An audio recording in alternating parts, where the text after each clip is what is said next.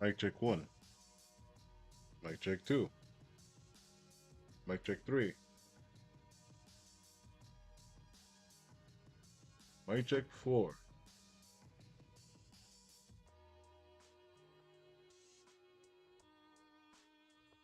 Okay, I think that's good. I think that's good. All right. Here we are, finding ourselves in another beautiful day of what seems to be an actual patch for Gran Turismo 7 that's coming this week. I believe for my time it will be Thursday. And as we kind of figured, the cars are going to be are is being carried by one car in particular, and the other two are just kind of like throwaways. But I did predict out of the new cars leaked that the CX-30 would make its way into the game. How about that? How about that? So that's pretty. I got the boring car out of the way, but yes, I think it's time for us to check what's uh, what's actually cooking in the new patch for Gran Turismo 7. So we are going to react to the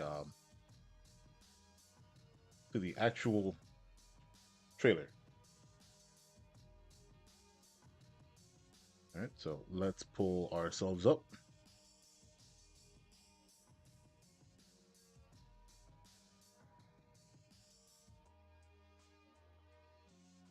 All right, we can see ourselves. That's great.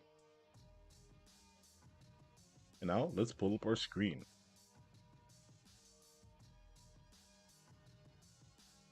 Um, Here we are on the official Gran Turismo X page.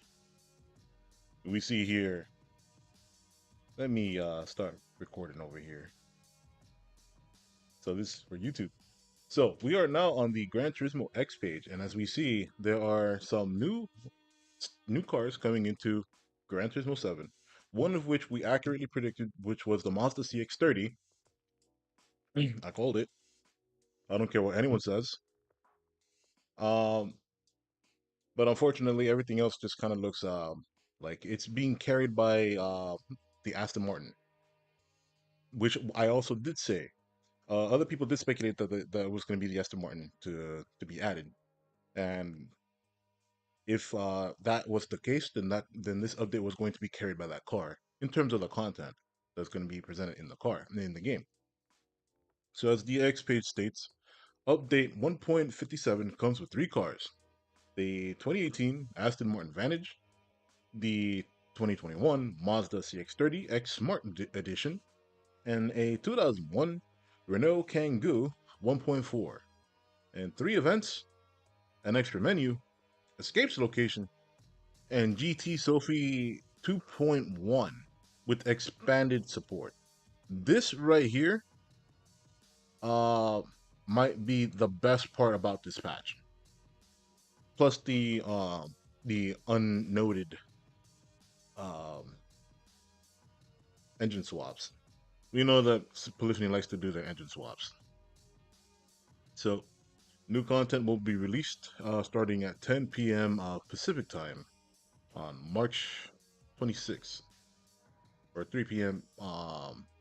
3 p.m. March 27th JST, which I believe is Japanese. I'm not sure. I'm not too familiar with my time zones, but it would just kind of make sense in my opinion. But regardless of the case, as we see here, we start with the first. Oh, yeah, the music is loud. Um, and of course they definitely chose a song, that's for sure. The Vantage, the CX-30, and the Kangoo 1.4. So Gran Turismo Sophie now available in custom race. This is huge because I've been complaining and whining about how terrible the standard AI is and how easily it breaks. Now, hopefully, this also means that the custom races will also that Sophie AI will take into account consumables and race time, which we know that Sophie did not have to do previously before because it was only available in quick races that had no consumables. In tune GT Sophie cars to race against. Okay, cool. New racing settings is now supported, so we don't know exactly what this entails. This could potentially mean, as we see here, Sardinia previously did not allow for wet road conditions, which is one of the things that this game had promised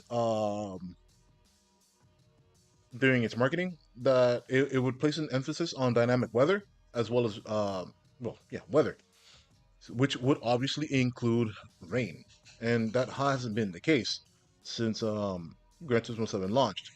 Hell, even the newer cars, not cars, even the newer tracks post launch did not receive any type of like dynamic weather. So like there was no race, there's no wet conditions for those tracks. So hopefully by it hinting at Sardinia here, that might be the case.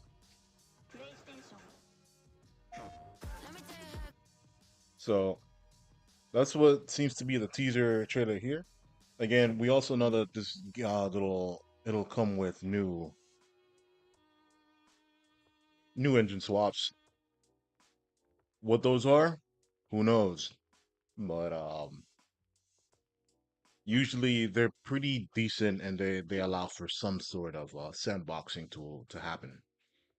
The other thing is that the three events that we know, they're probably not going to include a new grinding event, even though we desperately needed one.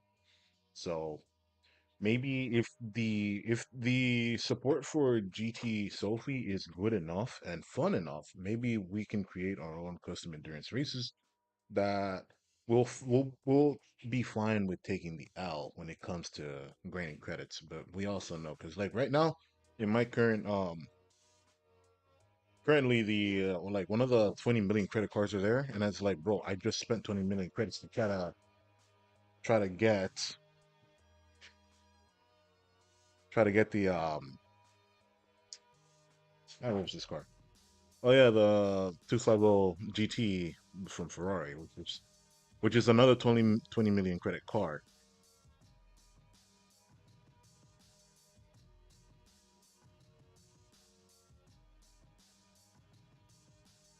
And so let's see what other YouTubers may have had to like what's that? Let's see here.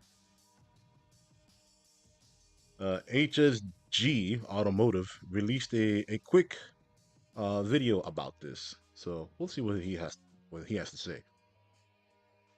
GT7 1.57's trailer is of course upon us. I'm sure many of you have already seen it at this point, and the long and the short of it is, if you already weren't excited, there is absolutely nothing that's going to make you more excited now. And if you already checked out the predictions video, it's exactly what the three vehicles are. Of course, a 2018 Aston Martin Vantage, which for most players I would assume is probably the car you're going to be most keen for, if any of them. Then of course the 2021 Mazda CX-30 X Smart Edition.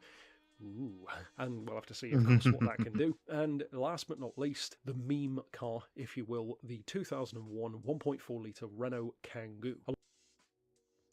Well, probably because it's not going to be outfitted with the CVT, but we all know what happened when we thought a meme car was going to happen last patch.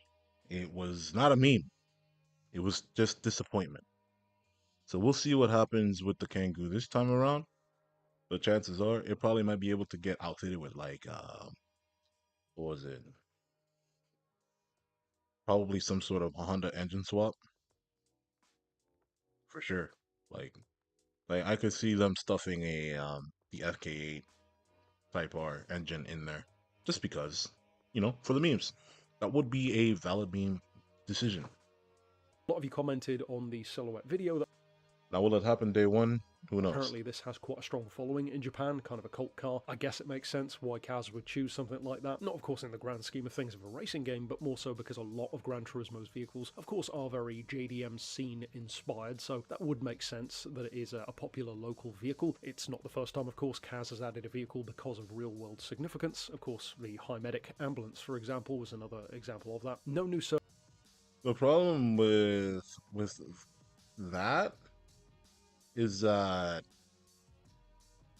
um the Kangoo isn't it's something that's even more out of left field than the High Medic was. Because the High Medic van, because we would eventually get the the the normal version that Toyota sells to customers. That one's more understandable, especially when you consider van life and all that other stuff. But the Kangoo, especially it being French for starters, um, but and it's not like Renault had like any significance at Nissan during 2001 because this was obviously before Nissan was going on a downward spiral in terms of money because we all know the real uh you know Renault didn't really interact with Nissan that well until 2008 when a lot of things were going really wrong for a lot of parts of the world in terms of in terms of financials. But I think we're digging a bit too deep here. So probably the Kangoo, the work van is probably very popular due to you know it might be used for a lot of electricians, etc., and other forms of work. So I'm not too I'm not too certain. I've never really seen any other images of like the Kangoo participating in like JDM culture, especially in the van segment. But I can be wrong. I don't live there, obviously, but I just don't have the context. That's all I'm saying. It. Are you surprised? Of course, three new events. We've got a new event basically for each vehicle, which is commonly the theme, a Brands Hatch Sunday Cup event, a Clubman 600 event at Deep Forest, and a 450-point front-wheel drive event at Tokyo. There's a new collection book for Suzuki in particular. The Faroe Islands are being added to Scapes. Interesting for the photographers among us, I guess. And then, of course, Sophie 2.1. Being, aside from the cars, the most significant thing coming this time around. We, as usual, Yep. don't know what the new motor swaps will be. Presumably there will be more. We've seen, of course, a few occasions recently where it's been a bit of a weird number, like 9 instead of 5 or 10, so we'll have to see how many we actually get and what those are. Hopefully something interesting and varied rather than just a bunch of Type R swaps or a bunch of Evo swaps, that kind of stuff. As far as the Sophie Yeah. 2.1 stuff goes, apparently that is being more integrated into Nah, man, we're gonna get more DHK swaps for more Subarus. Watch them put it inside of BOG. That'd be funny. the custom race event options. You can, as you will again see in the trailer, customize the vehicles, which Sophie can use as well. I mean, fine, it's not really that important for many of us. Probably we'd rather have more career mode events to do rather than Sophie, but sure, keep developing it on the side, I guess. So like I said, it's not going to win anyone over. If you weren't already interested, I would wager. But as always, we will be covering everything in depth: motor swaps, new vehicles, new events, all that kind of stuff. Of course, tomorrow I will be featuring my overarching review of the patch as a whole. Then on Friday, tomorrow. I just noticed a very glaring footnote here that Gran Turismo still has to play ball with PS4. So, yeah, like this patch basically is just another disappointing patch of nothingness for those that are currently playing on the PS4 because we know Sophie is not accessible for the PS4 version of Gran Turismo 7. Tomorrow, I will be featuring my overarching review of the patch as a whole. Then on Friday, we'll be talking new motor swaps. As I said, hopefully some good ones. And then in the 3 days following over the weekend, basically covering each of the 3 cars, what you can do with them, if they're any good. For many of you, of course, if it's even worth coming back to the game this month, I think you can pretty much already answer that question, but we'll find out, I guess. Stick around tomorrow. I think it might be worth just because of the supposed expansion of the custom race options as well as GT Sophie being in there. like I said earlier, if GT Sophie can be allowed to run for like endurance race time, like be Deep Forest Raceway, 4 hours, a 4 hour endurance race at Deep Forest Raceway, and you can add inclement weather, there's a lot of good chance that a lot of players will probably come back just for the sandbox nature of the game. And that would give players just enough to be like, um, okay, we can spend more time in the game now. Now we have a reasonable amount of potentially limitless things that we can do. Um, I also do know that Sophie is not compatible with certain cars, like the SRT Tomahawk. That also needs to be corrected, I hope, because imagine how insane Sophie would be with the SRT Tomahawk, and you just go on a town on like high speed yeah, on high speed raceway. Like I've personally done like an 1 hour race with the SRT Tomahawk with the base AI. And yeah, they can still handle it pretty well. They don't break that easy. But obviously uh eventually they will start to break. But they also can't comprehend they're too safe with the SRC Tomahawk. So I wanted to see like what can like a very dynamic AI can potentially do with an SRT Tomahawk X. And I think that would be extremely insightful and as well as very wild. It would legitimately be F Zero inside the game. Um, for those that haven't had an F Zero game, you know, we haven't had one since like GameCube, I believe. Um, but yeah, this is HSG. If you found this video um, before you found HSG Automotive's video, then I would highly encourage you to go out and check them out. They're a pretty good channel. I watched them for years. They're good guys. Pretty insightful, and they do more stuff than just Gran Turismo. So there's that. All right, we'll stop that.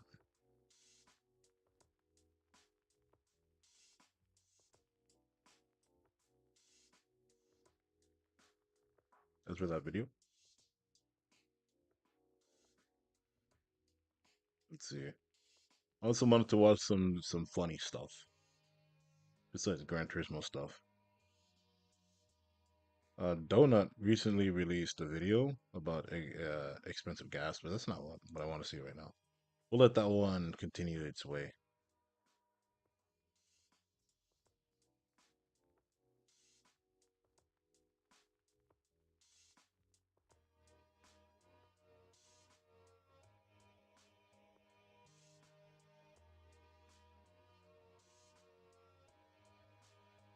We already saw this one, so we can clear this out. Move and watch later.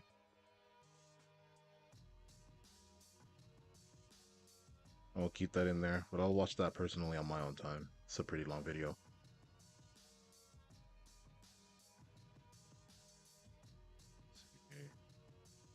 I wanted to watch this one. There you go.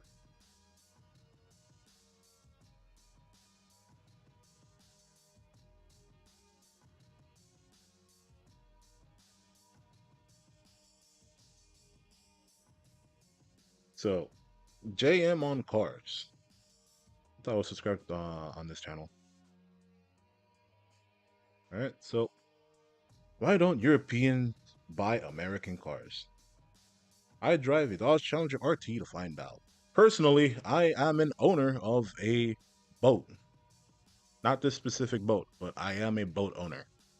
So I would like to see what would the Europeans think of this car, this massive behemoth of metal and funny noises.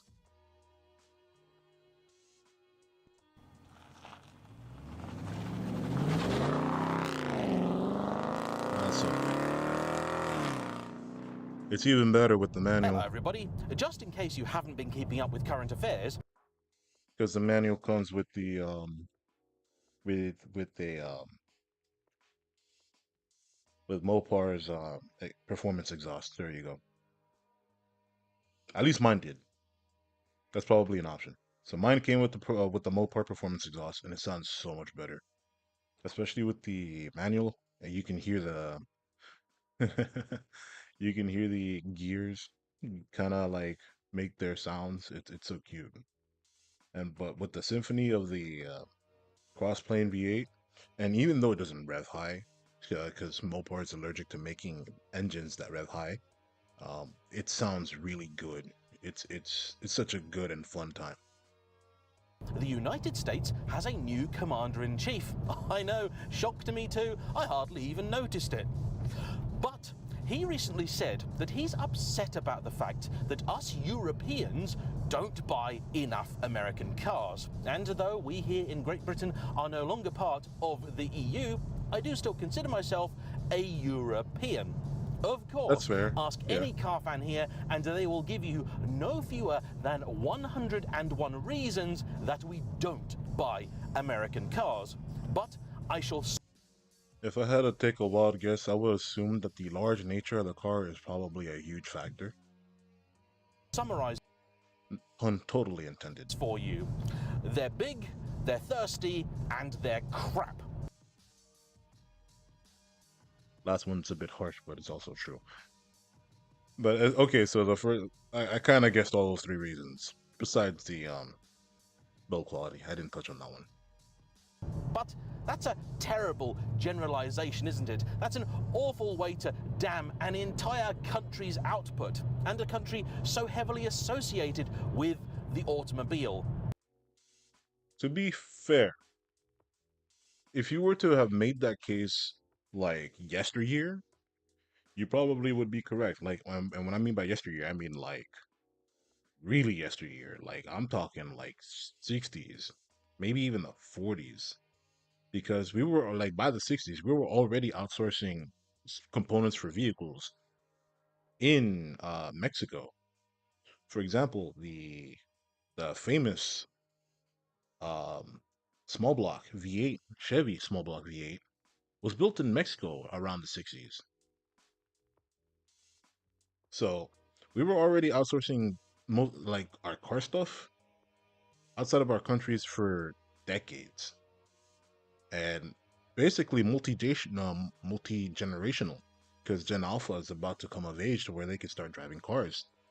So we've for a long time had like a questionable quality assurance factor when it comes to our cars. Like take a look at Tesla. Hate them all you want for all different types of reasons. Quality assurance was also one of the reasons because um, QA is just not there. And I also believe they actually do build the cards in state. If I would have to double check on that. I'm not too confident in saying that, but still, it doesn't help the whole overall vibe when it comes to American cars quality in terms of long-term ownership. Is there more to it than that? Are we missing out on some great stuff? Well, to try and answer that question today, I am behind the wheel of this 2019 Dodge Challenger RT. And I'm rather looking forward to this. He looks so snug in there. He looks so comfy, almost like he was made for it.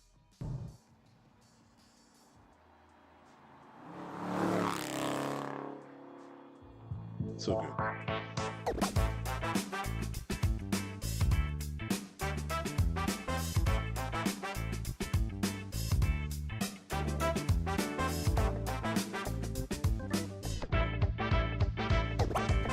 Now, I will confess that when it comes to trying to review American market cars, I have the devil's own task. Because you see, in the States, you know these cars, you know them well, and if you're an American car fan, quite honestly, to us Brits, you have almost supernatural powers of perception. I will never ever cease to be amazed by old episodes of Roadkill, RIP, love you guys, Freiberger and Finnegan. And they walk through scrapyards, junkyards, or dealerships, and they go, oh yeah, that's a 68, that's a 67, that's a 69 and a half, but actually it's got a 70 front bumper on it. Yeah, we used to be fascinated with being able to tell apart different model years for different cars. Back when, back in, they had the mentality of, oh, it's a new model year, so it has got to look different. This is why the 68, 69, 70, and 71 Chargers all look different from each other. And basically, you had like a choice of being like, oh, I like the 68 versus the 71. Well, nowadays, not so much. As we know, the Challenger, for example, the third gen or LX body Challenger, basically only looked different twice. As referenced by their base model, they only over the span of like a 10-year production run, which is insane. They they all look the same up until 2015, and then 2015 forward, they had the refresh, and they still kept the same look after the refresh. So the older stuff, like if you really were a auto, like an American auto fan, then you knowing the car's model year based on the face of the car, the bumper of the car, or even the silhouette of the car is a huge deal. Because, like, he did mention an example where some guy was able to recognize a car based on the silhouette of the car, but the bumper was different because it was lifted off a different model year car. It's pretty nuts. And I'm honestly bemused. I just don't get how they keep up with all of these cars. But I suppose, to us Europeans, maybe it's easy because in America they only have 3 cars anyway. They've got a Ford, they've got a Chevy, and they've got a Dodge. Oh man, that one stings. That one stung a little bit. Yes, technically we have a conglomerate, which is Chrysler, not Dodge, Chrysler. But you can't even say that nowadays because like Dodge and Chrysler are owned by Stellantis. But that's besides the point. You know, we had Mercury, we had Buick, we had what was it? Was it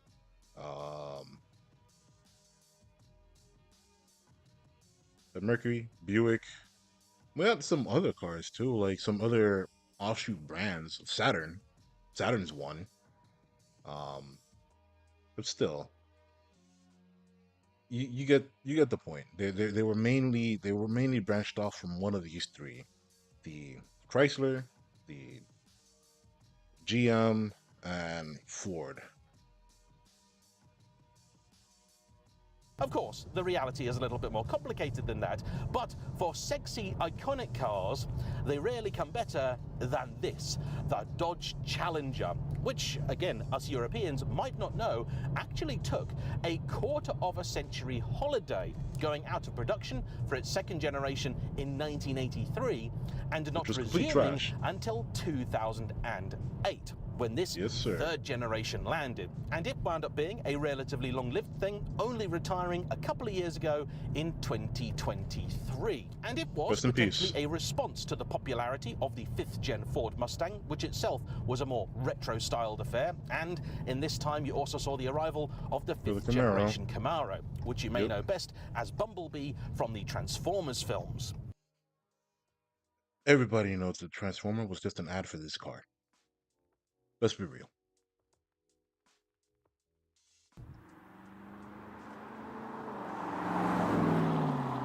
But the Challenger was the one that was the late to the party. Now, for those not familiar, what actually is this? Well, on top, of course, you have this gloriously retro-styled body, which is a real throwback to cars of old, namely the Challenger and the Charger. Underneath, it's an interesting affair. It's built on effectively the same underpinnings as the Chrysler 300C and the Dodge Magnum. Which originally was a chassis purpose-built for the Mercedes E-Class. Which W chassis code is it? I can't remember for the life of me. I think it's the W12. Uh, but regardless, the chassis was obviously modified, but that does mean that these cars do have a supple ride because they do utilize multi-link rear suspension. So this car is a lot more capable at handling than a lot of people give it credit for. Which, if you don't know that, is basically the estate version of the 300, which here in Britain we just called the 300C estate. And because this comes from the era of FCA, it actually took a lot of parts from the Mercedes bin. So the front suspension is effectively that of a W220 S-Class, the rear is that of a W211 E-Class, and of course the I was incorrect. My bad. interior is made from recycled dustbins. That is true. I am being a little bit harsh. You know what? In this particular No, car, you're right, it you're right. feels fine. And I remind you, this pretty much fully loaded 29RT, when new, carried a sticker price of just $53,000. You couldn't pay. I couldn't pay for that. No, I would not ever. That is way too much. When the car launched in 2008, it was actually a relatively limited edition affair, with not that many being constructed and not Wait, if it's fully loaded, I need to see if he has the moonroof. If he doesn't, it's not fully loaded. much variety in the specification. So they were all built to the SRT8 trim with the 6.1 litre Hemi and equipped with a 5-speed automatic gearbox. From 2009, they then broadened the range, so you saw the introduction of the entry-level SE, known in other markets as the SXT, and then after a few years as the SXT globally. That's brought with it an initially 3.5 litre Pentastar. Okay, it does have the moonroof. It does. Yeah, it's fully loaded. V6, later 3.6 litre. Then in the middle you got this, the RT, the mainstay of the range, which for its power plant got given a 5.7 litre version of the famous Hemi engine, making around 370 horsepower and 400 pounds-feet of torque. That's this engine is such a workhorse, is insane. That's a whole lot of torque. 540 newton meters, to which you could either have a 5-speed Mercedes-derived automatic attached, which then again, you know, this thing is a boat. It's not light. It needs the torque. or a 6-speed Tremec manual. Over the years, the specification was revised, trim levels changed, speed. You could either have a 5-speed Mercedes-derived automatic attached or a 6-speed Tremec manual. Okay, I was about to say, I heard something else. The specification was revised, trim levels changed. Yes, this thing has a 6060, a Tremec 6060 6-speed transmission, manual transmission. And it is really good. It's really fun. That's what I have in mind. Broadened, then narrowed, but in 2015 the model saw one of its biggest updates and its real major facelift, and for us petrol heads that is significant because it's the year that saw the introduction of the mighty Hellcat. Powered by a supercharged variant of a 6.2 litre Hemi, it made 707 horsepower. A little later, they then did the Madcap Demon, aimed really at the drag racing market, though ironically, it was so fast that the Hot Rod Association in America banned it from competing because it didn't come with the roll cage that they required of a car that quick. To be fair, a lot of people kind of overstate this little tidbit, but really, if you approach a speed in which the NHRA would require you to have a roll cage in, all you could do is just slow down, and you would keep the run completely legal. I believe that's the workaround if you don't have a roll cage. Impressive stuff. That's the one that you might remember comes only with one seat by default, and you can buy the rest for $1, and you can also get a box of goodies for another $1 that turn it into a drag strip missile. Very cool. Very, very American. Yep.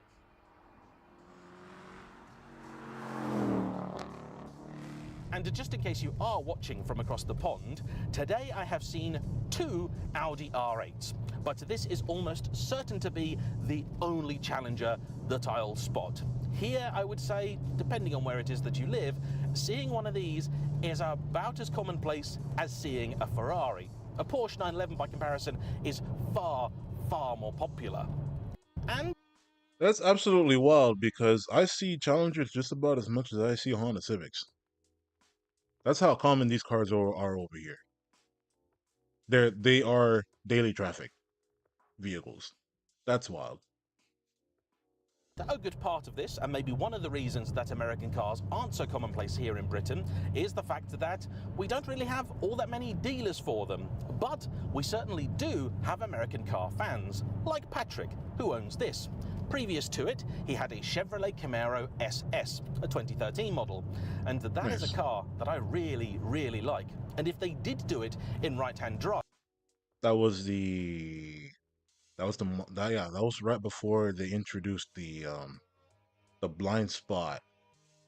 That is the current gen Camaro, I believe. Yeah, that would be right before they basically said you don't need blind spots, you don't need a rear view, just look forward and drive. And it barely does that well. I would say is a better buy than many an M3. Sounds nuts, I know, but believe me, it is true. He is now retired, but over his time has had a great variety of different American cars, chiefly Chevrolets, but decided recently to dabble with the Dodge. And he's had it for 4 years, and looks to me like he's very much enjoying it. Initially, he wanted to get one in the plum. Oh, that's such a good color. Your friend has fine taste. I would wholeheartedly agree. Best color. I could not find one that had the Tremec 6060 and was in plum. The manual gearbox was a higher priority than the color. So I got mine in the usual, very common white knuckle, but I couldn't find one in Hellraisin purple because I believe 2019 was the cutoff period where Plum Crazy they stopped using that one and then went with the slightly darker Hellraisin purple Crazy color. for the 2020 model year, which that's what mine is. It's 2020. A purple that I really do admire. It's a bit of me that. Instead, he settled for this rather striking blue, and I'm happy to say it makes it stand out a little bit more compared with the regular red that you tend to see them in, which is a bit of a flat and disappointing colour. Ooh, aroma. A very nice shade. I like. In terms of practicality, like many an American classic, it's not quite as good as it should be for the size of car, but you will, just about, get 4 adults in here, and the boot is fairly generous. So if you want to take it away on a road trip or anything like that, As the Aussies would probably say, this thing is as close to a Ute in America that you can get as possible. It's basically a truck. it's great. And I suppose if you are the sort of person that likes to do a European road trip, well, you're automatically on the correct side of the car. And these are cars which I know do get a bit of stick from European car fans because they're not meant to be subtle. I mean, this has a dirty great big air scoop sticking out the bonnet, part of the shaker pack that this has. It's got cutouts in the front indicators, which here are not functional, in other models they are, and they're very, very cool. Mechanically, the car is almost entirely standard, save for a resonator delete in the exhaust, which you'll get to hear Which I can very hear. shortly. But all he's really done is a few little cosmetic bits, like putting some of the B's on and taking off some of the Dodge badging.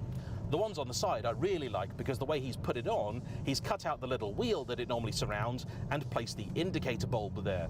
So when that's on, That's cute. it looks like the bee's tail is lighting up. I like that a lot.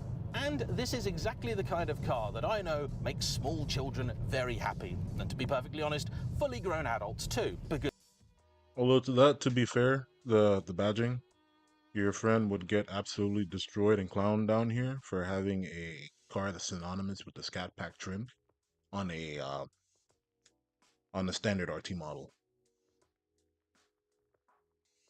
Okay, slightly standard RT model because this does have the shaker hood. it looks awesome, it sounds great, and yeah, sure, we know that it's not particularly quick because, yes, it does have lots of power, but it also weighs almost 2 tons. this Yep. RT tipping the scales at just over 1,900 kilos. But there are plenty of European cars you could say the same thing about. Why then is it people don't go for these? Well, the common answers are the fact that they are available only in left-hand drive. More of a problem, of course, here in Britain than in the rest of Europe. They are very thirsty, they can't handle, and they are incredibly badly built. Is that true? I suppose I should really find out. And to do so, I'm going to press not the Super Track Pack button down here that I asked Patrick about and he doesn't really know what it does. Instead, I'm going to press Sport, which opens a little valve in the exhaust, sets the traction control to Sport, and I'm also going to go for manual mode in the gearbox, which actually doesn't have a paddle anywhere near as big as I thought. Below these, what look like big paddles are actually the buttons you get on many FCA products. Now, this is a big thing, so I'm going to take a moment, get a clear view of the road, put my foot down, and see what she's got.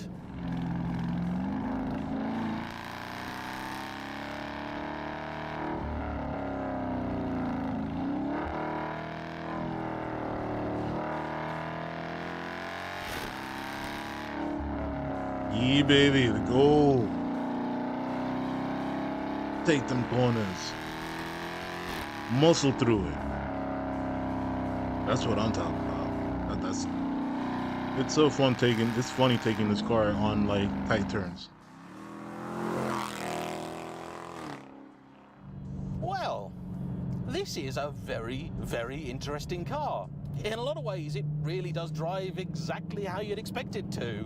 It clearly is not built for this kind of road, and you just can't hold that against it, can you? This is instead a car built for people that live their life a quarter mile at a time.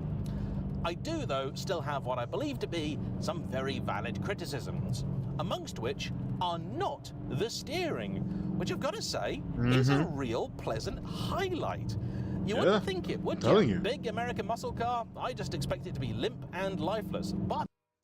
The art of suspension tuning, my friend.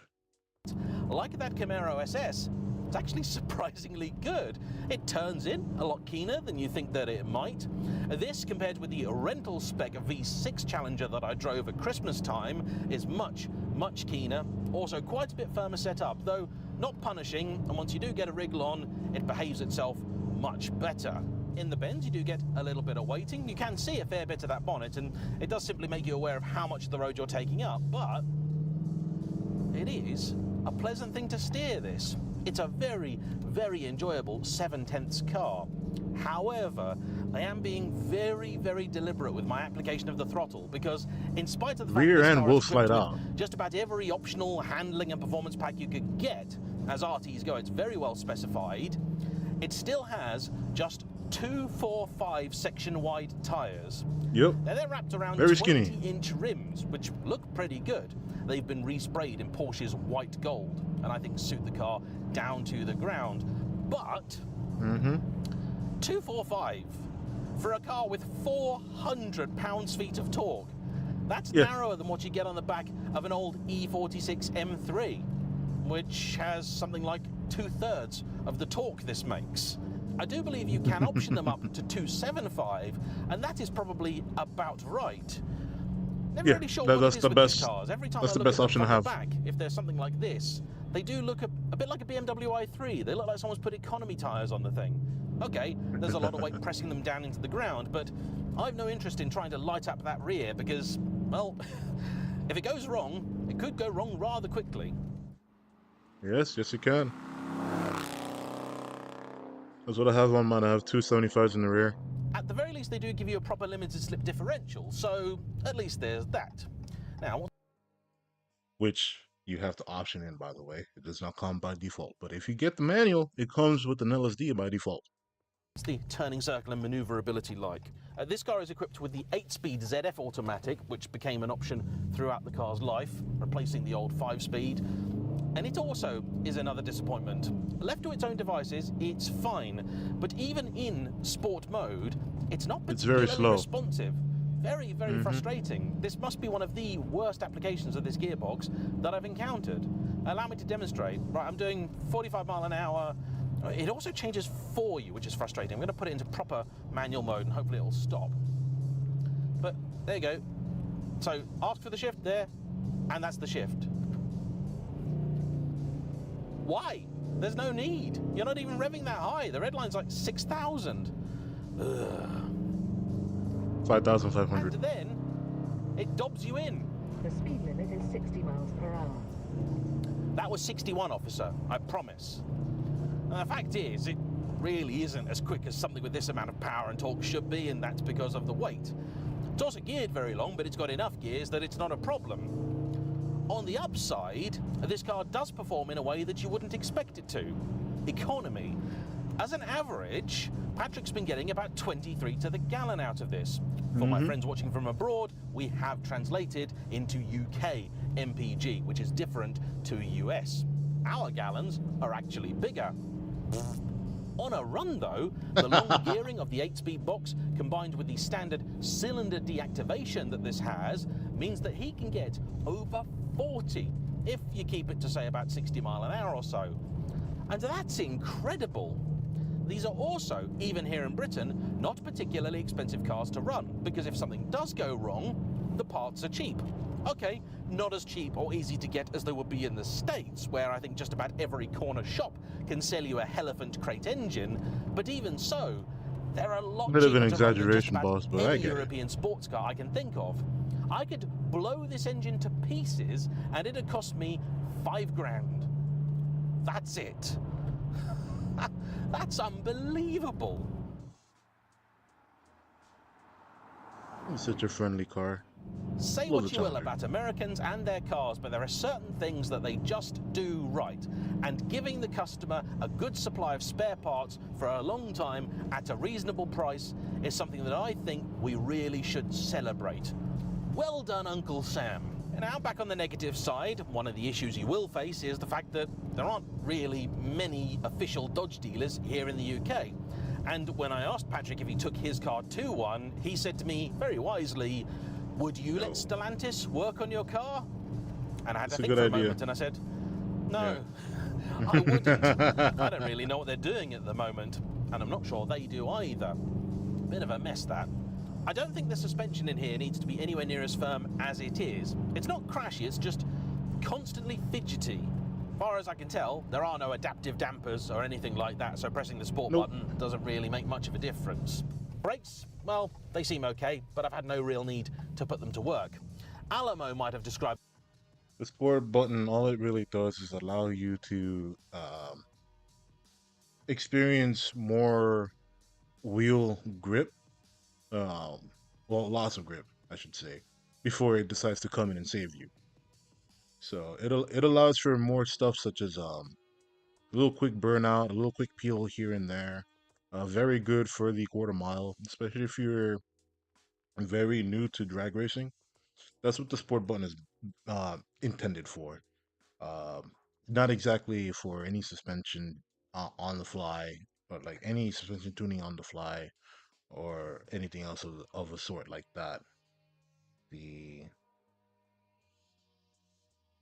plus, it seems that he also doesn't know about disabling the electronic stability control, which I'm not gonna get into, but if he does, it would be pretty funny trying to see him hold that car in line with 400 foot-pounds of torque on very skinny 245s. this as a sports car, but we know it's not. That's a sports car.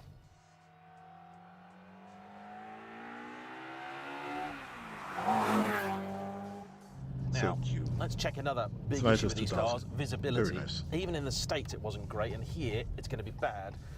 You are, of course, on the wrong side of the car, which can be an issue for some drivers and in certain situations, but because it's got this kind of pillarless style, it's not actually pillarless like the concept, there are B-pillars here just hidden. You've got to be careful, There's but road if you vision, plan like, for it, it's all right.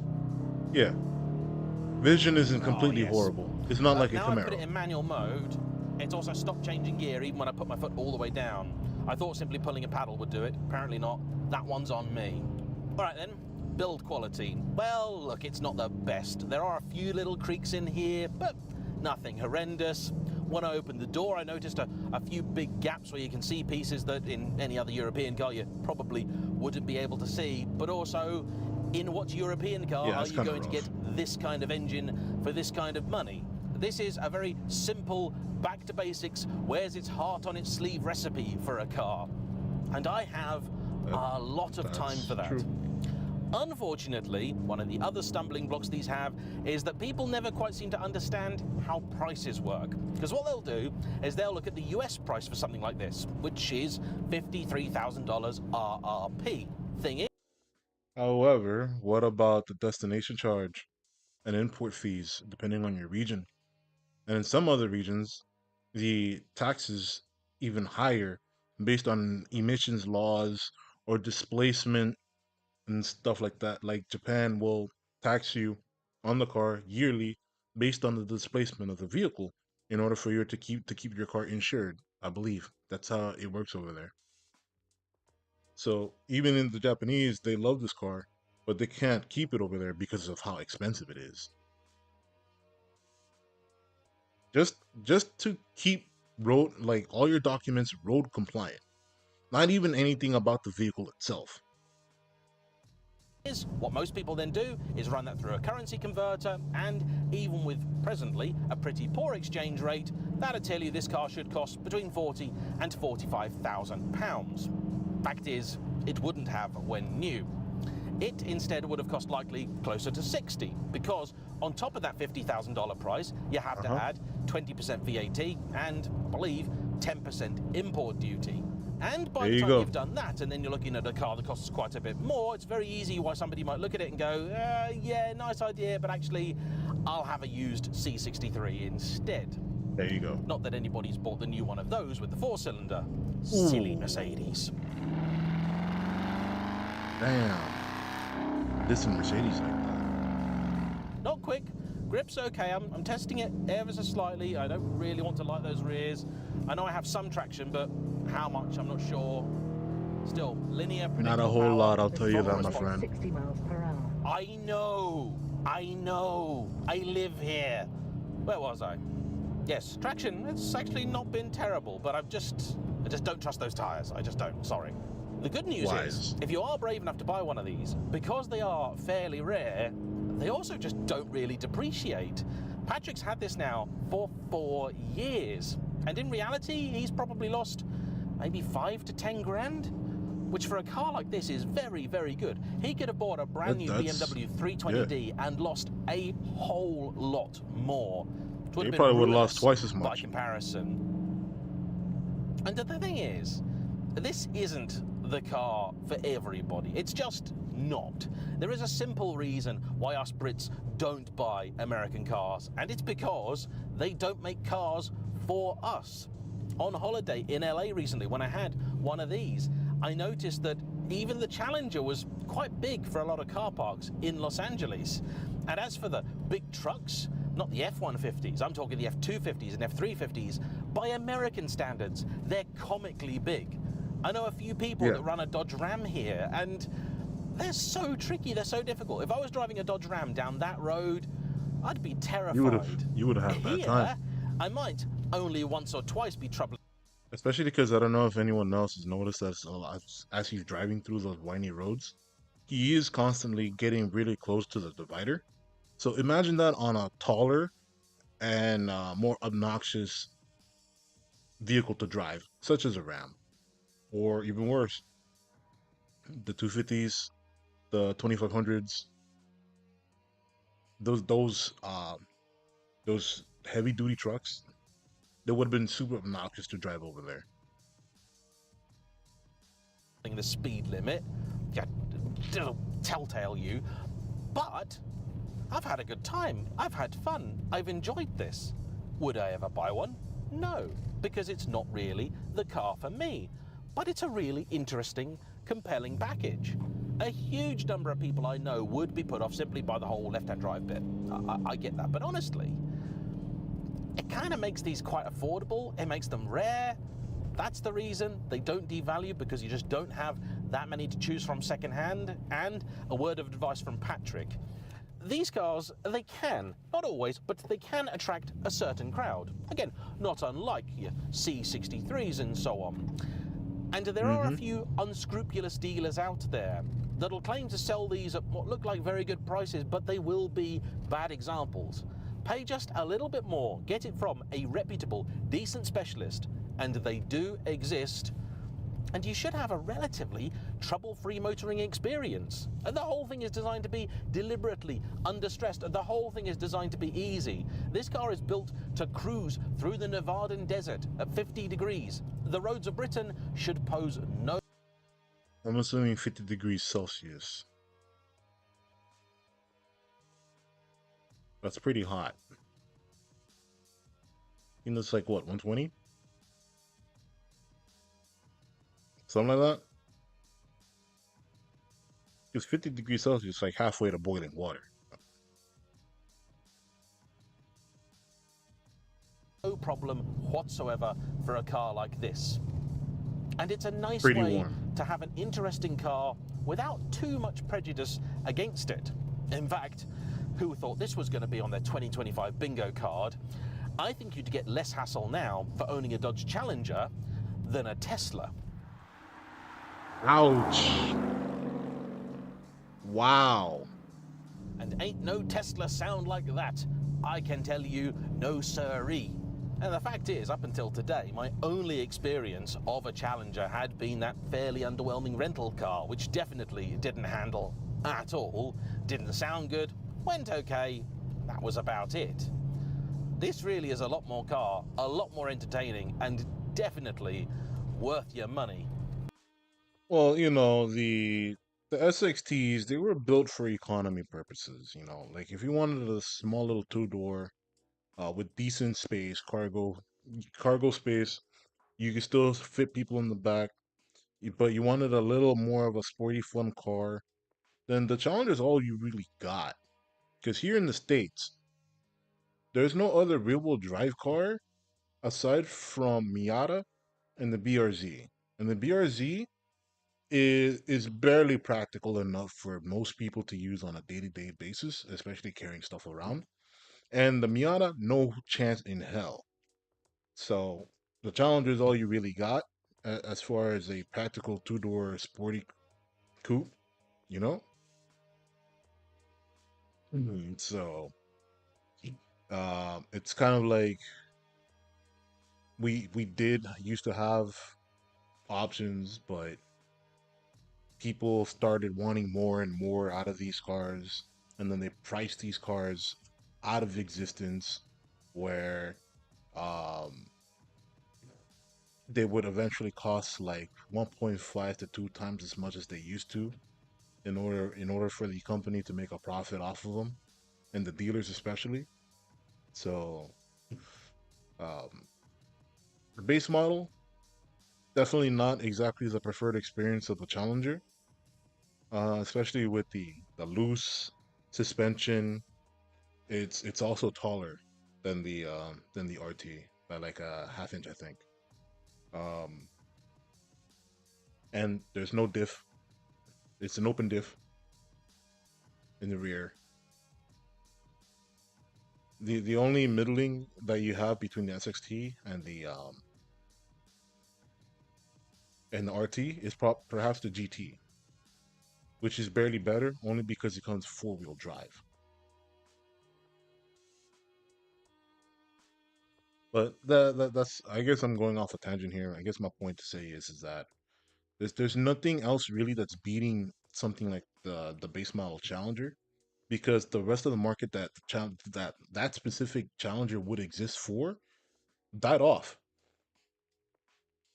And we know that the BRZ market's a completely different market, along with the Miata. The Miata and the BRZ are competing amongst themselves, while the Challenger is basically staying in its own lane. And it was certainly worth my time. So, Patrick, I want to say a big thanks to you for bringing it out, and as ever, to all of you for watching. Don't forget to hit the like button, comment down below, subscribe if you haven't already, and I'll see you for the next one. Bye-bye.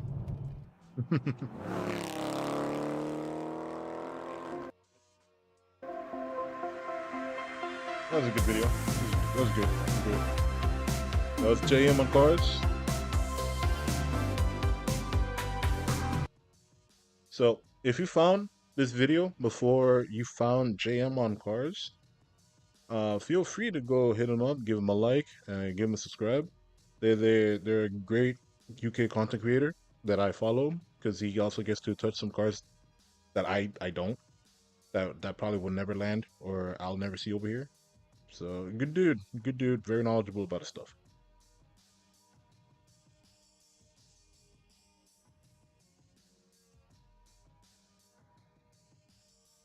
Let's see here. What other stuff that we like to watch? So we saw this. Remove from watch later.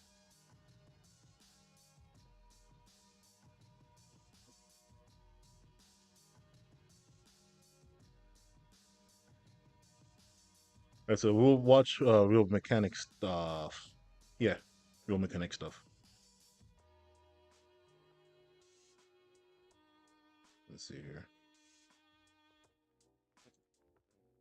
That was a fun video. I like that one.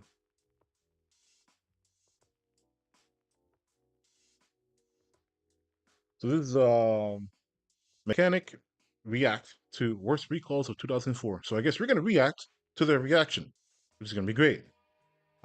This is real mechanic stuff. These are like it's like an extended branch of Donut Media. They're pretty good people. They tend to grab real mechanics and technicians and ask their insight or opinions on certain things, as well as sometimes builders. From I remember like when they did their off-road reacts, when they're reacting to like off-roading mistakes or other things like that. Another great channel. Let's see. Auto recalls happen all the time, and today we're going to go over the top recalls of 2024 to see if these are nothing to be worried about, Or if they're rolling death trap. First recall. Let's go. So I'm going to show you something interesting about. So this is probably going to be talking about the sticky pedal of the Cybertruck. My Cybertruck is, that pedal looks different, right? It's missing this. So a couple days ago I'm driving. As Okay, I'm it fell driving, off. This slid up Oh, and it's stuck. and wedged itself just like that. That is such bad news. That is That is really horrible. not good. I hate Teslas, but not just because they're electric. It comes down to I've heard so many bad things about Teslas are really poorly produced, and they're very So, like how we talked about earlier in the video that we were reacting to for the Challenger critique, I did mention that Tesla had notoriously terrible quality assurance. It's almost like it doesn't exist. all the trim pieces and all the things that make them look nice and fancy. It's not necessarily nice and fancy, it's just cheap plastic that is installed, manufactured, and then just thrown out into the public. You know what? They were actually looking at some of these and they were saying this happened in Mexico. What, with the pedal getting stuck? That possibly the one that wrecked. Crashed Tesla Cybertruck in Mexico looked so bad, not even Tesla's engineers recognized it. My heart goes out to the people that were inside. With a crash like that, it probably definitely probably yeeted them to the pearly gates. In Mexico, in Guadalajara, was probably because of that. The QC has been questionable over the years. You know, there's been plenty of videos of that. These are $100,000 cars sometimes, and Look at that, a supposed fender piece is coming off the truck. There's a gap between the panel gaps. Another panel gap. There's this fender gap. That's just funny. That's just funny to look at. These aren't too serious, but this could lead to possible water damage, which could kill the light bar. This one, I think, is the front of the truck, so it could probably lead to the panels sliding upward. And we know that most of these are stainless steel. So imagine that flying back at you while you're on the highway cruising at like 70 miles an hour. perhaps not a good time, and it could possibly be dangerous for someone else that's behind you if it doesn't smack your windshield. The gaps are looking kind of different. So yeah, there's been some issues that they've had, but they just probably need to sharpen up on their QC. Have you seen something of the sorts, or do you think this is something that's not as prominent in like luxury dealerships? Because that's where we both came from. So what I do remember is in the early days, Hey, they Mercedes started tech. out with another manufacturer. I think it was Toyota maybe had a problem with this, or I can't remember exactly. But there was the classic floor mat would slip underneath, and they would have accelerator pedal. Yeah, Toyota recalls 3.8 million cars for floor mats linked to stuck gas pedals. Imagine that. And I think that would definitely hurt Toyota in terms of their credibility for reliable cars. And just something like that would traumatize a lot of people. Issues, and that's why they started implementing, all manufacturers, they started implementing the locks on the Yeah. floor mats. That's what I do remember, but like a specific model I can't recall. But did I remember something massive? That was massive. Would you personally, this is your car, would you let it fly? I don't need the recall, or would you take it in? I'll send it in on the tow truck, be like, you guys figure it out, let me know when it's ready. That's okay, Yeah, baller. that's it. Okay, baller. On the Yeah, tow send it. truck and all that. Let it be the dealer problem. Me personally, I'm kind of a little bit of a lazy fool. I don't know if I want to set up an appointment, go to a dealership. To me, just a piece of trim piece. Take that off. We're call it a day. We're good to go. All right, our next recall comes from Mazda, specifically the Mazda CX-90. Let's read this. May 16th, 2024, NHTSA campaign number 24V349000. Brakes may activate unexpectedly. That's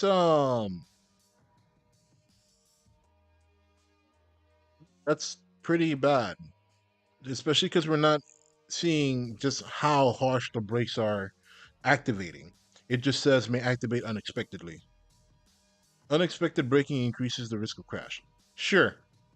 NHTSA campaign number, yeah, we already read that. Manufactured Mazda North American operations. Components, Ford collision avoidance. Oh, so it's the car's own system. That perhaps would lead to a very massive brake application in which, yeah, you probably would get screwed over because someone could rear end you. Because if the Ford collision avoidance detects something that it's there, even though there's not, it's gonna fully apply the brakes up to the limit of ABS, and then that might be just way too sudden enough for someone that's behind you to not perceive something wrong, and you find yourself in an accident where someone rear ends you. All right, so potential number of units affected, 9,914. So a pretty decent number of these CX-90s. Summary, Mazda North American operations, Mazda, is recalling certain 2024 CX-90 vehicles. The brakes may activate suddenly due to the automatic braking system falsely detecting certain objects while driving. What did I just say earlier? Remedy, drivers will reprogram the vehicle control module with updated software free of charge. Owner notification letters were mailed July 12th, 2024. Owners may contact Mazda customer service at 1-800-222-5500, option 6. Mazda's number for this recall is 6724E. Yeah, 6724E. So just reading that in case you yourself may have one of these. Who knows? Life is funny. Notes. Owner may also contact the National Highway Traffic Safety Administration Vehicle Safety Hotline at 1-800-327-4236, TTY 1-800-424-9153, or go to www.nhtsa.gov. Vehicles have been recalled for a defect that caused the automatic braking system to deploy on its own. This is a recall that bad. I would definitely be like, you gotta go in. You know? You You have to go in on this one. 100%. Look what the remedy is. Dealers will reprogram the vehicle control module with updated software free of charge. So basically, even if you know a guy that works on cars, that's not something that you can just, freely get. You have to go to a dealer in order to get that specific program and patch in your car. It's all software, baby. And largely, majority of these recalls, I bet, will be software related. Like, for the most part, we got hardware down pretty down packed. It takes like a drastic problem to create hardware problems or hardware related recalls. Majority of these are going to be software recall. Like, yeah, we got the sticky pedal thing. Sure, whatever. It technically is a hardware problem, but I'm pretty sure from here on out we're going to be seeing more software problems than hardware. yeah, you have to go in. There's no way to fix this on yourself. I don't care how much of a backyard mechanic you think you are. Like you I just cannot said, program their control modules. This is something that has been happening in the industry across, not to mention just one manufacturer, but it's been happening across, and there's you sometimes see commercials for it. It's like, has your car stopped on its own? Call the 1-800 whatever. Yep. So yeah, so there is that out there, and I hate to say it this way, but there is technologies out there for like crash prevention and all that do use some of these systems. But the thing is that anything can make these systems go out of whack. It could be anything: a bug on the windshield, a bug on the camera. your battery could be just good enough to start your car, and it'll start fucking with all the other electronic systems. And then next thing you know, you're wondering why your windshield wiper accidentally decided to just go off on its own, even though you didn't activate the windshield wiper. Or your car magically thinks that it is raining and activates all your wipers and stuff. Technology can be funny, It could be anything that could cause I this feel thing to like overreact. Even any wrong calibration could also potentially trigger some sort of deployment of your ABS system without you intending for that to happen. This is obviously a bit of a more dangerous recall. At one point after they send out your recall notice and an accident occurs, at one point is the driver liable, or if not, is the company liable? What ends up happening with these on the dealer side of these things is you end up, from what I understood, because we do ask these questions as technicians when we're in the shop, is we ask them, hey, so how does this affect the customer, or what does the customer do in case they do get it? Well, they send at Benz, they'll send out a team of investigators to go out and investigate the whole accident. Damn. The whole thing. Yeah, they have an accident prevention team. Like, they'll send out a whole team out there if it is something that was concerning, like a recall of this magnitude. like before it gets to this point, it'll go through those guys, and then those guys will determine, like, hey, you know what? Hey, recall. Y'all heard that? They're gonna get your. Don't do fraudulent. Would you let it slide or not? No, I wouldn't let it slide. No, It's tow do truck not time. let. Tow truck time. If anything comes out where a manufacturer tells you that your brakes might be compromised, and you choose not to listen to them, you are not long for this world.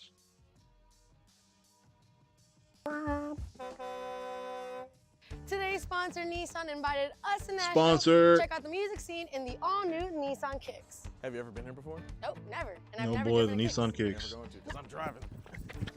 Yeah, okay, whatever. Okay, I like the interior. Dude, these screens are really nice. I like the hints of red. Yeah, stitching along screens, the yeah, sides. sure. On our seats. Look Speaking at of tech, seats, look at Bose comfy. Stereo in the headrest. Music must sound amazing. Okay, on that's this. interesting. This is nice. I might Very vibe nice. with that actually. I like it. It makes me feel all the bass to the head. Yeah. Hell yeah, there you Ready go. to check out She knows what Nashville? she knows what it's Yay. about. Let's go. The newly designed Kicks has a Bose Personal Plus system with 10 speakers throughout the car, including ones in both front headrests, giving you that live concert feel on every single drive. Well, that escalated. And quickly. side note, that sounds a Yeah, little dude. dangerous Help me figure out how to fit because all this in the we car. constantly get into problems where noise inside the car tends to be louder than the noise outside the car. So then you stop being able to hear what's going on outside the car, and now you're having speakers legit right behind the driver. That sounds No way they're gonna like let a us recipe keep for walking. disaster. If you're As looking much for of a spacious, good idea well-equipped that it sounds concert on like. wheels, check out the all-new Nissan Kicks. To learn more, click the link below. Next recall, please. The Kia Telluride, the recall entails a stuck Yes. Oh boy, Kias. All right, so let's see what this one says. June 5th, 2024. NHTSA campaign number 24V40 7000. Fire from overheated power seat motor. Can you imagine just sitting there trying to do a road test and then all of a sudden, you smell something funny, like as if your butt was burning? That's crazy. A fire risk increase the risk of injury. Yeah, sure. Thank you, NHTSA.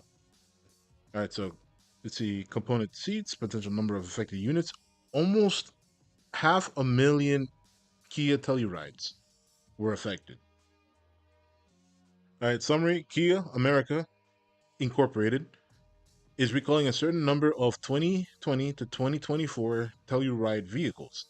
The front power seat motor may overheat due to a stuck power seat slide knob, which can result in the fire while parked or driving. That's insane. This is like, okay, no matter, as soon as people tell me that they want a Kia or anything Korean related, I keep telling them, don't. Kia has been on the ball of getting like their aesthetics for their cars correct, but everything has been progressing way too fast for them to quality correct their vehicles. Like they legit glue up too fast. They used to be the bottom of the barrel car that people would buy just to get from point A to point B. But now they actually look really good. They're incorporating a lot of luxury stuff that you would find on like near six figure cars for like half the price.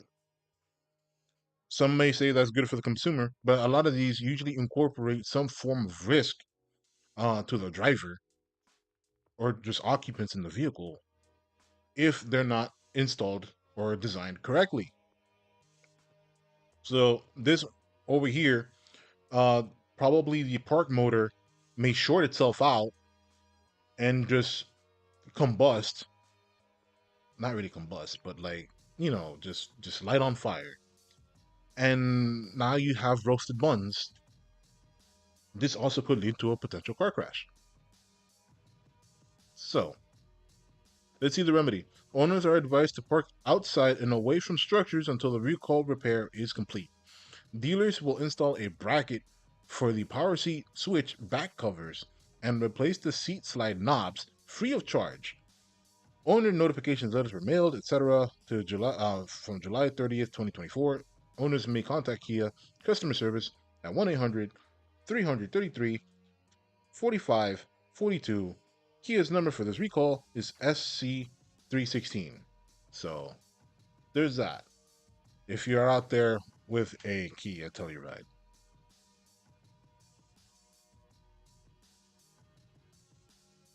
All right, let's come on. power seat slide knob can cause the front seat's motor to overheat, causing a fire. The automaker is aware of 7 incidents, including 1 underseat fire, and 6 cases in which the seat's tilt motor melted. I'm sorry, Juan. Kia is asking owners to keep their SUVs outside and away from other cars or buildings, and issued a park outside recall to 462,896 Telluride SUVs. God damn. It's like, what do you say to that? You know, it's like, Jesus Christ. Me personally, it's really bad. Since I know like a little bit of what I'm doing, I'm disconnecting the battery. I'm not taking no risks. Ultra. There you go. Or just completely disconnect the battery, not the battery. Disconnect the connectors of the seat from the rest of the car. Problem solved. You just can't ever move your car seat ever again. Disconnect battery.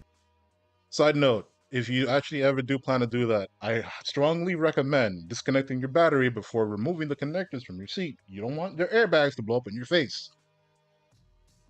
Tow truck. Make good decisions, smart decisions. No, this is a really, I think this is one of the most severe recalls, because I feel like I may have an idea as to why this is occurring, but I'm gonna test your might here. In this circumstance, why would a fuse not pop?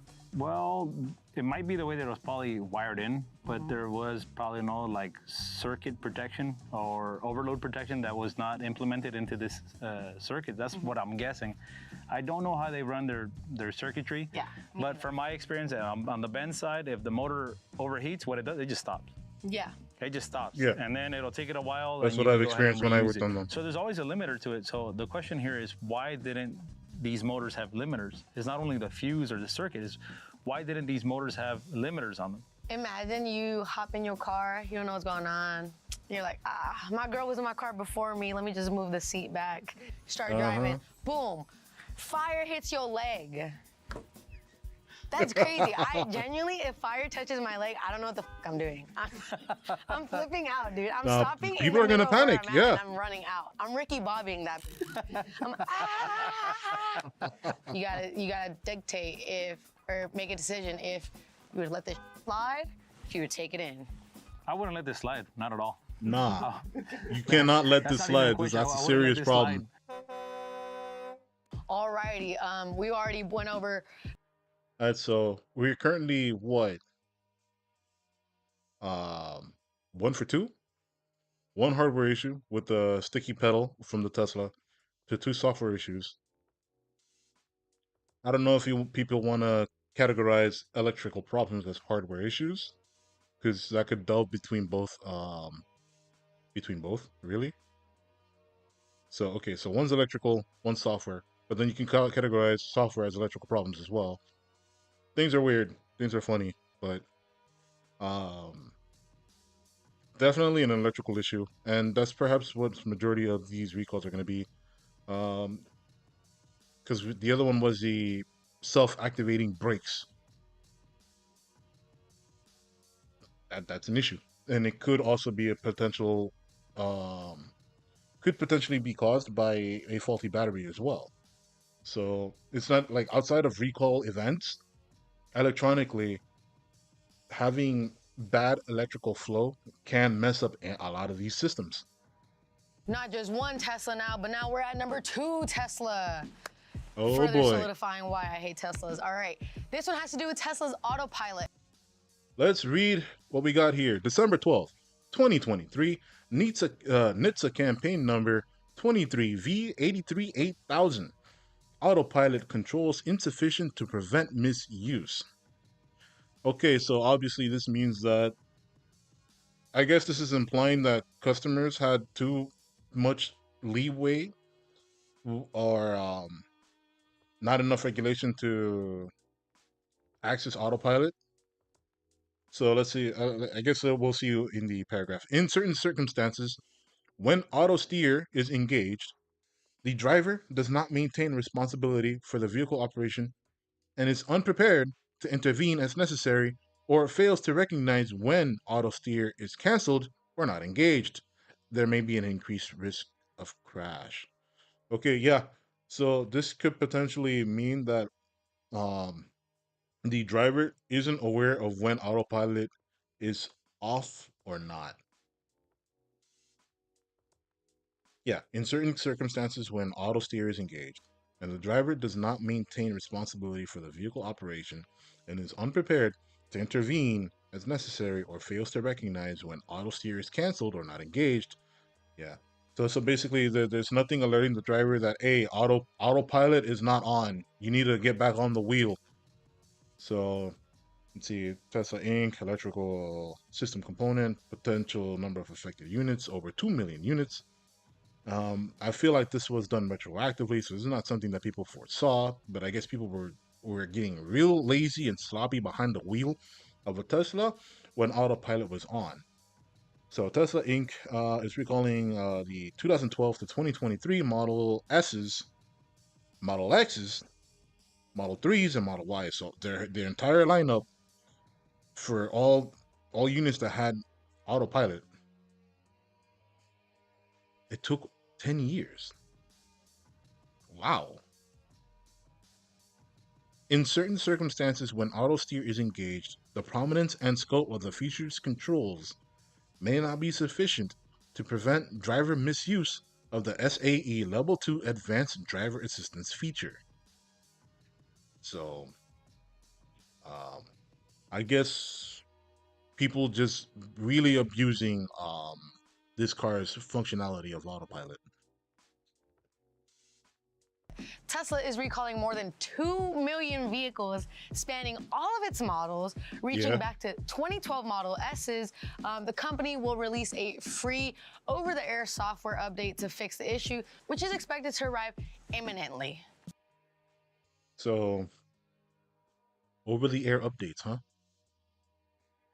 Over-the-air must be real nice to provide over-the-air updates. Wow.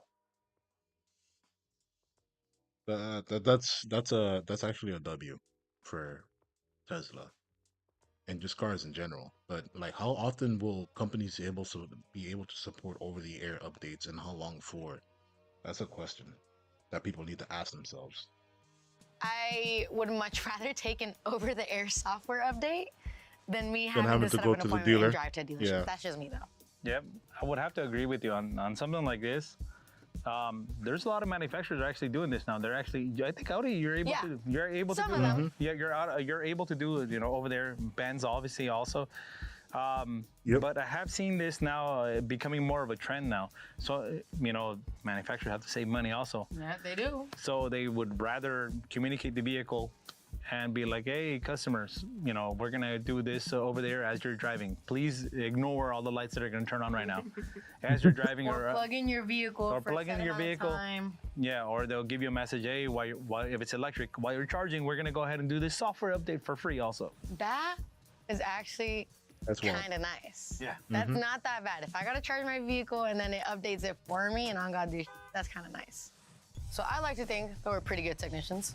I like to think that we're pretty good at our jobs, and that's why we understand the difference between what differentiates a recall from just a TSB or even just a software update. But for my friends that might not be as well versed or might not even work at a dealership, can you please explain why there's a difference between those? Please explain it to me like I'm stupid. The fastest and simplest way to explain it is like a TSB would be like, hey, this car came in with this concern. Hey, there's a TSB for this.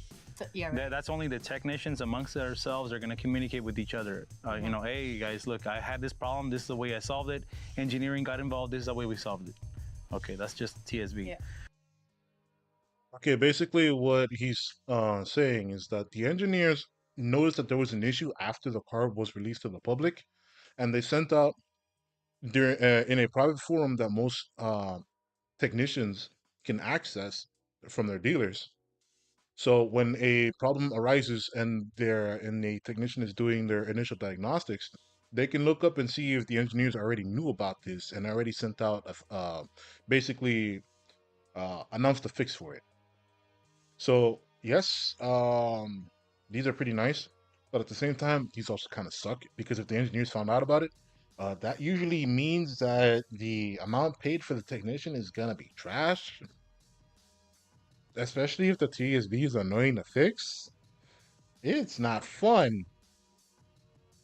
But that's besides the case. It's usually at the benefit of the consumer that owns these cars, so that's good for them.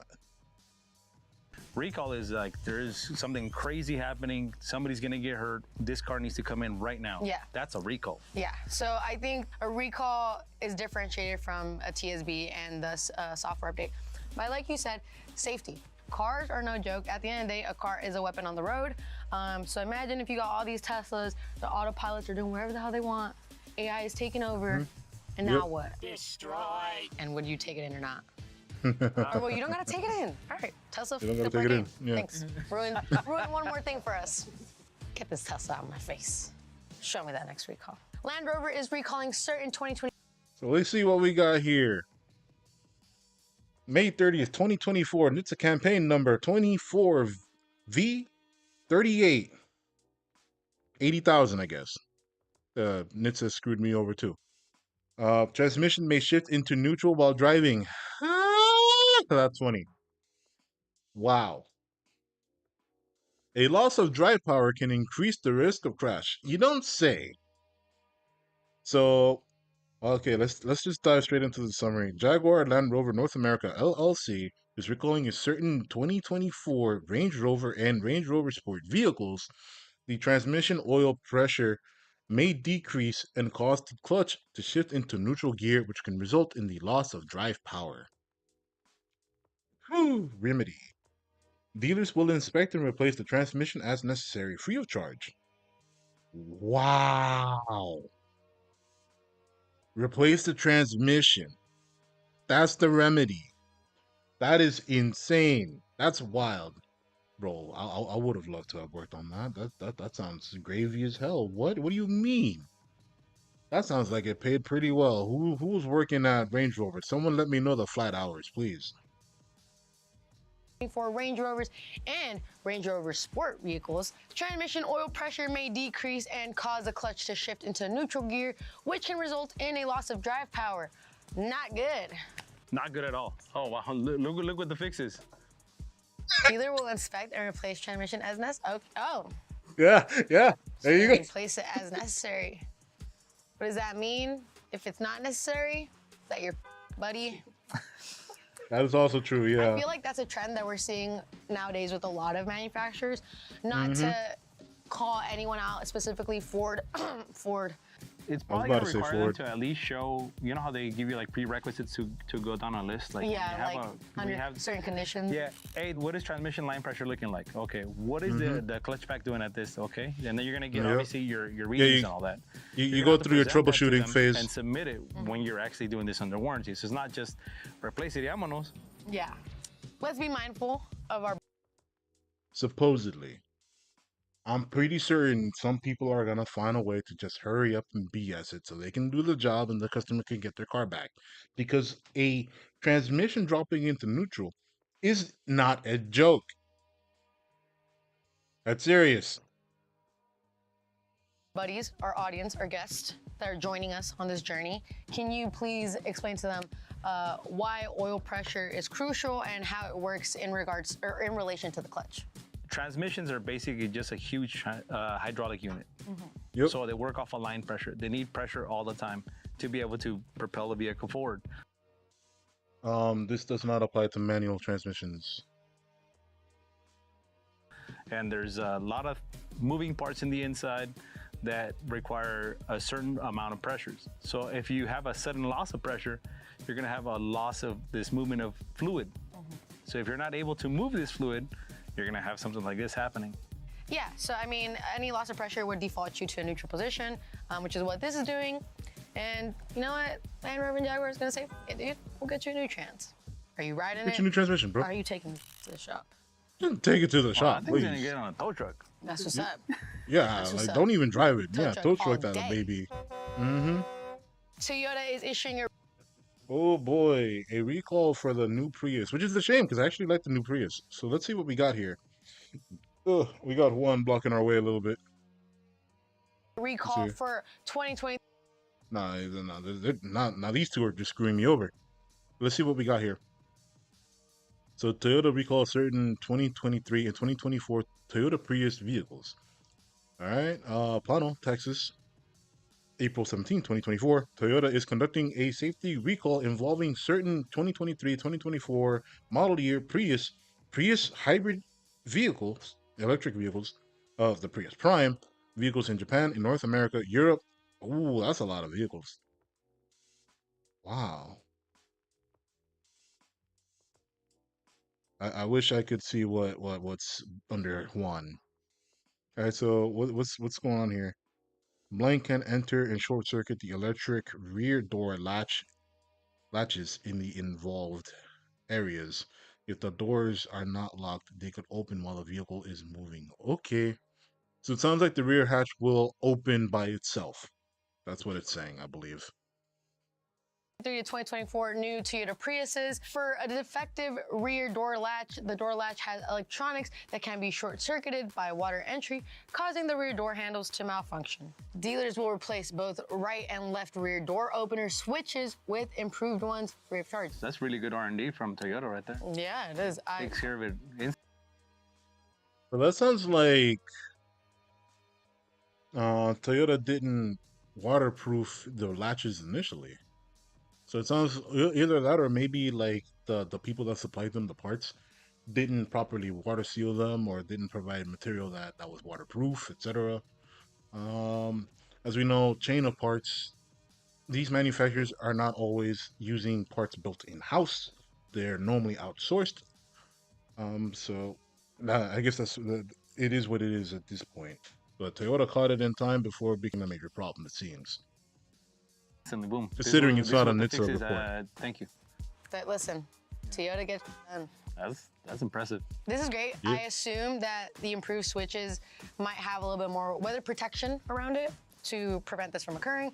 I will admit, the design of that door handle, I could see it from a mile away. Water's getting into that. Yeah, water intrusion is going to definitely happen through the button. Even when you press it down or it's a wet day and you try to, Yep. Yeah. it's going to Yep. happen. We know gonna happen. water, electrical stuff, not friends, No not good. good. But how often do To be fair, it's not water. It's water plus the impurities in the water plus electricity to make a very fun time happen. But yes, generally water no good. We're just nitpicking here. we see electrical issues caused by rain? Plenty of times. Oh, yeah. Plenty of times. Just to summarize it, plenty of times. Water intrusion inside the car. Like I'm pretty sure Juan can probably also like relate to how many water issues are in Mercedes-Benz vehicles, because I don't know why, but there's a lot of them are leaking. A lot of them leak pretty bad.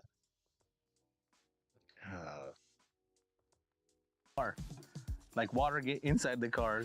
Would you take this in? What do you just do with it? On this one, no tow truck. No touch. No tow truck. You just you, you I can mean, drive it realistically, yourself. how many times are you getting in the rear seat of your Prius? This next recall may not be as severe for the driver as it is for all the fools behind him. This recall comes from Ford for the Ford Explorer. See, NBC's news: Ford recalling about 2 million Explorers. That's a lot. That's a lot. Over fears of pieces flying off while driving. Fears of pieces flying off. What pieces are flying off? The recall covers Explorers from 2011 through 2019 model years. What are flying off? From 2011 to 2019, the NHTSA in January said that the clips holding the trim covering on the roof supports near the windshield can come loose and potentially fly off. Holding the trim Wait, what? covering on the roof supports near the Trim covering near the roof? NHTSA in January said that the clips holding the trim covering Clips holding the trim on the roof coverings. supports near the windshield supports can near the come windshield. loose and potentially fly off the car, posing a safety risk to the other drivers on the road and increase the risk of a crash. Documents say Yeah, that at that's first fair. Ford decided against a recall, citing the low mass of the part, but the company decided to do the recall after U.S. regulators determined the problem was a safety hazard. Damn. Because we all know Ford will definitely let you explode in a car if they can get away with it. And that's not hyperbole. That's literally the story of the Ford Pinto. It's apparent Ford has not changed. Once again, I think this just further solidifies what you said, that a recall is a safety issue at the end of the day. That's what makes a recall. Imagine you're flying down the freeway on this dude's ass, and then boom, now your windshield is cracked. This goes back to what I had told you about, like the manufacturer first could tell all the technician side, hey guys, check this out. If they're loose, go ahead and these updated clips. And if they say, hey, we're getting a lot of these, I need a lot of these clips, then they'll step it up. Yeah. But I guess that's how it works on the background with them also, because we're getting a little insight from what happened with Ford. But yeah, so yeah, this is no tow truck. No tow truck. I agree, no tow truck. Just very safely and slow speeds only until you make it to the dealership. Next up on our plethora of recalls. Oh, some we people have probably Jeep. wouldn't even care. That's Their the worst part. 2024 Jeep That's the worst Grand part. Cherokee. Jeep is stating that some of these vehicles are Ooh, something we can read. Let's see. And it's FCA. Let's see. May 16, 2024. And it's a campaign number 24V 346,000. Front airbags. Airbags may not deploy as intended. That's rough. Front airbags that do not deploy as intended can cause increase the risk of injury in a crash. Okay, cool. Summary. Chrysler is recalling certain 2024 Jeep Grand Cherokee vehicles. The front bumper may be missing energy absorbing foam, which can cause the front airbags not to deploy as intended. As such, these vehicles fail to comply with the requirements of the Federal Motor Vehicle Safety Standard number 208 occupant crash protection. So let's see. The front bumper may be missing energy absorbing foam. Ooh. Missing energy absorbing foam. That means someone was like really just trying to get home ASAP. They were trying to crank out as much cars as possible and just go back home on the day on that day. Just I just want, or maybe their factory was like, yeah, we got no foam. Let's it's okay, it'll be all right. Just complete the casing of the front bumper, ship it, let Jeep handle it. We just can't, we just don't have the foam right now. Either way, that sounds pretty bad. Constructed without energy absorbing foam in the front bumper. The foam protects drivers and passengers in crashes and initiates airbag deployment. This defect could cause the airbags to deploy incorrectly or not at all. In the case of a crash on the road, this could be life-threatening.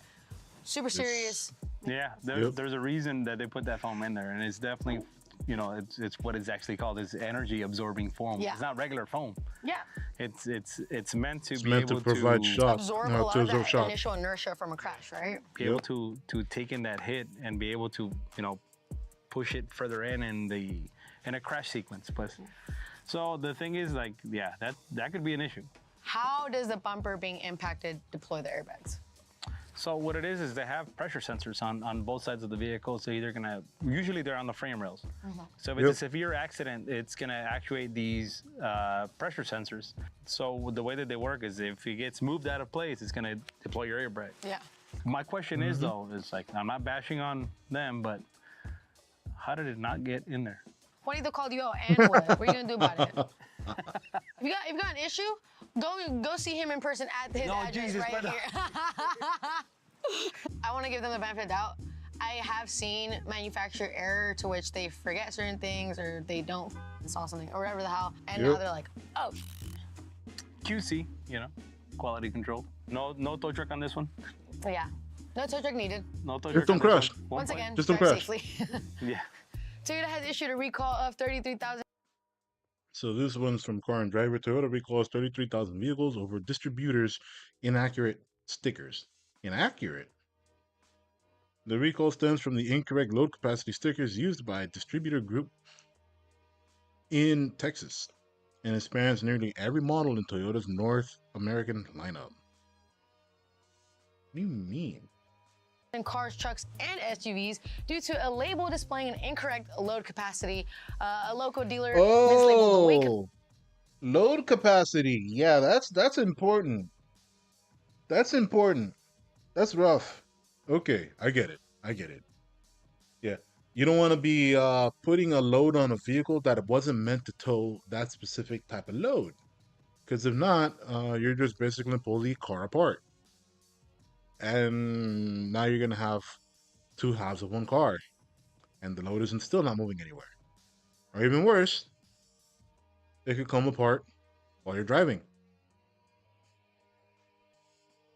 Either way, not good. Higher load than average already causes increased pain, increased brake problems, suspension problems, chassis rigidity problems. So there was probably a chance that these vehicles were probably rated for X amount, but their stickers displayed probably a higher load capacity. And now Toyota has to offer replacements of these stickers with an accurate one. That's not that bad a recall. I guarantee you, whoever started this is probably not working for Toyota anymore. Yeah, that's kind of a big, like...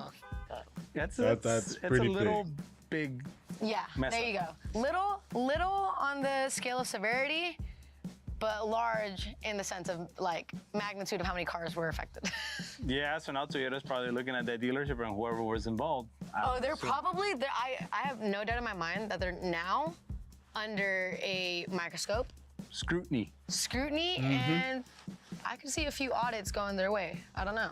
Yeah. I could see how it could pose a safety-related issue if you want to be doing some serious hauling. That's Yeah, there you go. Like that's what she's talking about. Yeah. If it goes in for service, yeah, you guys take care of that when it's in there, yeah? Yeah, well, hey, listen, if you're already there for something else, get it done. It's just a freaking sticker. Yeah. No tow truck. No tow truck needed on this one. That's the rating. If you guys want to see me and Juanito reacting to more dealership fails, please go ahead and click here or there or somewhere, wherever me and Juanito tell you. Thank you so much, Juanito. It was a pleasure. Thank you. Talking all that smack. Jeep, you got any issues? Yeah, that Take was a it really up cool with this video. guy. It was cool. See you guys Cool. next time. Bye. And so that was reacting to the, I guess, worst recalls of 2024 by the Real Mechanic Stuff. If you happen to have found this video or channel before, if I introduced this video to you before you were able to find it on your own, please feel free to go visit the Real Mechanic Stuff. Give them a like, give them a sub. They're pretty good people. Very entertaining as well as very educational about cars. I personally like them. And they still kind of had like that sense of like I guess engineering that engineering stuff that Donut used to be able to do pretty well way back in the day. But that's just me. So do this here, start recording.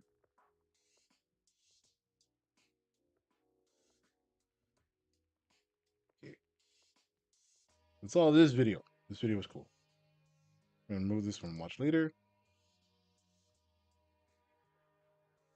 I wanted to see Savage Geese. Savage Geese is pretty good guy. Yo, actually no, I want to see something else.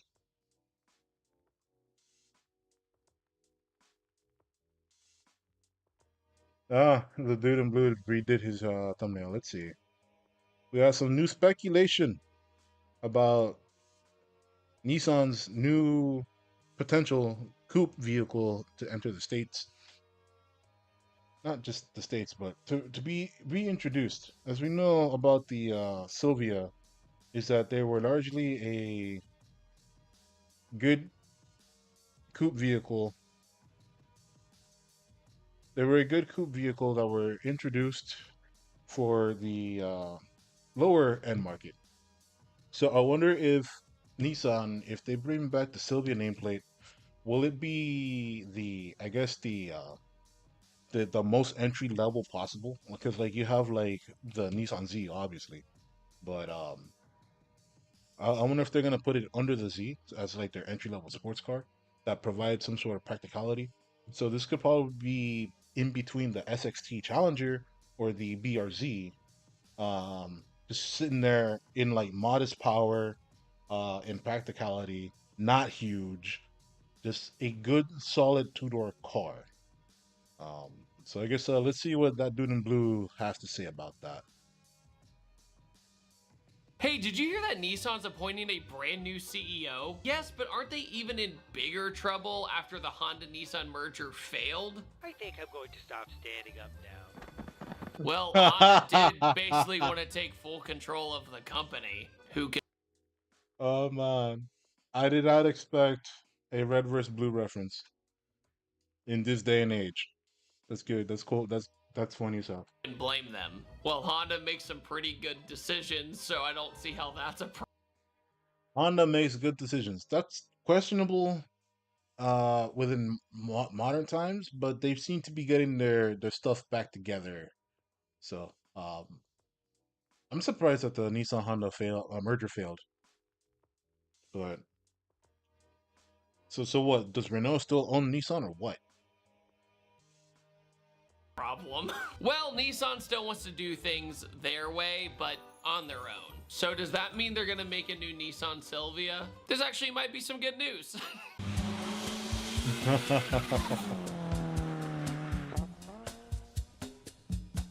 I have found found an uncanny reenactment of what Nissan has done to the Silvia brand. Could I have something to eat? No. Can't you say No. anything else but no? No. Asking again. Can I have something to eat? No. Yeah. Squidward, are you alright? Okay, that was a joke from the last time I talked about the plausible S16 Silvia. It's also a great representation of what it's like to own a Silvia or a 240SX or S chassis. They just say no when you want them to work at the worst time. And before we Yep. get started, I'd greatly appreciate it if you hit that like button because it really helps me out in the YouTube algorithm. I got absolutely slammed in the recommendations or lack thereof with my last two videos, so I greatly appreciate it. I'll take any help I can get. And at the same time, put down in the comment section below if no budget, no development or R&D budget, blank check, what would you do to build the perfect brand new S16 Silvia? I'd love to hear your guys' opinion. Put it down in the comment section below. All right. So, And with okay, that's a better frame. So, let's see. The perfect S16 chassis, right? Because the thing is, Nissan does not have a straight six motor anymore. So obviously, this would mean that they would either be using their VQ or VR engine to power this hypothetical car, because their current four-cylinder engines are not up to snuff. Um, as much as popular as the SR20 um, is, which frankly it's not that popular. The four-cylinder options that Nissan provides right now are not up to snuff to be able to, I guess, carry a to carry this car. Which, by the way, if they were to do some sort of like re-engineering of some of the four cylinders, maybe they have a chance, because like they have what, a 2.4 four-cylinder that can produce 180 horsepower at like 4,000 RPM. It's something absurd. So there's probably a very good opportunity to introduce a turbocharged version of that 2.4 liter and make it real drive, for the love of God. And this car will probably also be very people would probably want this to also be a manual more so than an automatic, but obviously you're gonna have the automatic. Will they probably use a the ZR what's in the Z? It's an 8-speed right now, right? But I think it's also a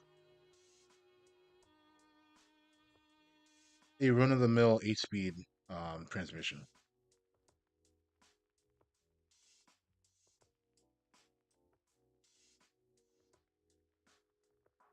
But if they were to introduce a manual in there, I wouldn't be surprised, because most people will probably want this to be able to still do drift things, which is perhaps the best way to go about it.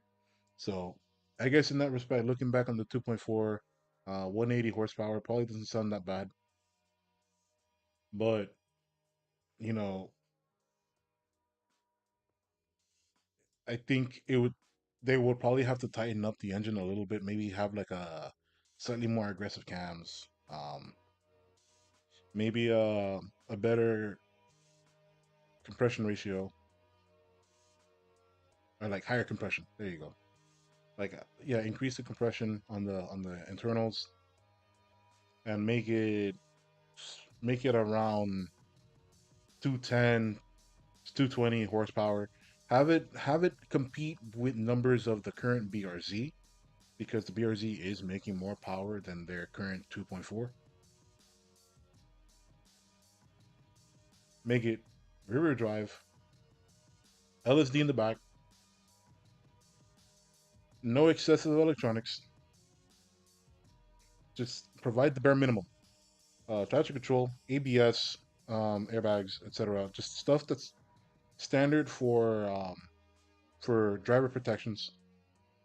No amenities anywhere else other than a decent, I guess, car space, like storage space in the back for the trunk. And you could easily find yourself with a car that a lot of people will probably want to have. Because a lot of people do buy the BRZs, and BRZs are extremely popular.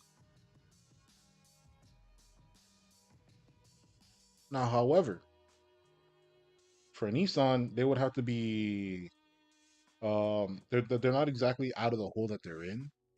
So they would have to find um the parts for it. This would have to be a parts bin car for sure, easily. I wouldn't doubt. I wouldn't doubt it. So I probably would share maybe like some interior pieces and interior design with the Nissan Z. And I guess the most expensive thing about it would probably be the exterior if they want to set it apart to be to look different from the Nissan Z as well as the GTR. But the Sylvia or the S chassis had always maintained this squarish this squarish shape, like a smush rectangle, so to speak. So if they keep that profile, that would probably be fine, like a baby GTR almost. So let's get into the video. That, let's get to it. Anyways, a little bit ago we got some big news. Nissan is now officially appointing a brand new CEO. And according Nissan names Ivan Espinosa new CEO amid financial woes. Oh, so okay, all right. Espinosa previously said his dream was to build a new Nissan Silvia, and now he's in charge of the whole company. Okay, so I think we know where that dude in blue is going with this.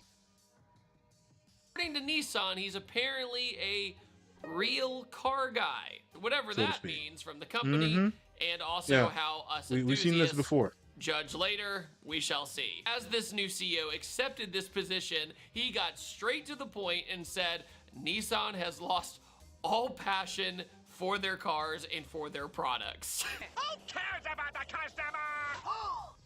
Wait, wait. His name is Ivan Espinosa, and he actually seems a little promising. Could you imagine being accepted to be the head honcho of a big company and then immediately just completely on this company you're in charge of now? Anyway, pretty crazy stuff. To be fair, there's a reason why they needed a new CEO to begin with, right? So, does he have the right to put him on blast? You can argue semantics, but there's no denying that how he feels is perhaps the way that most Nissan fans feel to this day.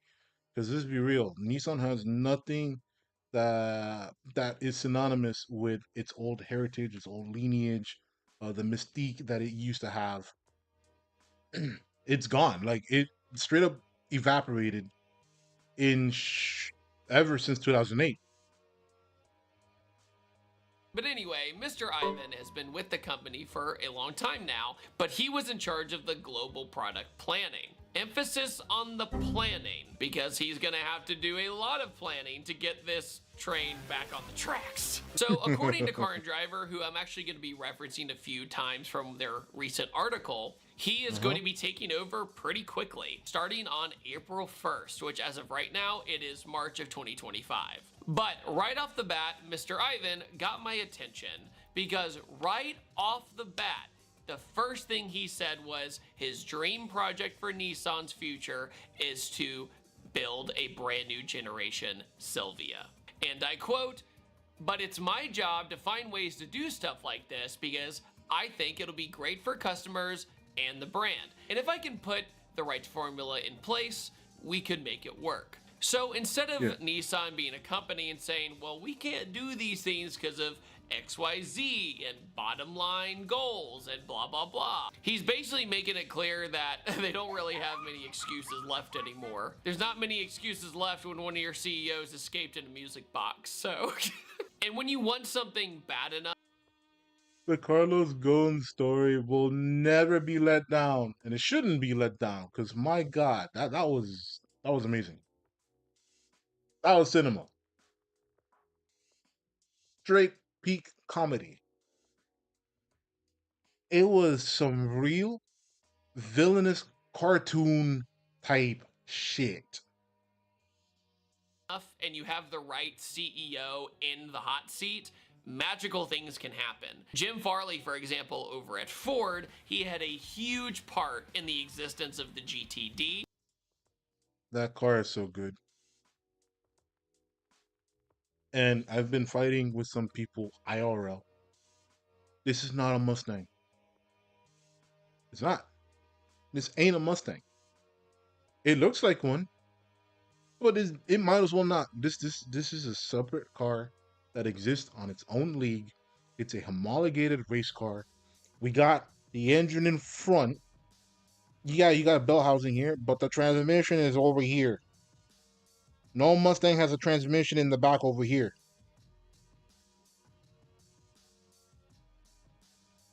So we have, and you can see like the engine is like pushed back. This is like a front mid engine car. So a track weapon. Now you can make a different argument and say like, well, do you want to spend like 300,000 plus for a fucking Ford? Well, considering the numbers that the Ford GT did, some people are willing to do so, but it's still a I guess um it still leaves people in disbelief that a Ford can cost that much. There you go. I think that's the appropriate way to say it. Which I know is an obscenely priced Mustang, but it's a really amazing engineering feat for Ford, and it's really cool. It's cool. It gets you excited about the brand, and you need those kind of halo cars sometimes, but I think Nissan needs the opposite right now. I think they need a bottom of the barrel sports car. As long as they don't make the cardinal sin of making this next Silvia, if it comes into existence, electric, I think they'll have a fan base. So let's so we did speak earlier about if the Nissan were to actually exist, this car would probably be beneath the Nissan Z. Because we know the Nissan Z is not exactly a cheap car.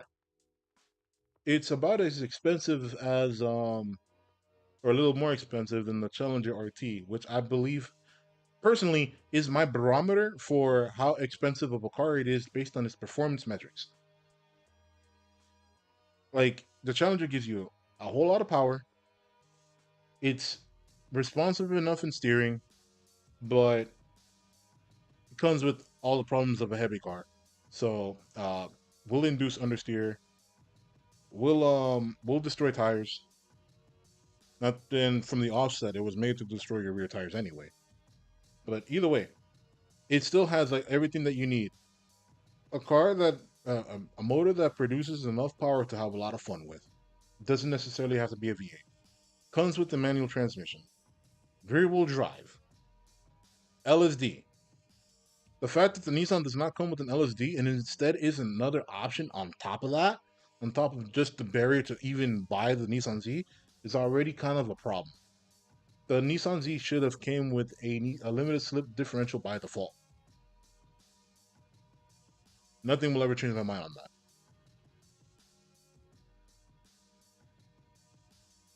But we're kind of like digressing here.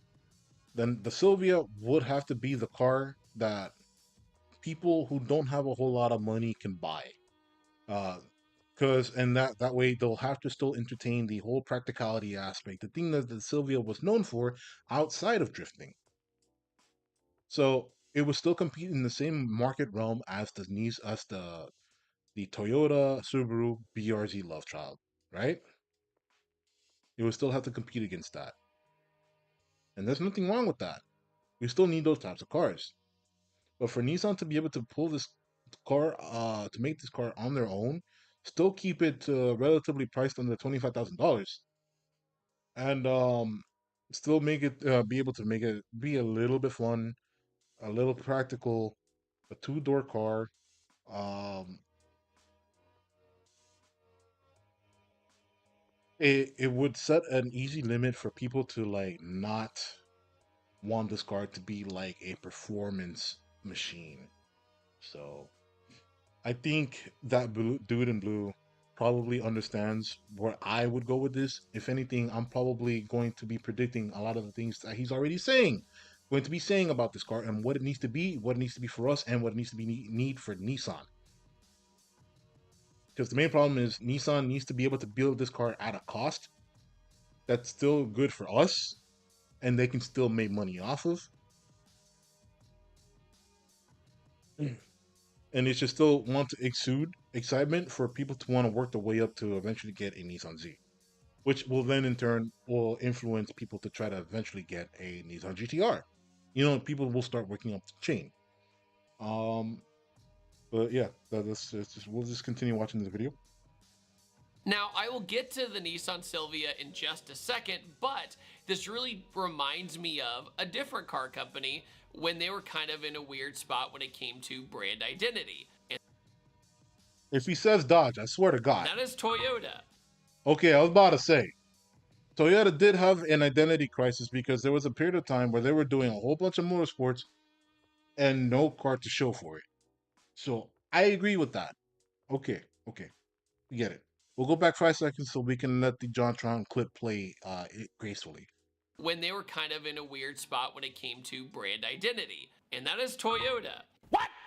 I would say right around post 2016 or so, Toyota made a lot of big changes that shook things up. They changed leadership and philosophies. They went from this commuter brand that only made very reliable cars that anybody could really buy and afford, and they were essentially appliances in enthusiasts' eyes, like great cars to go from A to B, but they had kind of lost their sports car soul. The 90s era of Toyota was just gone. And I actually, in 2016, was at the LA Auto Show, and I roasted the Toyota booth jokingly. I wasn't trying to be too hard on them. I was just disappointed. Oh, look at Corolla. Look at Camry. Look, another Corolla. Oh, look, another Corolla. New SUV on podium. NASCAR that doesn't have Toyota motor in it. Another.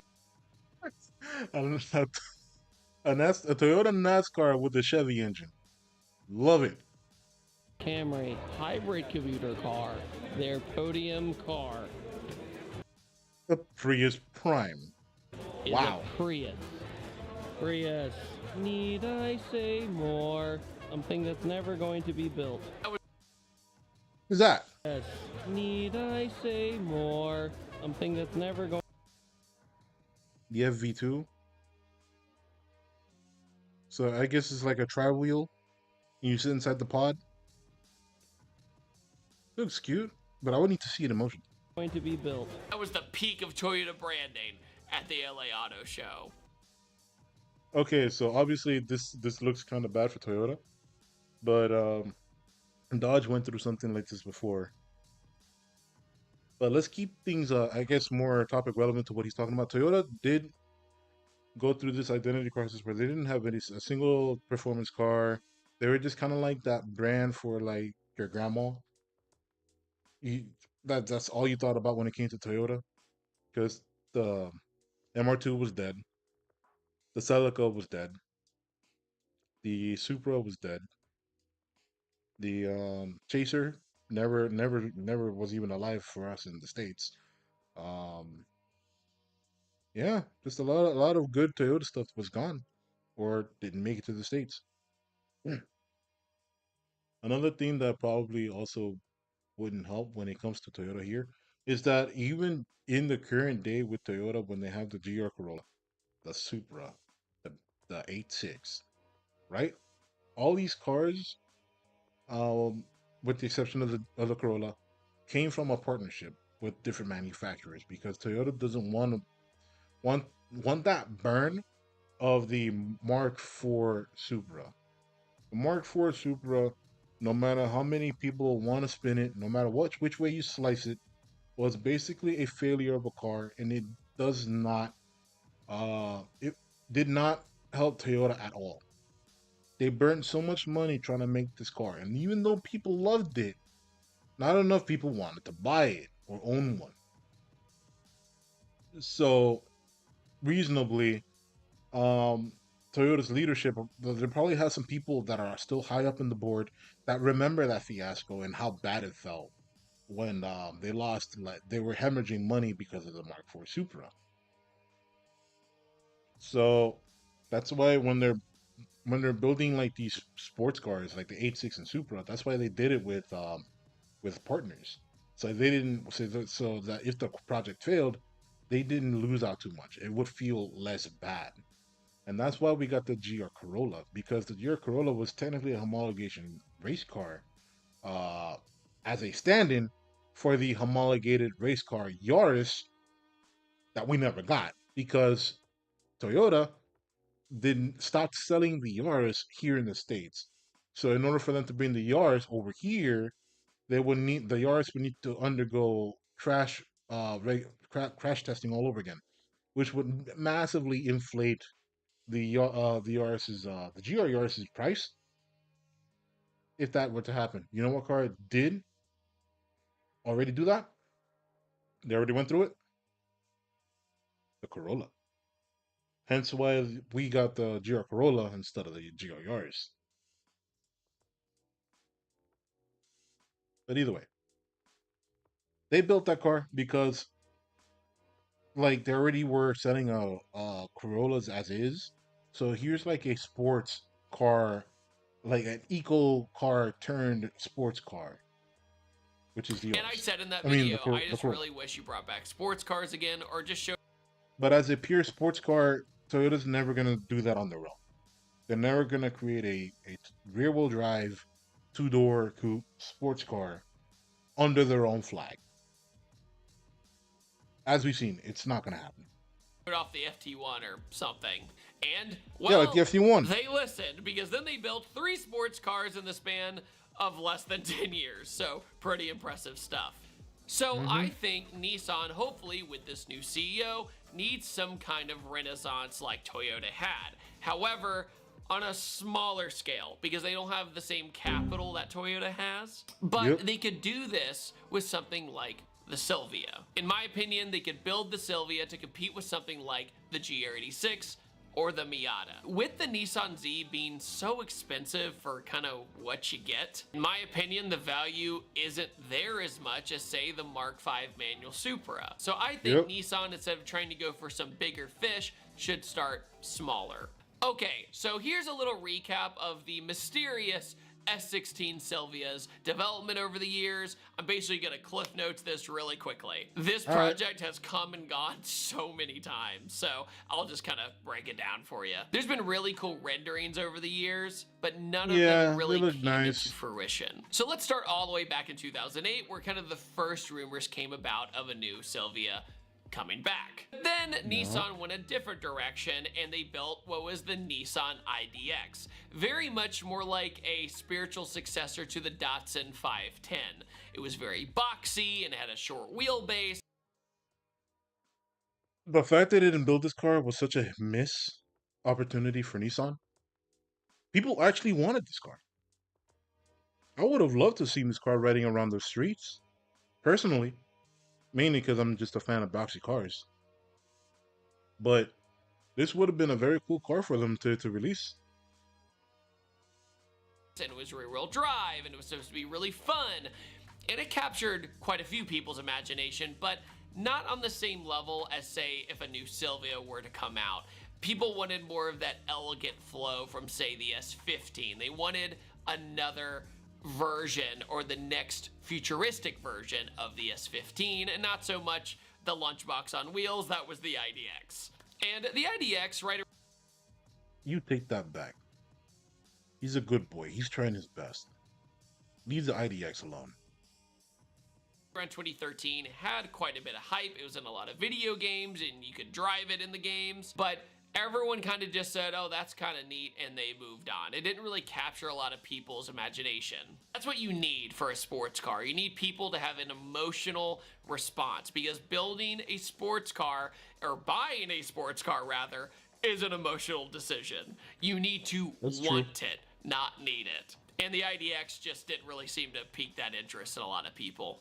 And the years went by, and there's countless articles over the years saying Nissan's bringing back the Silvia, or there's rumors and blah, blah, blah. However, I mean, I'm kind of doing the same thing here, but in my opinion, this is probably the best chance it's had in probably 20 years. I mean, speculation is fun, but I will say this new CEO seems like the real deal so far. And Nissan is kind of in a Hail Mary moment. They don't have a lot to lose at this point. Now, I came across this really funny Reddit post with this concept rendering, and it really shows people's lack of faith in Nissan at the moment. The 2025 Nissan Silvia Spec R, the official car of Nissan, disappointing us by continuing to build these beautiful sports car concepts, but failing to deliver in favor of unreliable, underwhelming CVT-equipped SUVs. Hey, I guess that's what sells. Bold of you to assume anyone's buying Nissans beyond rental fleets. It looks like a C8 that underwent further origami. Official car of Nissan planning department going LMAO,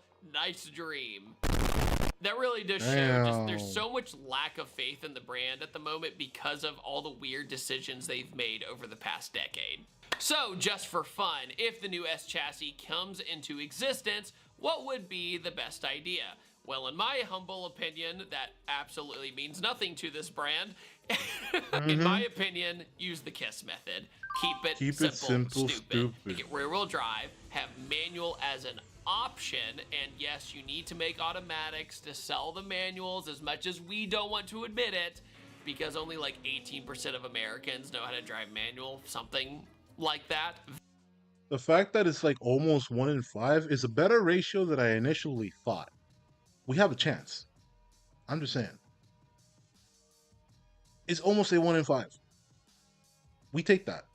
We take that as a win. But also, I also like how he's basically saying everything else that I've already been saying. Very small amounts of people in the US can drive manual anymore, but at least it would be there. Go with the Supra's method of just doing some, just like the GR86 as well. By doing this, you have an enthusiast sports car that's priced right up against, say, the GR86, and the car does not have to be fast. It doesn't have to be fast. Horsepower costs money. It has proven time and time again that sometimes I get in a car that's much faster than a slower one, and I prefer the slower one. I never thought that would be a thing when I was younger, but it really is something when you get a little bit older, especially for people who can actually afford these things. Because that's when you start to understand that power isn't the only thing that makes a car good. You also start to understand suspension and chassis. Those are two building blocks of cars that really matter a lot, and they're extremely difficult to retrofit in a car. So when you have a really good solid car with solid suspension, you're basically golden, and you can start upgrading your engine as you see fit. But trying to retroactively introduce suspension mods and chassis modifications requires sometimes redoing the chassis or cutting stuff up, and that can cost a lot of money, a lot more money than just simply, you know, adding modifications to your engine. So, in my opinion, it's more desirable to have a really solid car as a baseline. And if you want, you can introduce more power later down the line. That's why it's important to have a good, because like a lot of these slower cars, they're built on the method of like being extremely solid that allows the driver to be able to point the nose of the car where they need to point it at, as well as being able to weight transfer very well. Having weight balance, weight distribution, all that fun stuff. But yes, people will eventually understand. Power is not everything. Next is let the computer turn everything off. Traction control, stability, ABS. What I said earlier. As long as they include the bare minimum that's like regulated by NHTSA. So ABS and traction control. You can like choose to not incorporate anything else onto these cars, and we will buy it. Hell, that's what majority of us challenges owners do. We don't buy the extra stuff if we don't need to. Some people do because they just can't drive a big boat. But most of us who have fun with these cars, we choose not to have those extra driver aids. We don't want those driver aids. Let it turn everything off. The GRD6 can do it and the Supra can do it. The Nissan Z cannot do it. In fact, I had this huge grand plan to buy a Nissan Z and turn it into a drift car and then do ride-alongs with it and all this kind of stuff. Then I drove the Nissan Z and it has a traction control button. However, other nannies stay on in the background. So it's very hard for the Nissan Z to do like a burnout or slide a little bit. It's not easy. You typically have to like wire in a switch and a bunch of crap. I didn't want to do that. And it does not come standard with a limited slip differential, which is absolutely crazy for a sports car in 2025. I mentioned that earlier. To not come standard with a limited slip. You can't be one wheel peeling. Come on now. One wheel peel, baby. Horsepower, enough for the modern audience. Rear-wheel drive, stick. And making it an EV would literally tear down the Silvia's entire identity historically. For example, all right, let's hold on, slow down there, slow down. If it's announced to be an EV, the car never stood a chance to begin with. Period. The Ioniq 5N is an anomaly in fun sports cars EVs, but it's a brand new IP, right? It's a brand new name, it's a brand new car. It doesn't tarnish the name of, say, an old tuner car. Perfect point. This car did do really well as an EV and did get a lot of people to, like, you know, think about it and stuff like that. It is its own name. It doesn't use, it's not grave robbing a name of a different old car, let's say the Mustang. If Ford had just released the Mach-E as it is and not included the Mustang logo or anywhere near about it, nobody would have been complaining about the Mustang Mach-E's release. And hell, it probably would have like maybe enticed some people, but people know deep down that it's supposed to somewhat emulate or replicate some of the legacy of the Mustang when that car just is not a Mustang. It doesn't do or compete or fulfill the needs of what Mustangs can normally do for the people. That's what the legacy of the car is. So you piggybacking off of the nameplate of the Mustang with the Mach-E is kind of like a slap in the face for Mustang owners, because it could potentially mean for them that they might get replaced and their formula of the car that they loved since the 60s could easily be replaced really fast and really quickly. Like, we don't need another crossover that's named after another legendary car, say like the RSX. And with the R35 finally gone after all these years, this could be Nissan's next step, and it would be a much more affordable car to hopefully develop as well. Developing cars cost millions of dollars, but at this point, it'd be cool to see. As somebody in the industry once told me, as long as the Miata is selling a bunch, then the other car companies can have their fun and sell two-seater, two-door sports cars. I thought that was a really cool analogy. I just want Nissan to be the car company again that we associate with talented driving, sliding, drifting, oversteer, countersteer. When I think of drifting in any shape or form, my brain goes straight to Nissan Silvias, S13s, S14s, S15s, and they don't have that brand identity anymore. Inspiring generations and new generations to hop in a car that they can't afford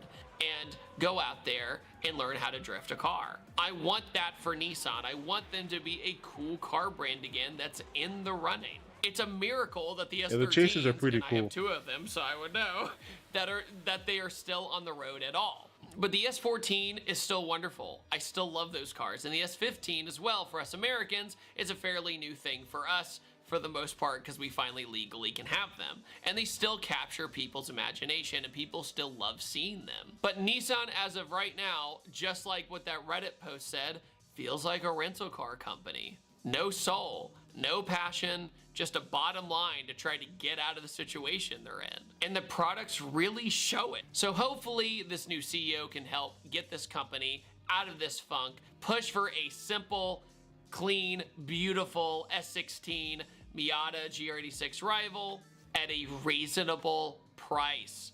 The Z is not reasonable, especially without the limited slip differential. I'll never forget going to this presentation for the Nissan Z and they said, hey guys, we got the car under $40,000. It's $39,990. That is such a, that's a bit of a slap in the face. Because you know what you can get for way less than that? A Challenger. And that was the base of the base of the base, you know, before tax and no LSD and no options and no dealer markups, right? So it just was a huge hit because I was rooting for that car and I would absolutely root for a Silvia if they went for it. So thoughts, comments, concerns, what do you think about an S16 Silvia and this new CEO? Put it down in the comment section below. And on that note, I would greatly appreciate it if you hit the like button once again, and I'll see you guys next time. Take it easy. Have a wonderful day. Goodbye. And so that was Dude in Blue. That Dude in Blue. My thoughts on the CEO, the new Nissan CEO, is that I don't really have one. Just because he wants to be able to create a new S car doesn't actually exactly mean much. We'll have to see as the new cars come in, maybe a new you know, new marketing strategy, new branding. Not saying that they have to rebrand the logo again. They can keep the current logo. I think the current logo is fine, but still, we'll see. We'll see how that goes.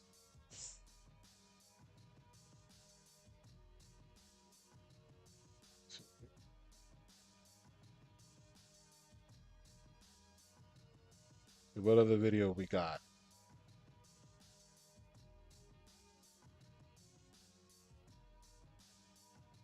I also did forget to mention, if you just found that Dude in Blue because of me, please go ahead and like and subscribe to their video.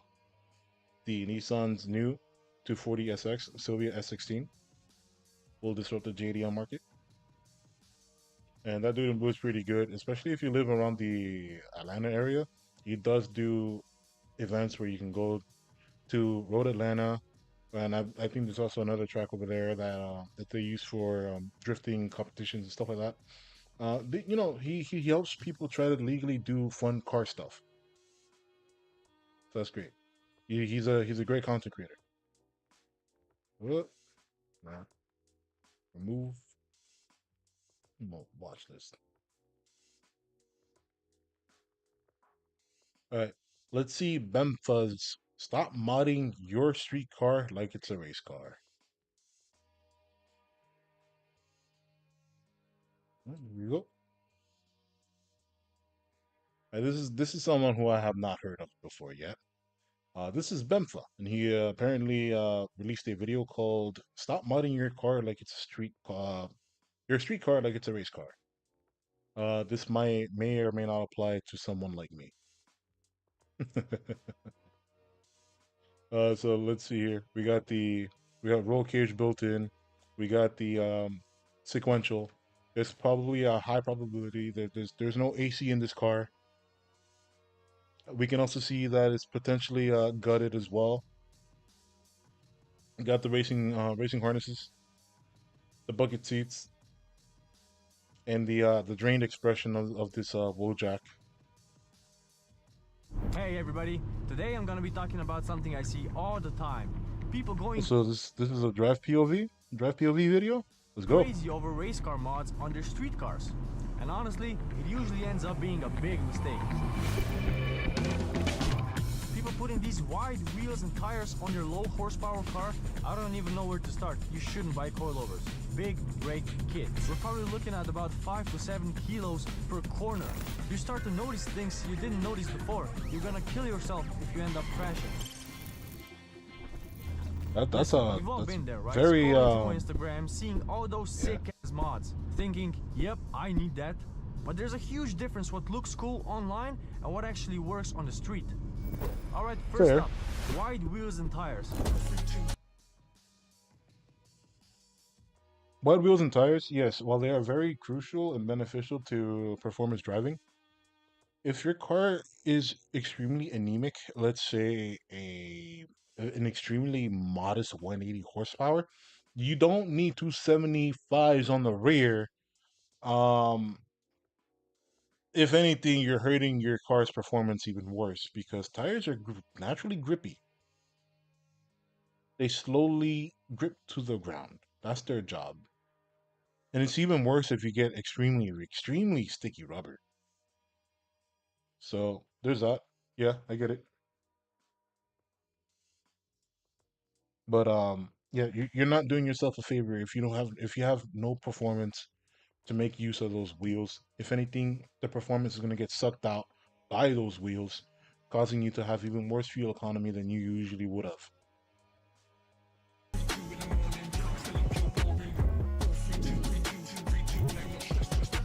This is something I see all the time. People putting these wide wheels and tires on their low horsepower car thinking it'll make all the difference. Yeah, it does, but in a bad way.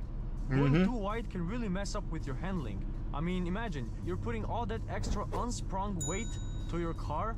Every corner of the car gets heavier, and that really messes with how your suspension works. And not only that, that's if also you mess true with your offsets too much and going super wide, this will have a massive impact on your scrub radius. You're literally changing how your tire contacts the ground in relation to your steering axis. That's why the steering gets super heavy and you end up with this super planted, overly planted car. You know, I remember when I first put 205s on my 75 horsepower E30, the steering wheel got super heavy, the car lost all of its playfulness, and it just felt like a tractor. Obviously 205s on a 75 horsepower car didn't make sense. But I did that because I knew I was gonna swap the engine and basically double my horsepower. And after I actually did, it made so much more sense. So when you're choosing your wheels and tires, pick something appropriate for your car and your car horsepower. Because most likely your car already has the best size of wheels and tires from the factory. But if unless you are a Dodge RT owner, please upgrade those 245s to 275s. 245s is egregious for a car like those. If you want to upgrade anyway, just go slightly larger, slightly wider, like 10 or 20 millimeters. Yeah, you can slowly upgrade the width. You don't have to go to almost double. Like it wouldn't make sense for me in my boat to use what was it 325s on the rear when I'm only making like barely 400 horsepower. It would make no sense. It would make my car struggle a lot. It's not good. Like 325 would be too excessive. 275 is fine. And that's tire thickness that you can actually fit on your stock OEM wheels. So that's another point of contention as well. If you go beyond 20 millimeters from the factory, this will have a serious impact on how your car drives. And at that point, you really have to know what you're doing to get the suspension back to the point where it feels good. And also, here's something funny. Your car can also feel slower with wider wheels and tires. It kind of defeats the purpose, right? You want it to look aggressive and go fast and, you know, have grip in corners, but then it just feels super sluggish and weird. You don't want that. Next. That's because it actually is going slower. One, coilovers. It's being robbed of power. Nice.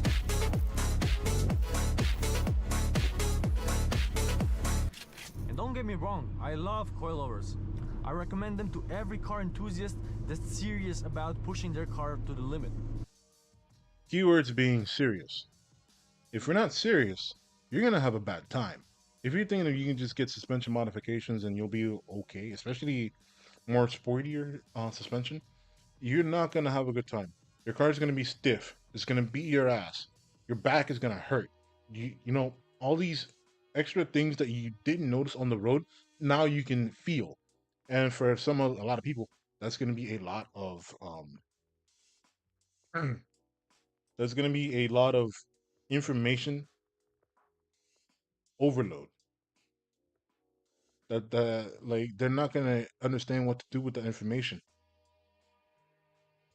especially because a lot of these people grew up with ever increasingly better suspension technology that like let's say people that were growing up as Gen X were. Like millennials, we got it good. Like they figured out the suspension game.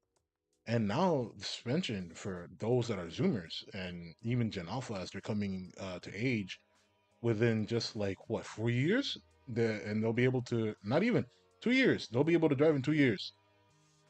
Brace yourself for that one. These people never understood what it meant to have extremely rough and stiff suspension.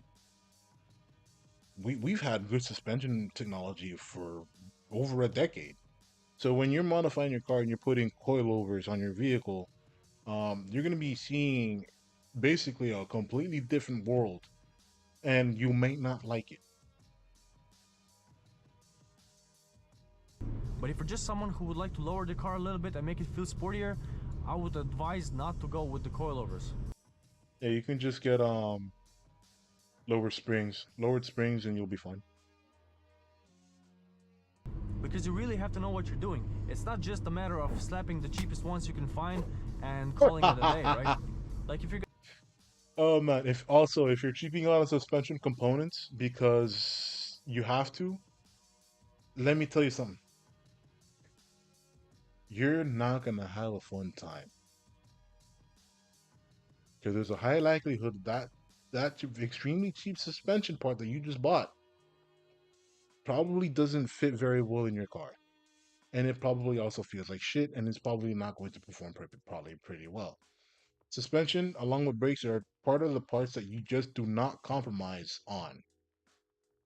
There's obviously some things that you can make sense of, like a median price range, and from there you can like review their specs, see what other people are saying about those suspension components. But for the love of God, please do not try to undercut by buying cheap suspension components. You're not gonna have fun. gonna find the cheapest coilovers you can, the car is just gonna feel like trash. It's gonna bounce all over the place. There you They're go. not gonna offer you the right adjustability. And even if you go for expensive ones, you really have to know what you're doing because you have to set them up right.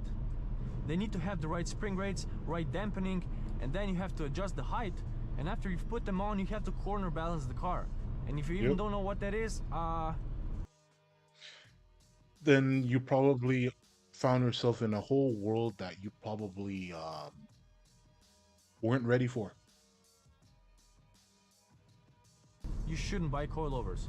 I recommend going with some OEM plus. In other springs words, and yeah, dampers, you shouldn't buy them. You know, like 20 to 40 millimeters lower, and you're gonna be just fine. Unless you want to go for the perfect fitment, then you need coilovers. But again, don't cheap out. And you know, go through some forums and talk to the guys that have already done this, so they can like help you out with going for what's right for your car and how to set them up properly. Look at specs, racing look for teams reviews. set their cars up, including coilovers, for every track individually. You know, street is not a racetrack. There's bumps, there's potholes, there's speed bumps, and the speeds There's a lot of you reach on a randomness. racetrack are not even close to what you reach on a public road. The other way around, lol. Yeah, like you don't want to buy like these specific racing components and set them up specifically for one use case scenario, when in the real world, if you're dailying a car with these parts, you experience an insurmountable different number of use applications, such as driving over potholes, driving over bad road, maybe some soft road too. Sure, yeah. But what about the rain and driving uphill, the bumper, speed bumps, dirt, some sandy roads? Your suspension will feel completely different in every form of those different road conditions, not just a track.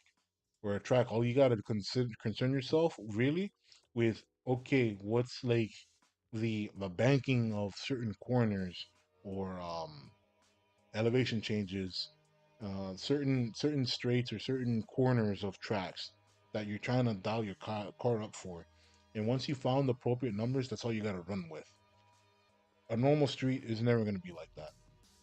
It's always going to be changing and variables when it comes to the real world application. That's why there's a lot of give and a lot of room in your normal street setup. So your car can comfortably get over most of those situations without an issue. That's why race cars are super stiff, because they need that stability at, 250 kilometers per hour going into a corner or like downhill. Going down now through Spa. Solid bushings and engine mounts. Ooh. Okay, we've reached a section that most people probably won't even concern themselves with. Like if from this video they didn't even know about coilovers like that, then I highly doubt they even thought about solid mounts. But I know I did. I know I did. Then I thought to myself, wait, my engine already vibrates like a motherfucker with normal bushing mounts. How bad would my car rattle off if I had solid mounts? Hemis vibrate ridiculous. Like they're basically the Harleys of the car world.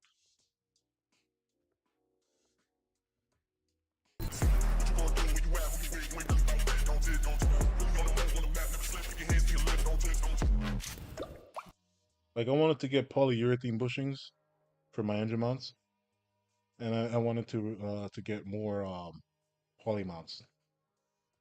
I don't even know where to start. If you're planning on installing solid bushings and engine mounts to your street car, just don't do it. At that point, it's no longer a street car. Look, they do make your car super sensitive, super responsive. You feel everything, what's going on with the car, the suspension, the engine, everything's all right. But the amount of vibrations and road noise that comes into your cabin, it's unbearable.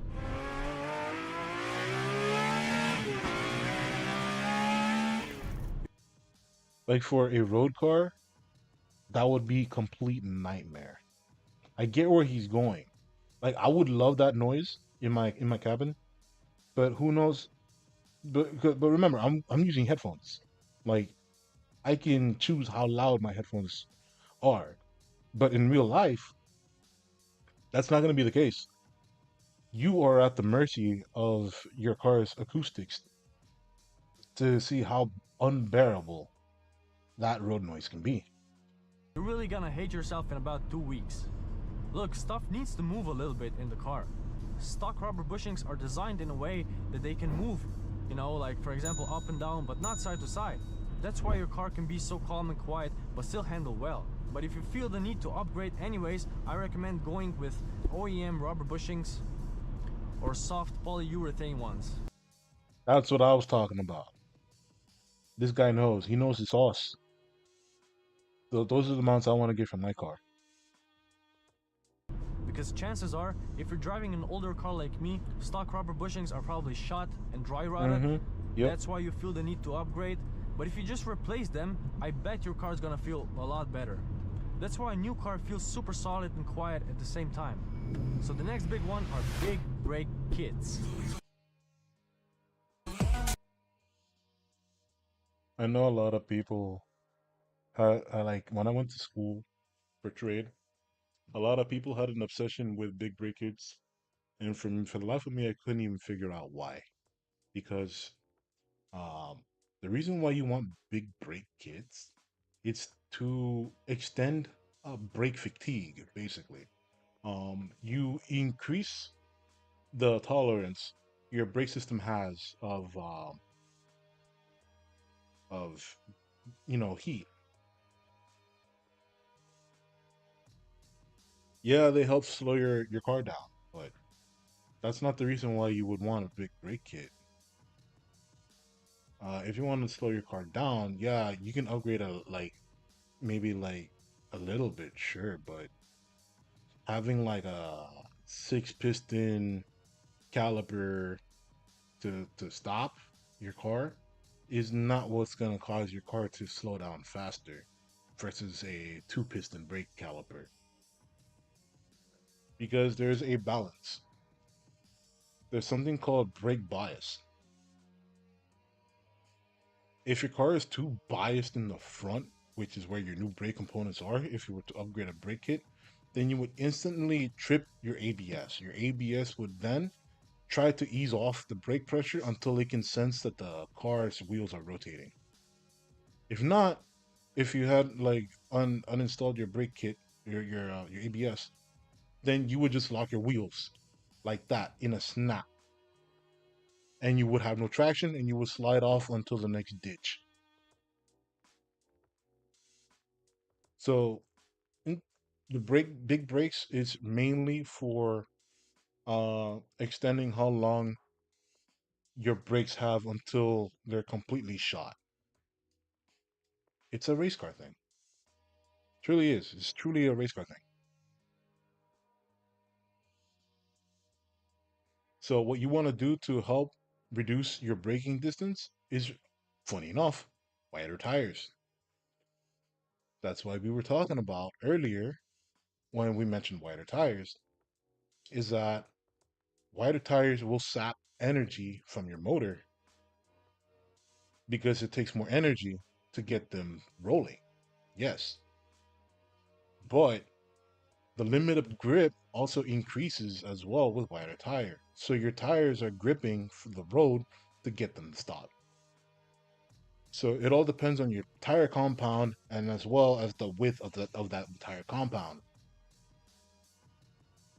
Brakes alone ain't gonna cut it. And I'm harping on this a little much because I would hear constantly a lot of people would want to get big brake kits for their car when really they don't need it.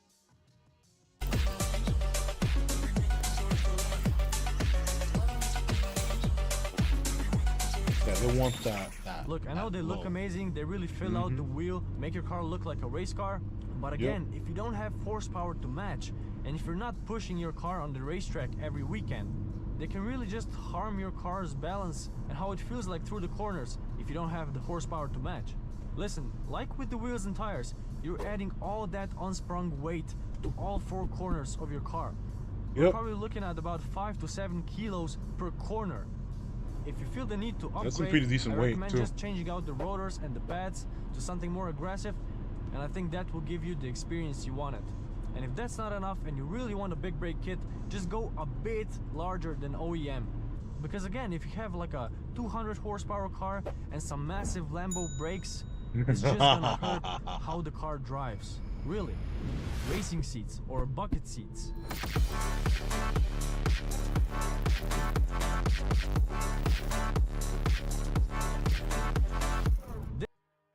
Okay, that's up to preference. Come on.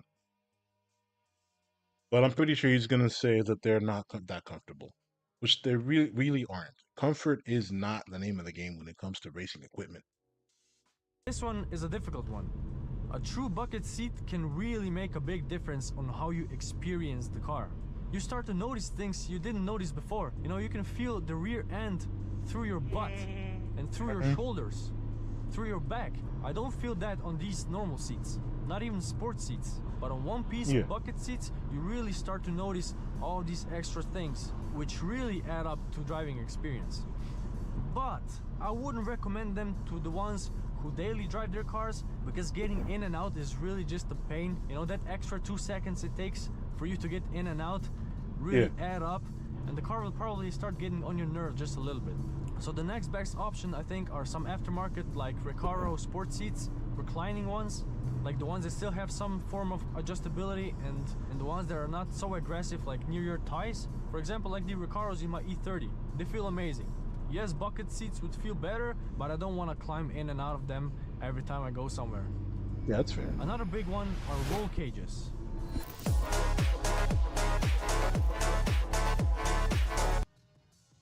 Yeah, because depending on the roll cage, some of them will start to get in the way.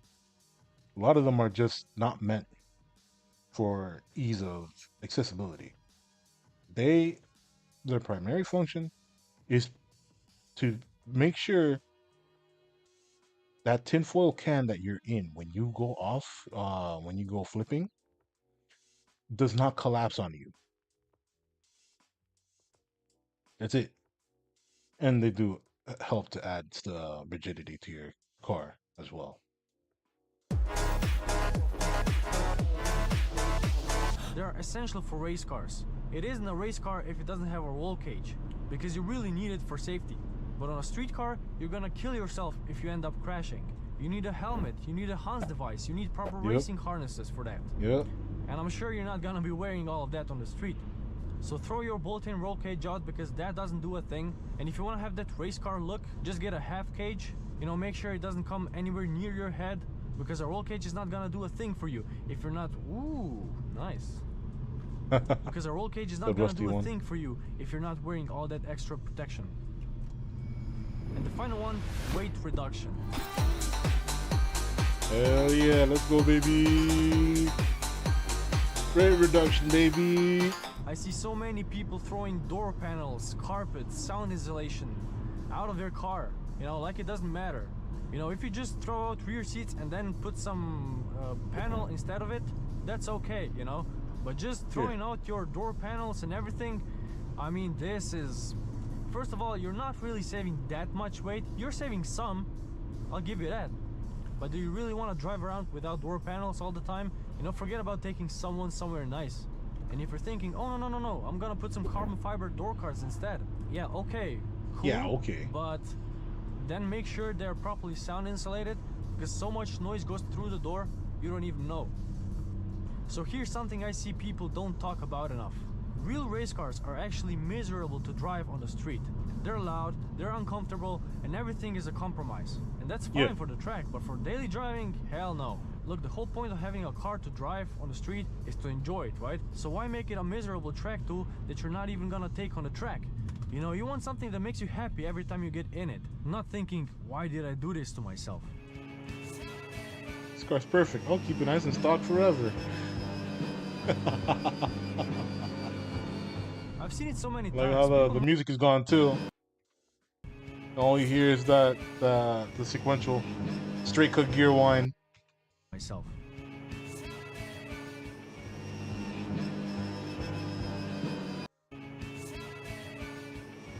And yeah, the music was Greeks. I recognize I've seen it so many times. People mod their cars to the death, trying to make them as track focused as possible, but they never do take them to the track. It's like, what's the point, you know? And they just end up with an uncomfortable car that they end up hating. But look, don't get me wrong, if you're building a dedicated track car that you're really gonna use on the track, go all in, you know? Make no compromises, do all these mods, do everything it takes to get that perfect lap time. But on a street car, don't even think about doing any of this. You know, I don't want to be one of those people that say cars are really good engineered already from the factory, because they're not. They usually kind of make are. a lot of compromises because of price, but they're not pretty too close. far away from being that perfect car you can truly enjoy on the street. See, there you go. You know, sometimes it's better just to make small and smart improvements rather than, you know, to reinvent the wheel or something. But hey, if you know all of this but still want to make these mods because, well, f it, right? Then go for it. I completely get it. You know, sometimes modding the car isn't something that makes the most sense, but what makes you smile and what makes you look back at the car at the parking lot. I just wanted to explain this stuff for the guys who want to improve their car but don't really know what they're getting into. Some people want the perfect handling car, some people want to scrape all over driveways. You know, we all want something different, and that's okay, because that's what makes the car culture so interesting. Just remember, it's your car, your money, your nerves. I'm just here to share what I've learned along the way. But it's always good to pass these tales, these cautionary tales and experiences down to the next person before they commit to something, and they think something, you know, the car culture is miserable, it's a cult. No, you decided to do these mods, you brought it upon yourself. The rest of us are just chilling. You were the one with the skill issue. You know what I mean? That's how it is. Thank you guys so much for watching. Please drop a comment if you've done any of those mods. I want to hear your stories. And if you want to see more content like this from me, please consider subscribing. It really helps me out. And yeah, that's it. See you guys in the next video. Bye bye. So that was Bempha. that was a pretty good video. I like this video. If you found this video before you knew who Bentha was, please go to the channel and give them a subscribe. The video was stop modding your street car like as a race car. Go give it a like and give it a nice little watch time. So there's that. That was a good video. Let me see any comments here. At the end of the day, do whatever brings you the most joy and puts a smile on your face. Another thing is when people take out OEM steering wheel with an airbag for some quick release bullshit without an airbag. Yeah, that's part of weight reduction, bro. Come on. It's just like when James May used to talk about how he hates when companies engineer their cars for a hot lap on the Nürburgring. The result is usually a miserable car to drive outside the track. It's true. You know you're a car guy when you stop everything to point out an old cool car. Yes. This guy gets it. I'm a tuner guy from birth. Played Need for Speed Underground as a kid, Gran Turismo, read tuner magazines, and loved modded cars. So now I like keeping my cars close to stock with very minimal mods. Okay, so he still does some modding.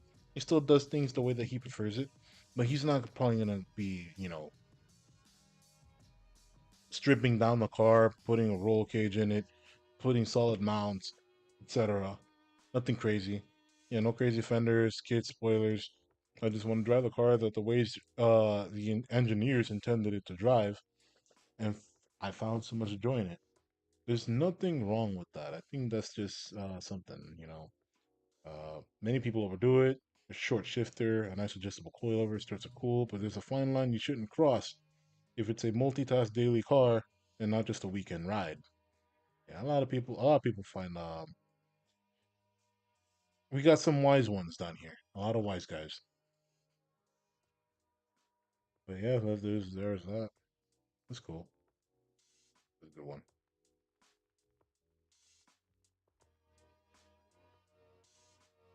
Let's see here. Now we're gonna do the opposite.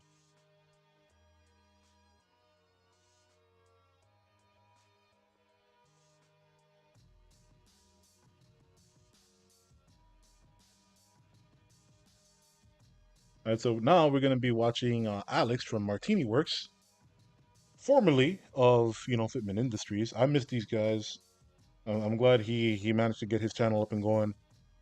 He's a pretty good wheel and dude guy. Very good at selling you out, on certain things and ideas. And I also blame him for the boat I have. But Alex is pretty good.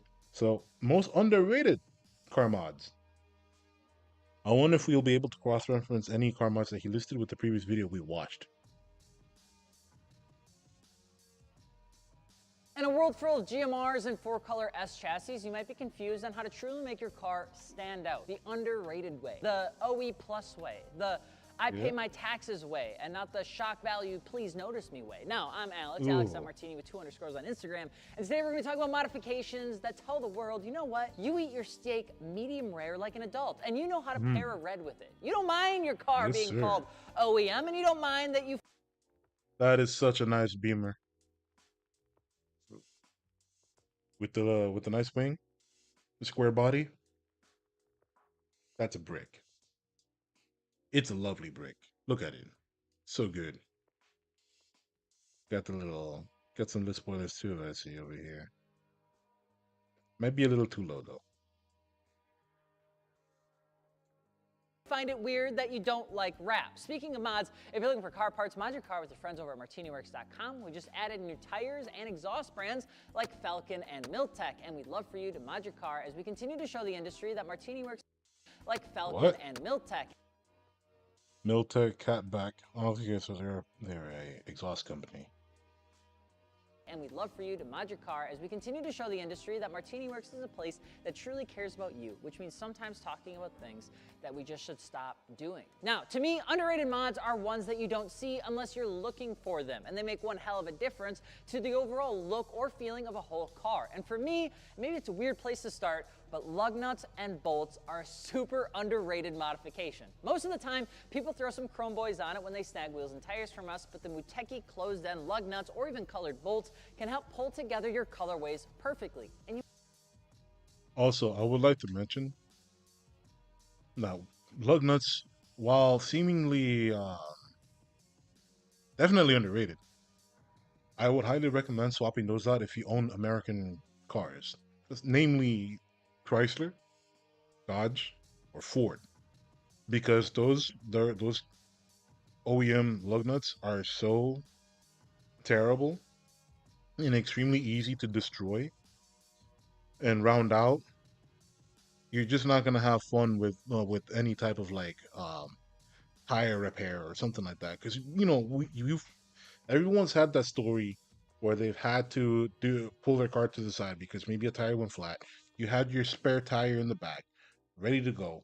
So you try to start going for it, start trying to break the lug nuts before you jack the car up. And for some reason, you just can't get it in there. And then you notice that a few of your lug nuts are just rounded out because maybe the mechanic before decided to destroy it with a impact. I think that's kind of a common story.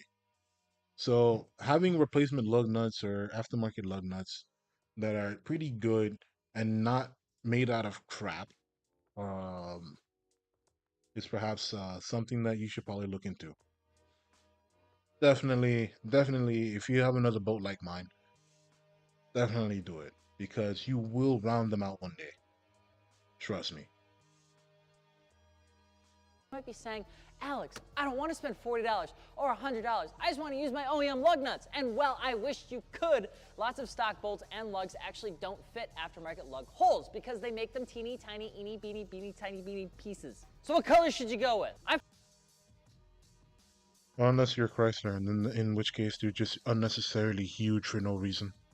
Follow what's called the 70-20-10 rule. You've heard it before. 70% of your build being your primary color, 20% being your secondary color, and 10% being your tertiary color. Who is Trish and what does she want? She wants you to look good, feel good, and get matching lugs for your brake calipers, or maybe you get it to match your windshield banner. It's just a small and nice touch. Speaking of which, get hub rings if you're buying wheels, please. It's needed for almost every aftermarket set of wheels. Now, I know, these aren't the biggest mods in the world, but sometimes it is about the little things, like knowing what your significant other likes at Starbucks. Just order that. It's $5. Work harder if your budget is that close, and just find it. Steal some coins from your uncle's Jeep. Now, some damn good brake pads is also a great underrated mod. You literally can't even see this mod, but it's just incredible to have brakes that just brake good. You don't even need new rotors, essentially, but everyone needs pads. EBC is...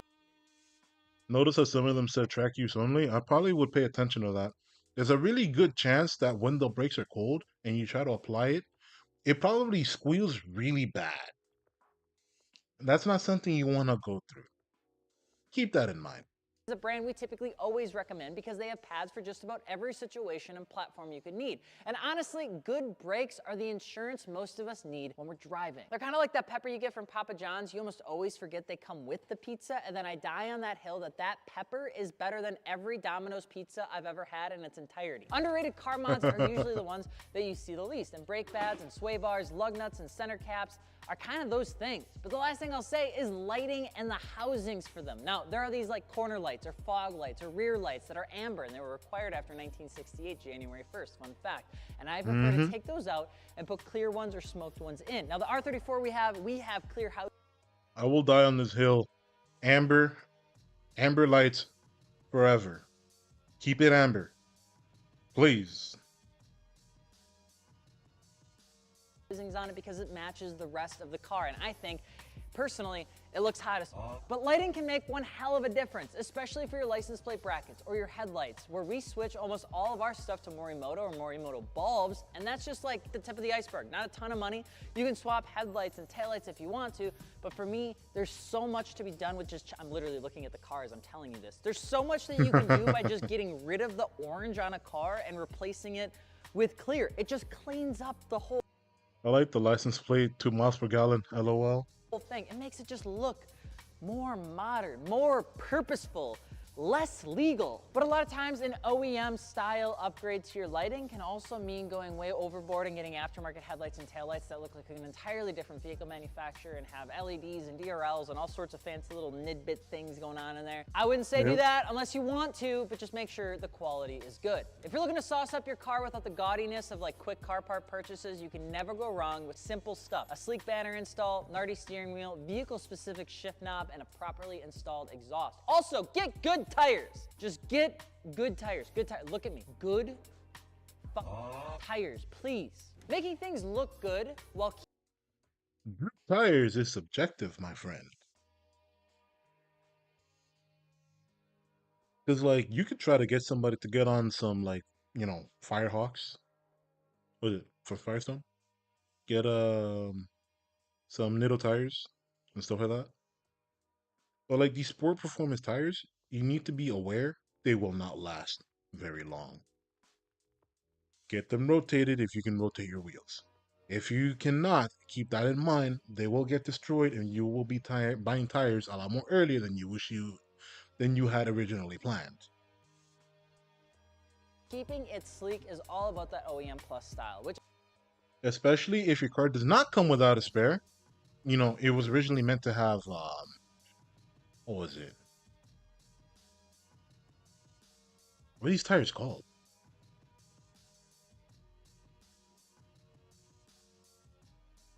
Um, the sidewalls are reinforced.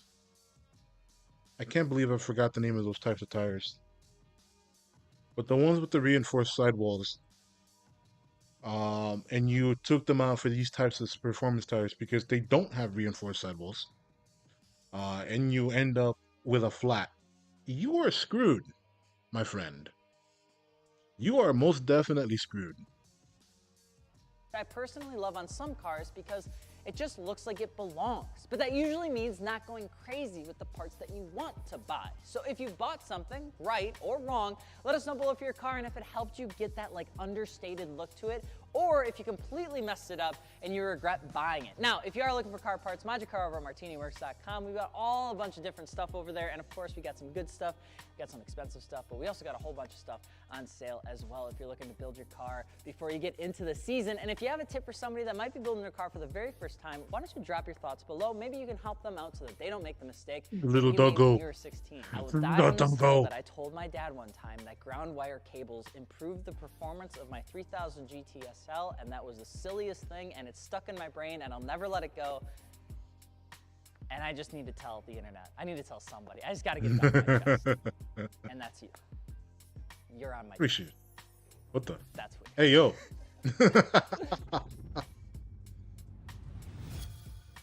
Well, we found nothing that would have like that overlapped with the last video we saw. So yes, this is Martini Works most underrated car mods. Make sure to, you know, check them out, give them a like if you enjoyed the video, and they're pretty good content if you like car stuff. You know, these guys used to be part of Fitment Industries, so they know their stuff when it comes to like car mods and stuff like that. At least the basic stuff. You know, it was their job to sell you the stuff to begin with, so they got to know at least a little something, right? But yes, they're great guys. Very good at being entertaining. Give them a sub, give them a like.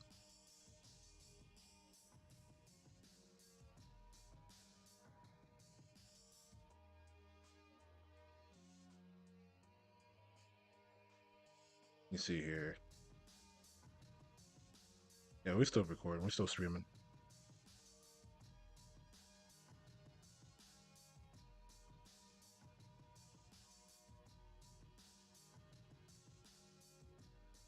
Let's see.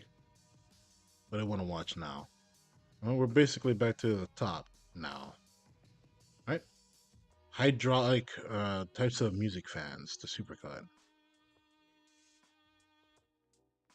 Okay.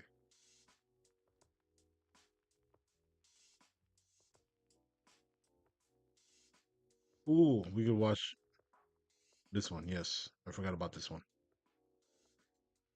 We did skip over a lot of stuff for some smaller content.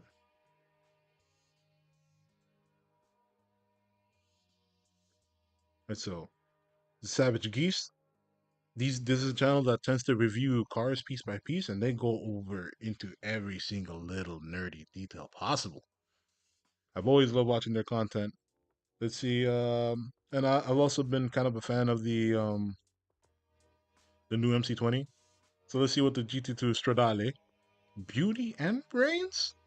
We'll see what that's about. All right, let me start recording.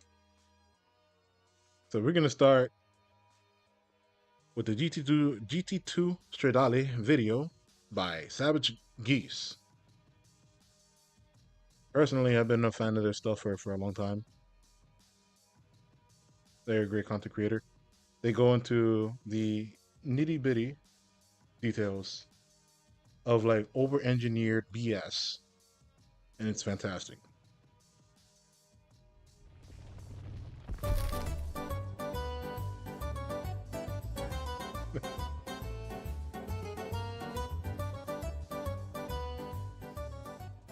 The brand new Maserati MC20 GT2 Stradale. This is Maserati's new flagship supercar, which I attended its launch in Malaga, Spain. And Mark was fortunate enough not to attend this event because he missed out on nearly 55 hours of round-trip travel to get about maybe 4 fast laps and 8 laps total around the Ascari circuit. This was one of the more interestingly run events I've attended. I also had a very blessed experience of driving nearly an hour and a half in rush hour traffic in this vehicle. So what is this car? Wow, imagine being stuck. Like, I see this a lot. I see this happen a lot, where a lot of like these supercar owners and hypercar owners will be stuck in like normal 9 to 5 traffic, especially down here. I live, near South Florida area, so especially if you know about the I-95, all the way down, all the way down through South Florida, I-95 is a wreck. It's a disaster, especially the more south you go. It's terror, beyond terror. It's horrifying. So it's to me, if I were to be a supercar owner on that highway, I would feel extremely nervous as hell because a lot of people are so egregiously impatient to try to find any excuse to skip over a car because it looks like that lane is going slightly faster than the other lane. So you got to be on defense, straight up on defense, 24/7. Well, it's a GT3 RS, McLaren 750S, Huracan STO competitor. It's taking the MC20, which is more of a GT supercar, and turning it into a more track-focused machine. Now, we've never covered the MC20 in the past, so let me refresh you on what this car is. It's Maserati's flagship product. It's a part of Maserati's restructuring or rebranding as an organization. Despite being a Stellantis brand, Maserati is refreshingly self-aware. If you talk to any of their senior leaders, they will tell you the same thing. The last 5 or 10 years has been a mistake or painful, and it has damaged the brand here in the United States and around the world. In the US, rightfully so. Like the fact that the Maserati memes are so bad because like anyone can almost get a Maserati. That's what it seems like. And these are cars that would like they're notorious for a lot of issues. The GT, the Ghibli, um, what else? What else did they have to their name? Um, whatever the case may be, whether it's a Gran Turismo or a Ghibli, they were going to suffer as soon as they drove down the lot because I felt like their like 80% of their value that they had just straight up crashed. And for those that may be into, finding Ferrari stuff, getting a Gran Turismo for like, I don't know, 15 grand to 20 grand sounds like a really good idea. But then you got to remember, you're dealing with hyper specific Italian supercar stuff. Good luck trying to fix that on your own. You're not going to. Like, you would have to legit be a mechanic or engineer that had previously worked on those types of vehicles to perhaps be able to undercut any type of service for that would be needed to adequately maintain Gran Turismo. And that's just not most people. It's just not. So if you think that you can get away with trying to buy a budget Ferrari and think that you're gonna be okay and not pay budget Ferrari maintenance prices, you are fooling yourself. Maserati has gained the reputation of being this buy here, pay here lot, like super. See, look. Okay, maybe it was too much to say $15,000, but $30,000 for a Ghibli, the Ghibli GT 33. He's looking up Ghiblis on Auto Tempest. Luxury car, rebranded Chryslers without a lot of the specialness of this class of car.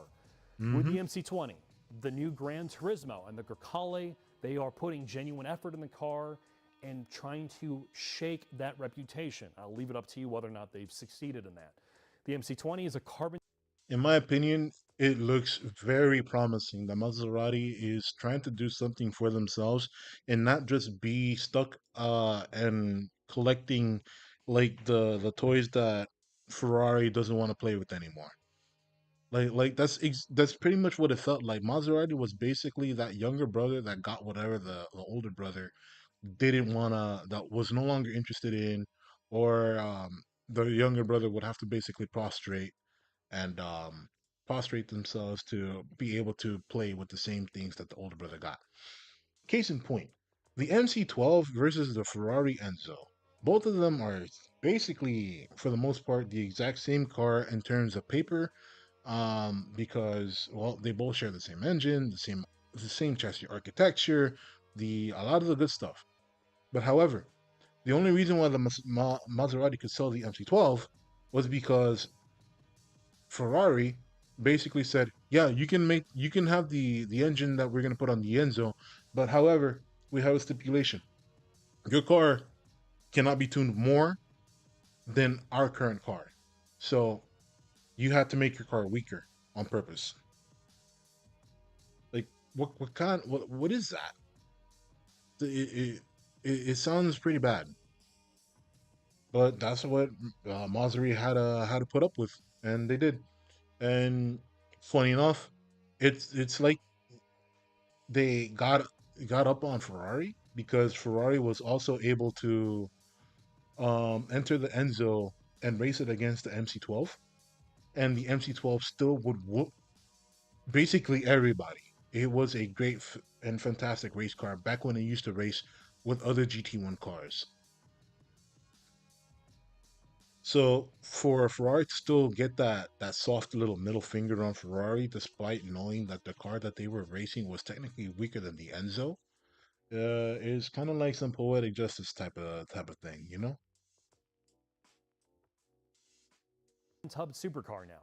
It has a double wishbone front, multi-link rear. It is a mid-engine car. It has the first instance of the Nettuno twin-turbo V6. It's a 90-degree V6, which leads to, let's call it, some of its engine characteristics. It is a dry sump setup. It has a pre-combustion chamber, which leads to more efficient combustion, which means more horsepower and less emissions. It's port and direct injected. It's a. Don't you just love it when uh, efficiency increases? So emissions go down, you get more power, and that's why like you gotta love and hate the the use of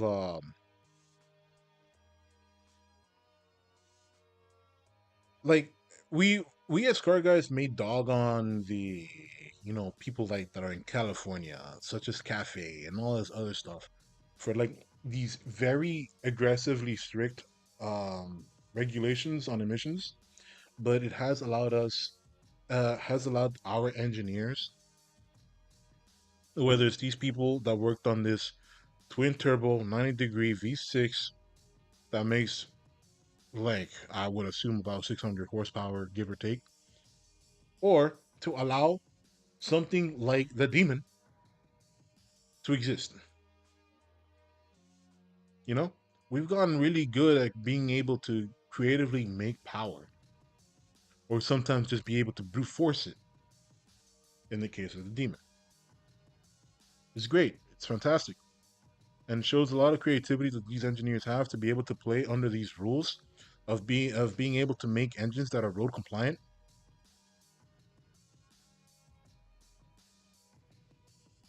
Because I'm not a fan of like the emissions regulations. I think some of them are kind of strict, especially because like uh, California is kind of like a bowl. It's a dust bowl where where they're extremely sensitive to environmental mishaps, but the rest of us aren't like that. So it's something that's up for debate and stuff like that. But personally, that's just how I feel about it. I think they can be a bit too strict sometimes, and it does present a problem, like especially for like the lower end stuff, because apparently, um, creating high performance engines isn't exactly a bit of a problem. It's when you're trying to sell extremely low end motors and trying to sell them to millions of people that starts to become a bit of an issue. At least when you're looking in the bubble of civilian and private motor usage, because I can go off the deep end with all this emission stuff. But spoiler alert, the private sector is not the reason why heavy emissions are even a thing. We're not the problem. But I'll say that as a topic for a different day. Rice sump, it puts its power down through the 8-speed Tremec dual clutch, essentially the same gearbox that you find in the car behind me, a C8 Z06. It also even uses an ELSD. Obviously, past that, they're calibrated entirely different and they function differently. The MC20 and the GT2 variant uses a Oh man, I had a sneeze. My bad. brake-by-wire setup from Continental versus, let's say, Bosch, which is used in the Corvette setup. And smartly, you cannot program brake feel. It is consistent across the modes, trying to make this system feel more natural and more engaging.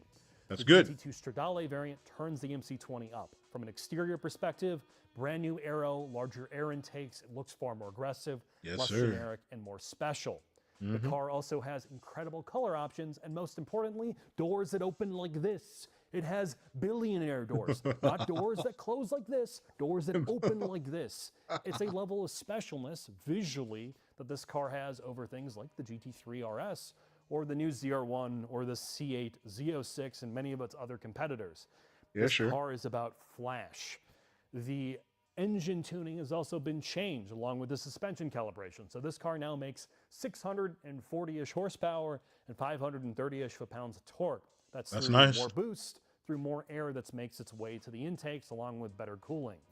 The car does 0 to 62 or 0 to 100 kilometers an hour in 2.8 seconds and does the quarter mile in like, I don't know, the tens. Maserati claims it's amazing to think that nowadays that when it comes to a lot of these cars, whether they make like almost 1,000 or to like a little more than 600, that a lot of them can be set up in a way that they can cheese out a sub 3-second 0 to 60 time.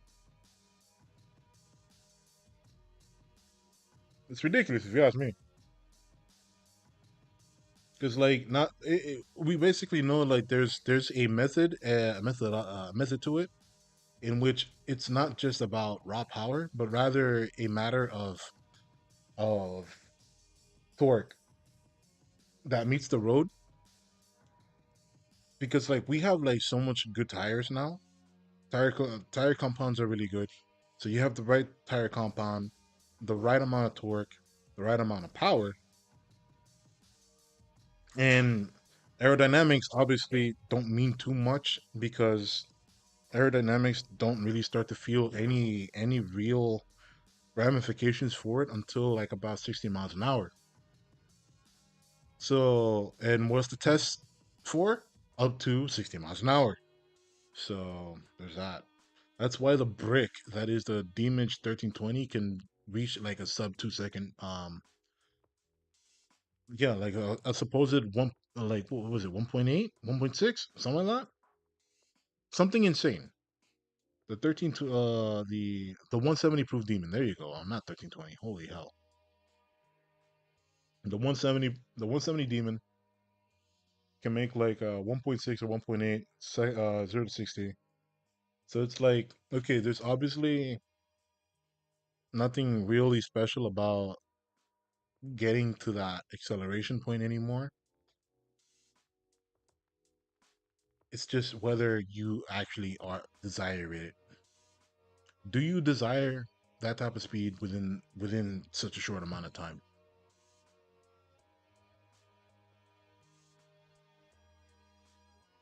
This is one of the fastest rear-wheel drive cars ever made.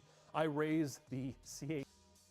I will give it credit to be sub 3 second and maintain rear wheel drive only is a huge that's a huge plus. That's really good.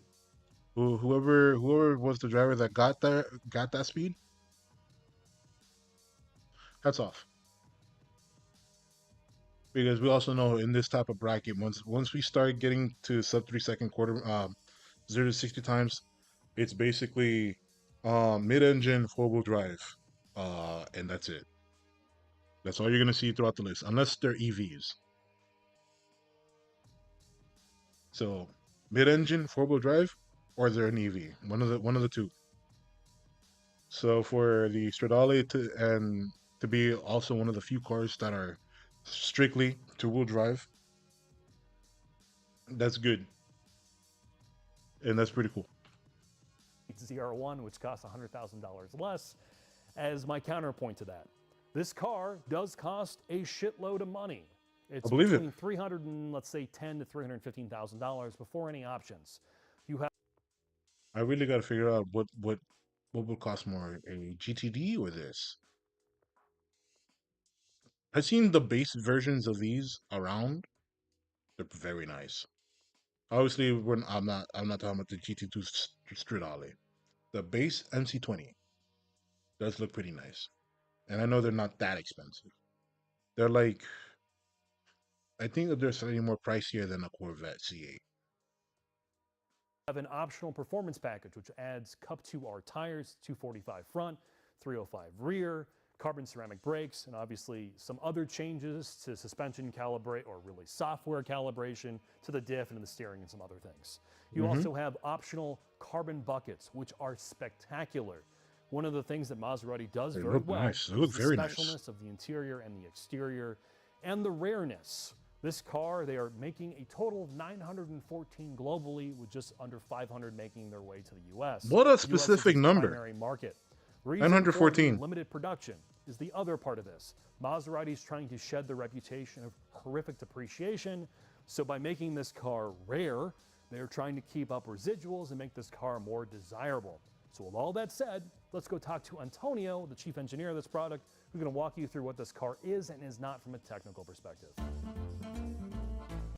Yeah, because eventually, like, as we've seen with, for example, the Gran Turismo, the Maserati Gran Turismo, you don't even have to, like, if you're looking for one, you don't even have to go to a dealer to buy one that still has relatively low miles. You can just straight up wait and go into a used lot and probably pick one up for like 30K, and you'll be good to go. Should you get one anyway? Probably not, but that's besides the point. There comes a point where these cars will get so cheap that it will beat the concerns of trying to buy a used one. Example, the Corvette C5, the C5 Corvette, the last generation to use the pop-up headlights. A lot of people like those, but they're also dirt cheap. You can't ask too much money for those. And that's why the newer Corvettes, they haven't been as cheap since they've learned that they can't really sell more new ones because people will just go buy the old ones and go fix up the old ones. It would actually be more beneficial to just eat the cost, the maintenance cost, of the used one than versus buying a straight up new one. That's eventually going to run into the same maintenance issues anyway.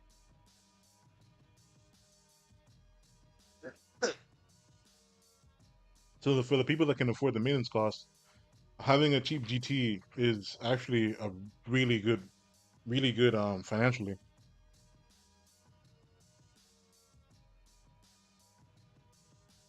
But of course, we all know that most people that are looking for the cheap GTs are probably not probably going to be able to afford the maintenance costs of these cars.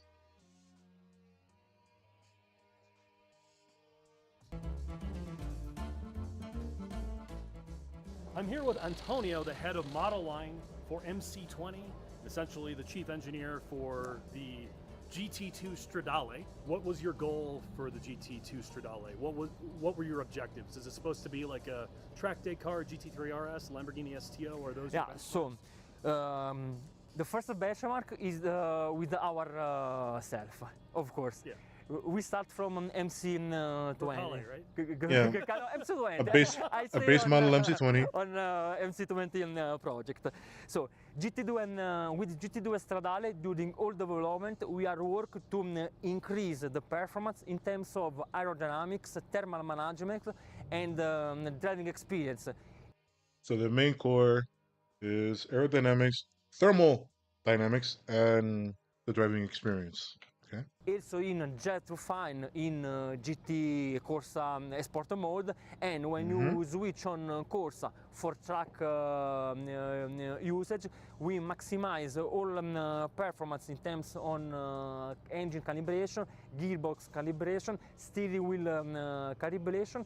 Thanks to the improvement of the aerodynamics, we are able to reduce the time lap on our circuit reference, that is Misto Alpha in Balocco, of about 5 seconds versus the current MC20. That is in race words is a huge And you're time. using the same heat exchangers, correct? Yeah. So because they're able to push air around more aggressively, they're also able to fine tune and calibrate the car a lot more. I think that's what I'm getting out of this.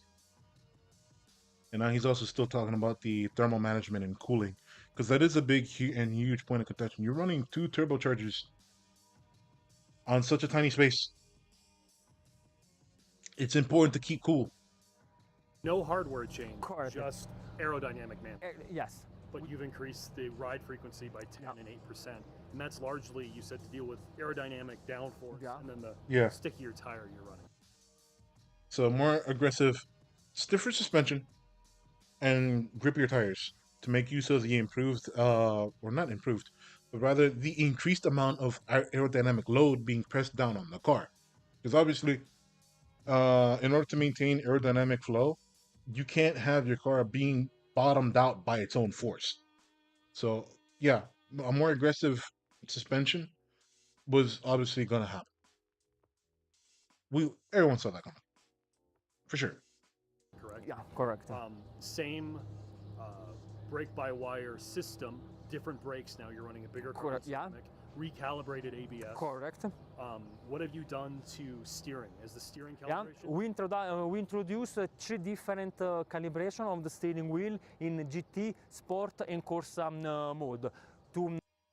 So even though Jack said earlier that the brake feel doesn't change with modes, the steering does. So I'm assuming the steering probably feels less guided as you go through more aggressive modes.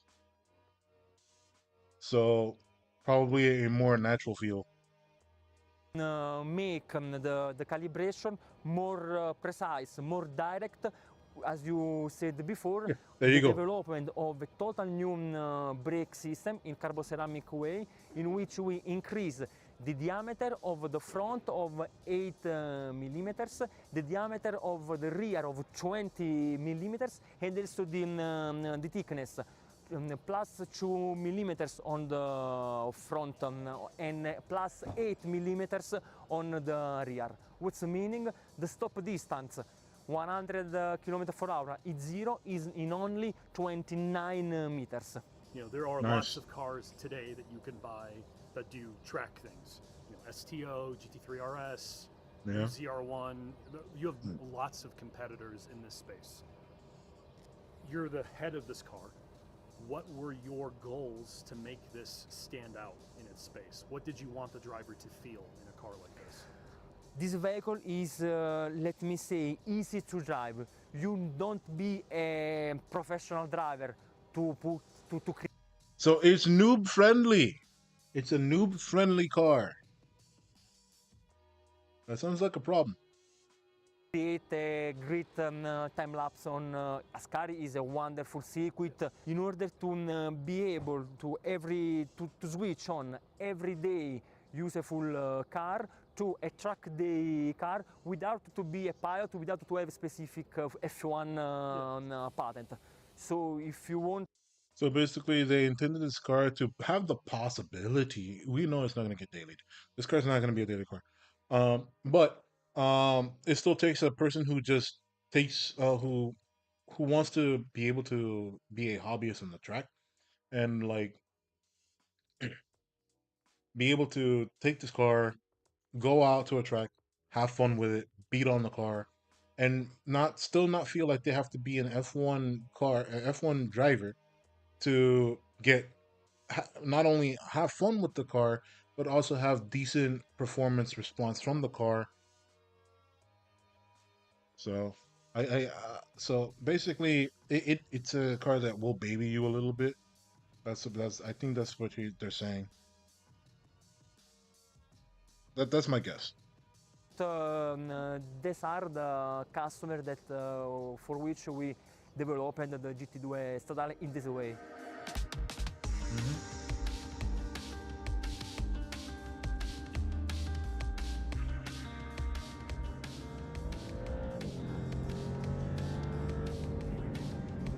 That does sound nice though.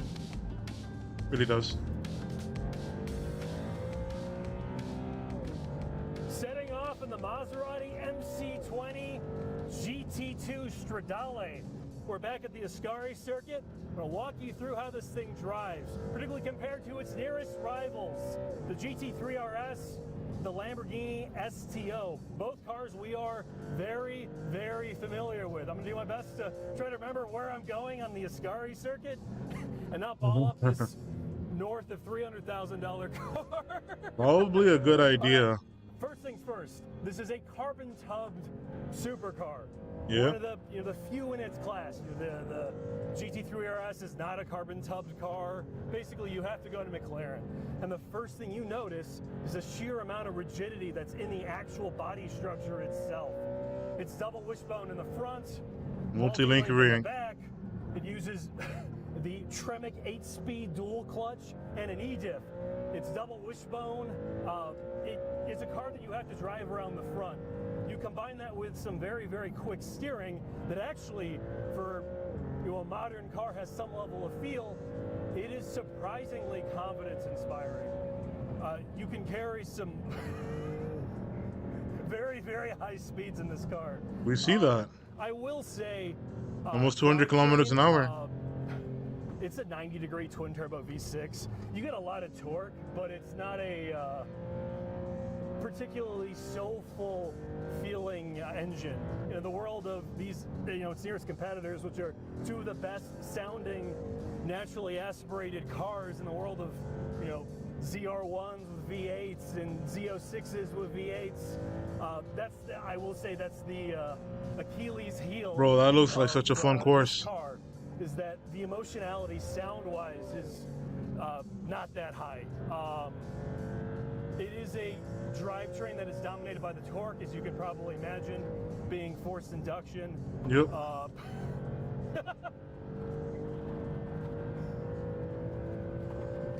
But it seems to be extremely responsive as he revs. Looks really fun. Ceramics, let's talk about that. It has brake-by-wire. It's the Continental setup. Unlike the BMWs, which are running a similar setup to this car, it does not allow you to change the programming of the pedal feel. It's pretty linear. Brake pedal has pretty good travel. It's less on and off than, say, a BMW brake-by-wire setup or even the Corvettes. The dual clutch It feels very similar to the GM application. It's very fast upshift, sometimes gives you a torque shove like it just did then, basically bump shifts the car. It's pretty non-offensive, but again, it's not as seamless as the PDK in a Porsche, and it's not as emotional as the Lambo STO setup. The car has very, very high levels of grip. The aero you definitely feel in big sweepers. Again, I don't know this car particularly well. This is my 4th lap in it, and the first one at any real kind of pace. But it's, yeah, lots of grip, drive around the front. The traction stability control systems do a good job keeping you out of trouble. I guess in the proficiency hierarchy of the cars it competes with, the STO is more emotional. It may be, I don't know if it's fast around the track as this car is, but it's a more emotional vehicle because of the V10. It's more flawed. The 3RS is... So basically, there's more theater in the STO versus this car, because the V6 engines are inherently fairly balanced pretty well, as opposed to a V10. They don't have that same neutral balance. And I guess the you also have to balance that out with the Porsche. The Porsche doesn't, it's a much different chassis and a much different drivetrain. Such a different beast. And Porsche has been at that formula for decades. So it probably would make sense why the responsiveness of the GT3 RS is perhaps different compared to this car. But it sounds like it's a really good attempt by Maserati, who's been trying to get their game back in when it comes to these types of cars. I would also imagine that the STO and GT3 RS are also slightly more expensive than this car is as well. So possibly, but then again, it's also a carbon tub.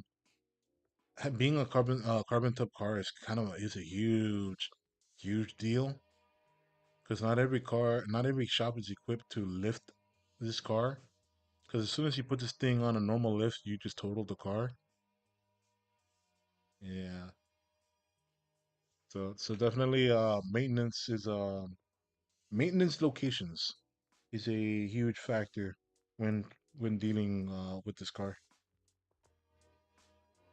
mechanical perfection, right? It's a car that does everything, right? You can't fault it for anything. It just maybe doesn't have the torque, the shove that this car has, but you have greater levels of confidence. I don't know, this car sort of sits in between in general, like, emotionality of those vehicles. It may feel a little bit more dramatic than the 3RS because of its torque delivery, but yeah, that's, again, not a lot of time in this car, legitimately 4 laps. So with that, let's head into the final thoughts. It was so good, man. Look at it. Ooh, man. That's such a good view. This track looks fun.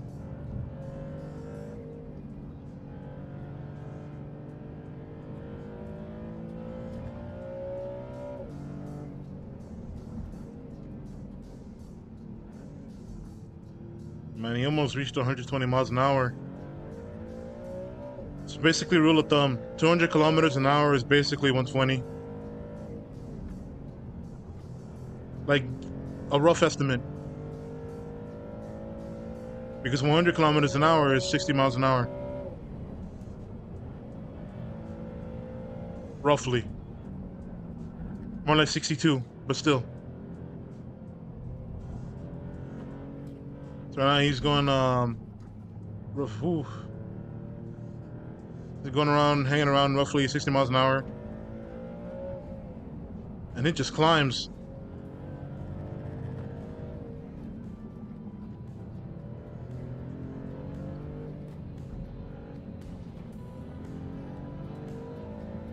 Oh man, look at that. That's so good.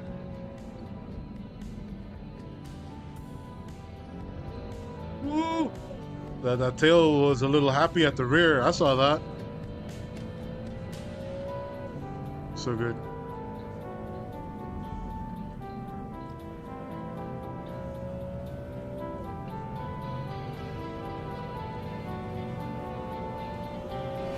You just hear the sounds, man. I reached 120 at the end there. Maserati MC20 GT2 Stradale. First off, huge thanks to our title sponsor, Bridgestone, who makes videos like this possible. Matt, our PR rep for Maserati North America, who's genuinely a lovely man. Kevin, our local rep, and of course, Antonio, the engineer, who let me ask him about a billion questions. Maserati has developed a very competent, very visually interesting hypercar supercar. What this car does best is largely due to its carbon tub. It feels ultra nimble, being like 3,200-ish pounds wet. It is a light. Oh, that's a lot of weight. 3,200 pounds? Wet? It's for a modern day car, yes, technically it's light, but it could have been a lot lighter. Come on, man. Come on. Then again, you probably won't get the same amenities as you would if you were to try to go lighter. So I guess compromises, you know. Feeling supercar, it has fairly good, not classy EPS. It feels very nimble in the front end, and it's more of a driver's car. And in a world of largely naturally aspirated hypercars in this class that it competes with, like the 3RS or supercars and the Huracan STO, the fact that this has forced induction means there's a lot of torque. That's one of the benefits of this vehicle. It rides very, very well. It's a non-intimidating car to drive. The con of this car is it's competing with some very, very, very special competitors. I do not envy Maserati in the least because they've not made this car super edgy or super hardcore. It sort of falls in this middle zone. A GT3 RS is more competent to drive. It has much better steering, better brake feel, better chassis setup, and it's going to dominate this car around a real racetrack. It's a good design car. I like it. STO puts a bigger smile on your face. That naturally aspirated V10 is hysterical. Well, it may technically probably be slow around a track. I'm spending probably $400,000 by the time I'm done. I want to have a big smile on my face.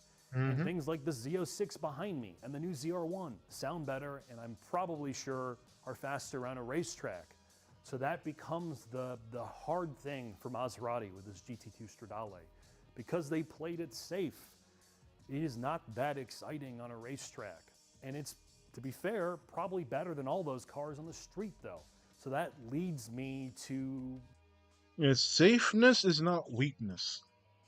Building a very safe car is perhaps the best thing that they probably could have done. Remember, Maserati has been out of the game for such a long time. They just needed something really solid to try to get themselves back in there, to get themselves back in the game. And honestly, I like their design. It seems that they're still carrying like the design aesthetic of the MC12. At least that's what's apparent with the MC20. So that's pretty cool. It's pretty cool. Hopefully Maserati still continues to make good cars afterwards. This is looking like a huge W for them. So there's that. The fine print of the MC20 GT2 Stradale. You have to like the way it looks, and it does look very, very good. You have to like the fact that it is ultra exclusive, 914 built, and you have to like the general feeling of a Maserati, and maybe you're tired of all those other cars. That's why you're going to buy it. But it's a hard one for me. So with that, thanks for watching. Hope to see you again soon.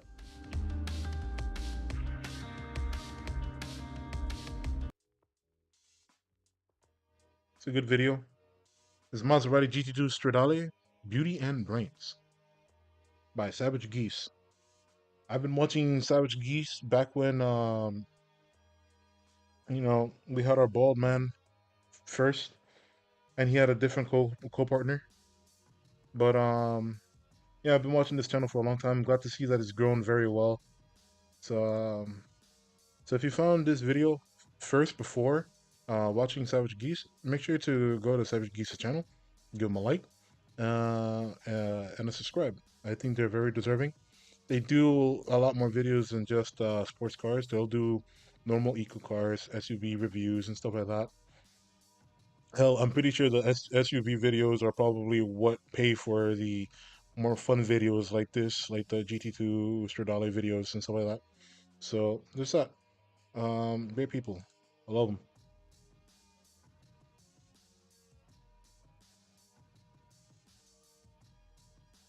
All right. So we are going to take an AFK check. I'm gonna grab something to eat. I'll be right back.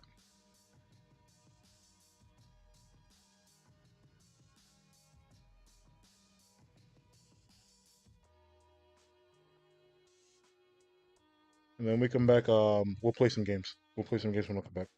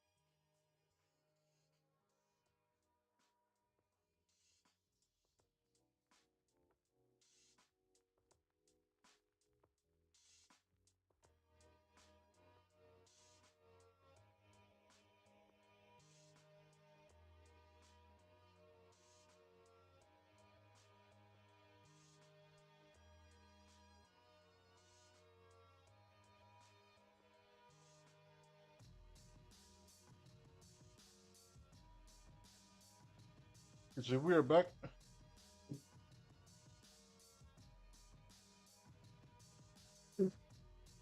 Whew. And so we're gonna go play some Gran Turismo.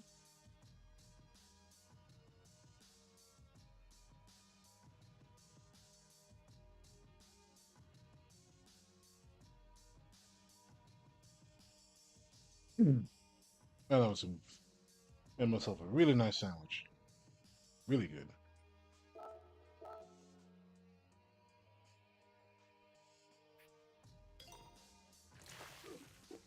Into the wash.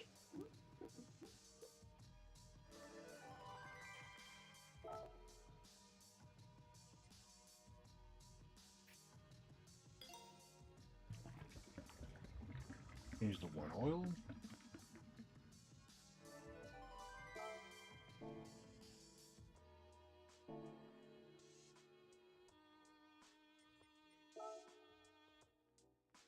Back into sport mode.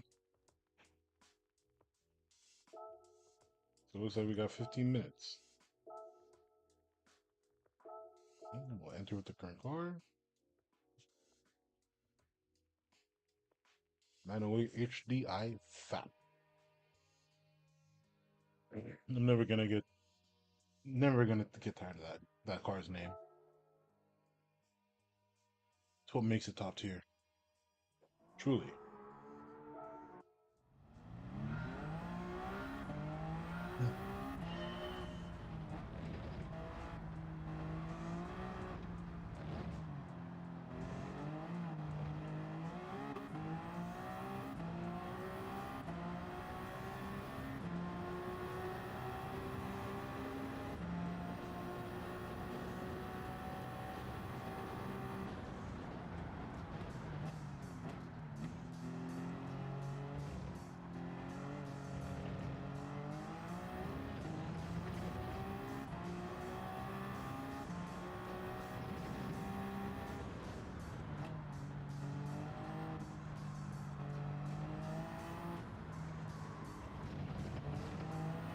That was awful.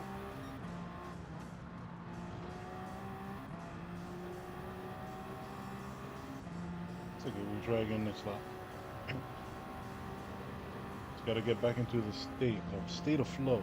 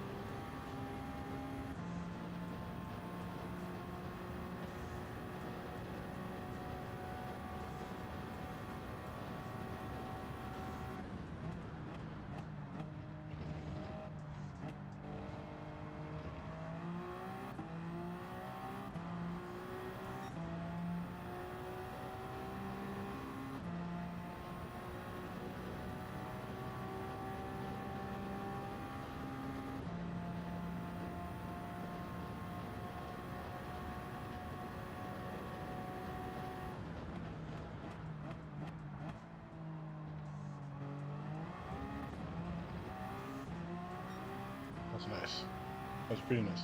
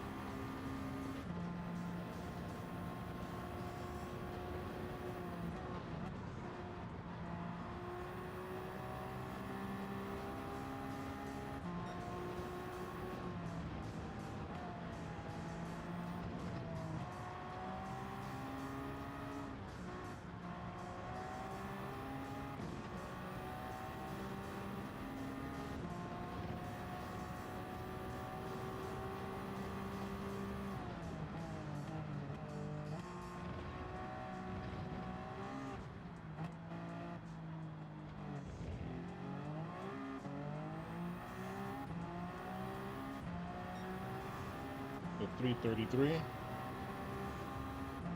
That used to be our previous best, and we know we're much faster than that.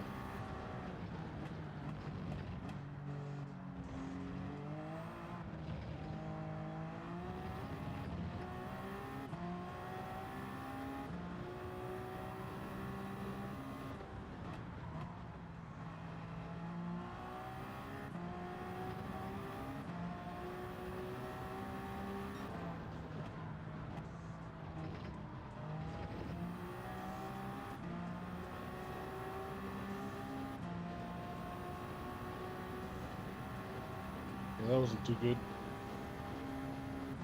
The corner's always been tricky for me. But we can still get better elsewhere.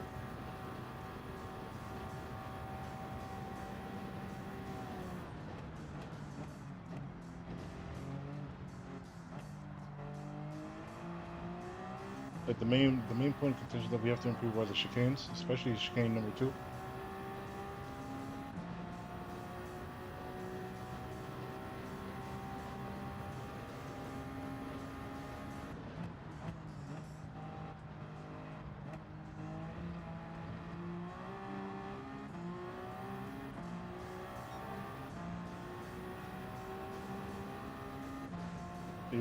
It's slightly worse.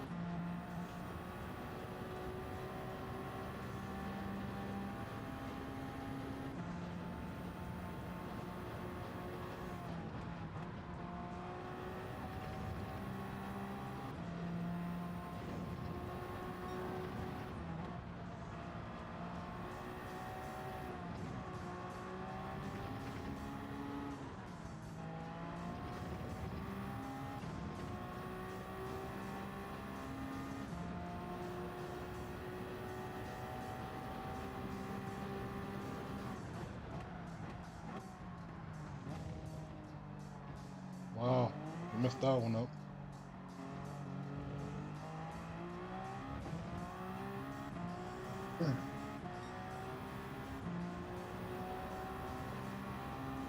Did worse.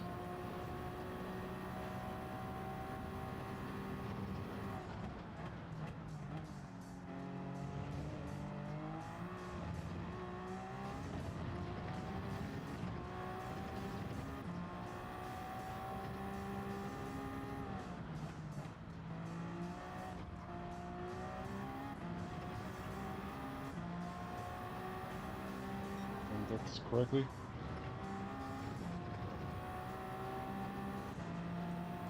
Okay, we got it.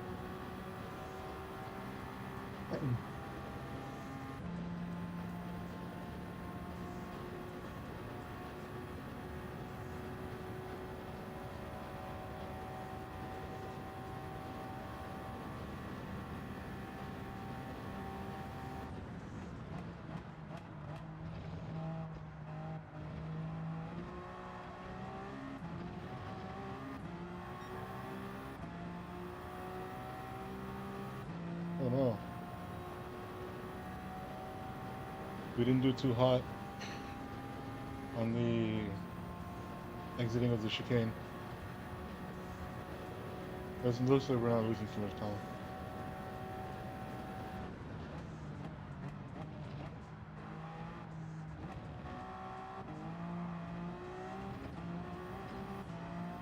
Okay, we lost a lot of time in chicane 2. It's always chicane 2. Chicane 2 is such a headache. I don't know why.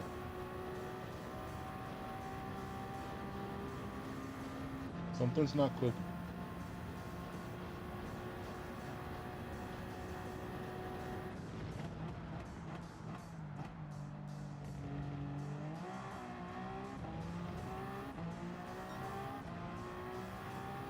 We took Musan's corner pretty well.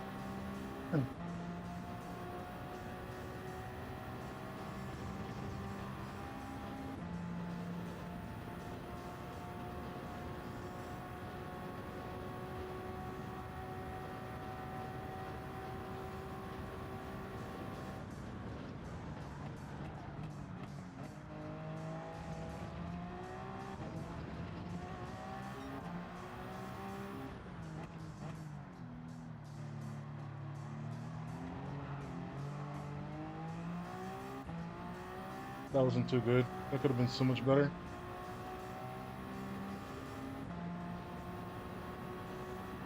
We lost a lot of time because of that.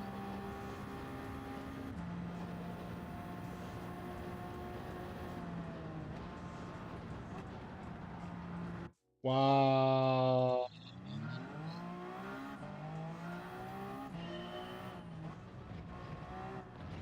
What a shame.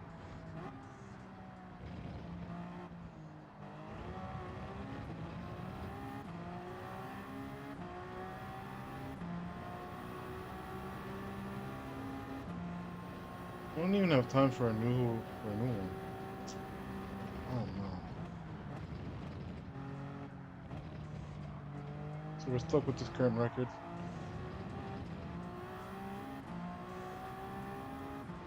Of course you'd give me a track limit. Fuck you.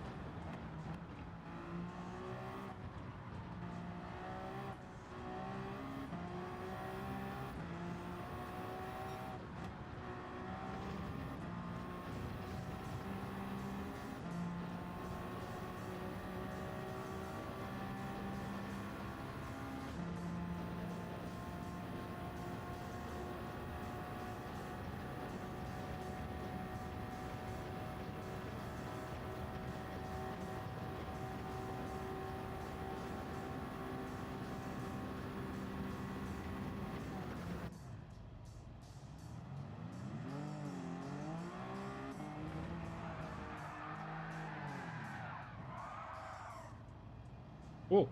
So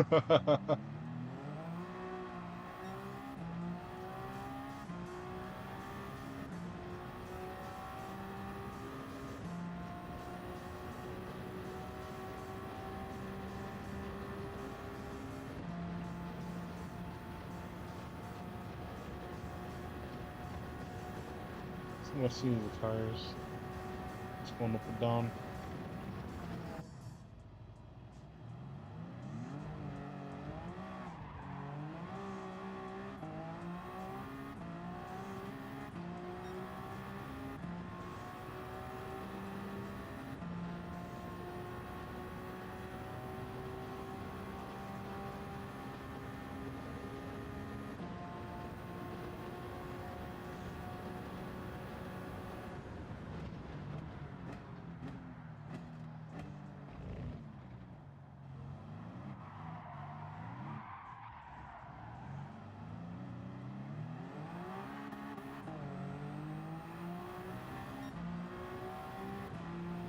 Let's go.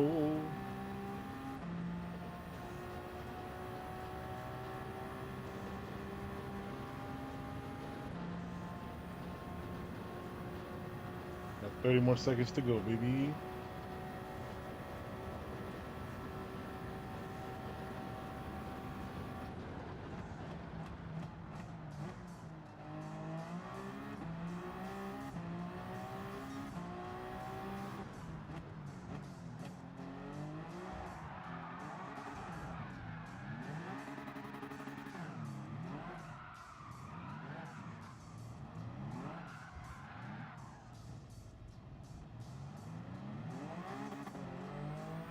Saved it.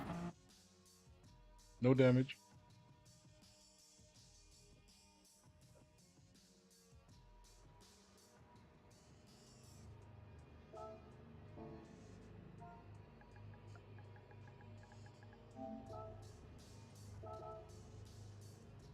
Let's go, baby.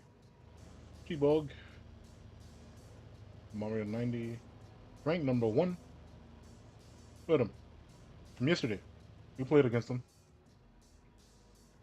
At 3 seconds faster. Jeez. Another Frank, too. From Mexico. We got a few Franks in here.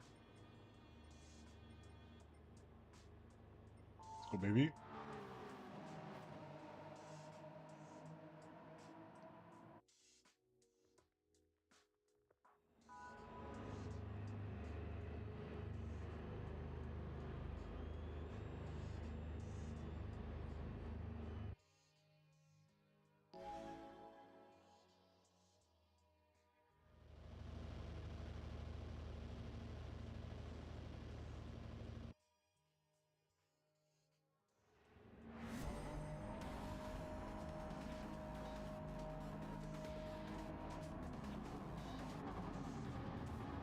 Alright, so we're in the middle of the pack.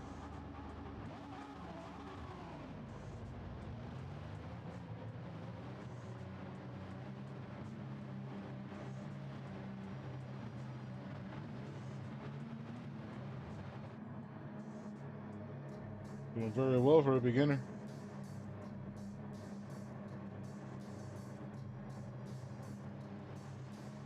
Why is our internet connection like all the way? There you go.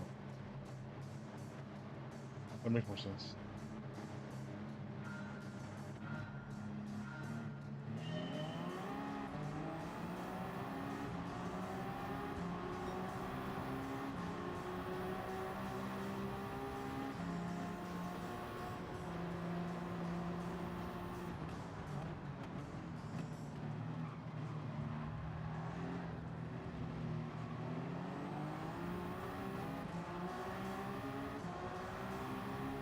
I guess CMC Racing decided to cut through the both of us. But G-Bog and us, I'm not gonna let that get away. Ooh, that's probably a penalty right there. I got a penalty, but G-Bog doesn't. What? Okay, he does. Okay.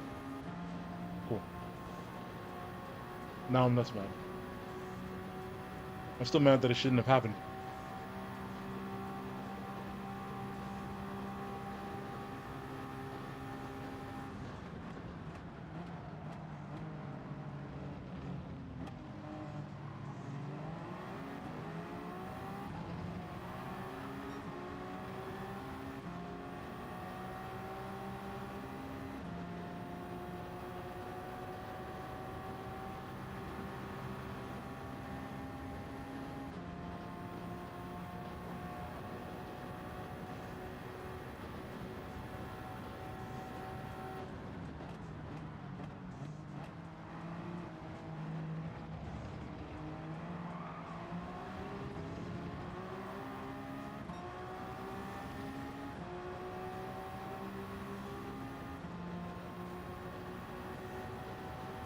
Whew.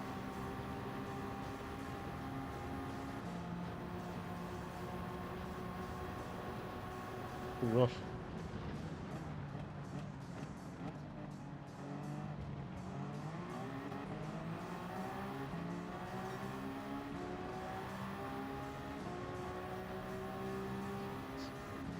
Yo, we're just going at it, bro.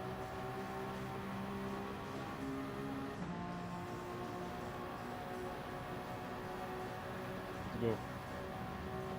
CMC Racing, you can do this. I believe in you.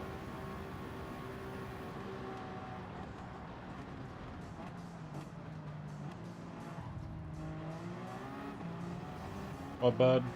Secret Diddy missed.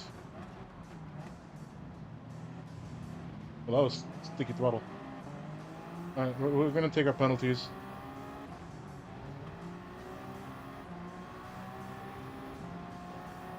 So maximum, secret Diddy miss, and sticky throttle have passed us. Paulo Garrido has left chat. Uh-oh.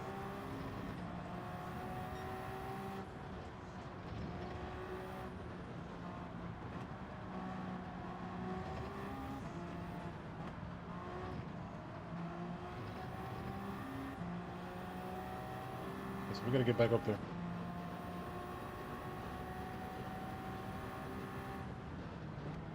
I'm gonna go pit with these guys. Get the pit over with. We'll get the pit over with.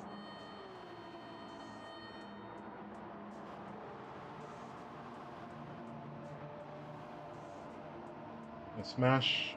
What happened to Frank? Oh yeah, that's right. The BS that happened at the fresh chicane.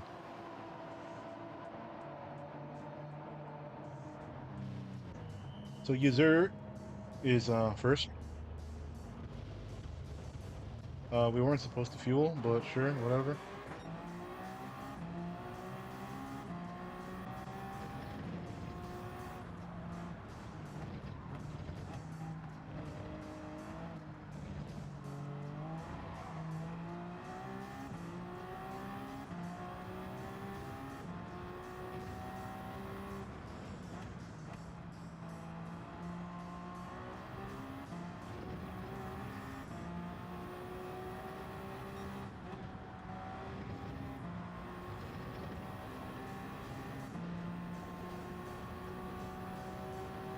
Wow. How?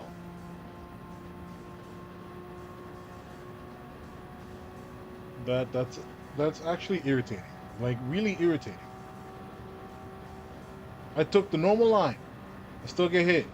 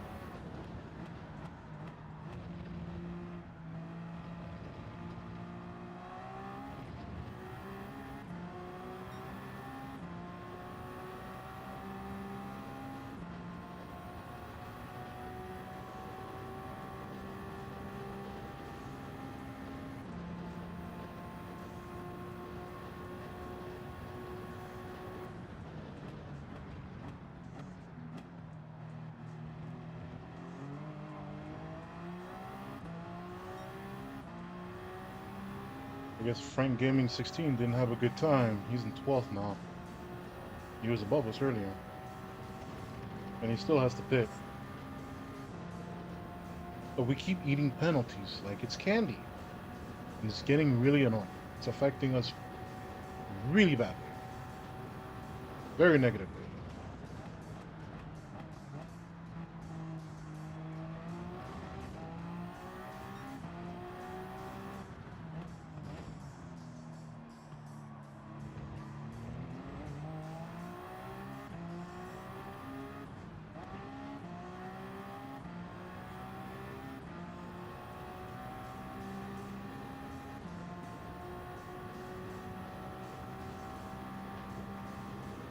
No, we can't screw the pooch on this one either. Let's go.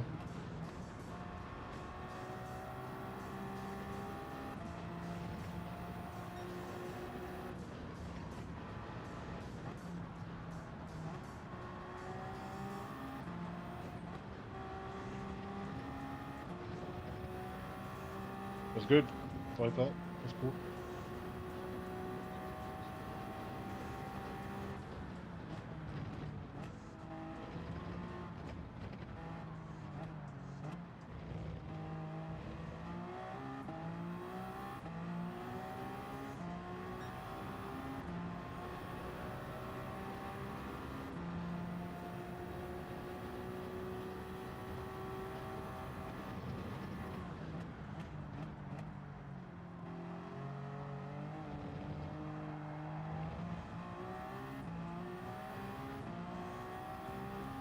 Not how exactly I wanted to enter the turn, but still.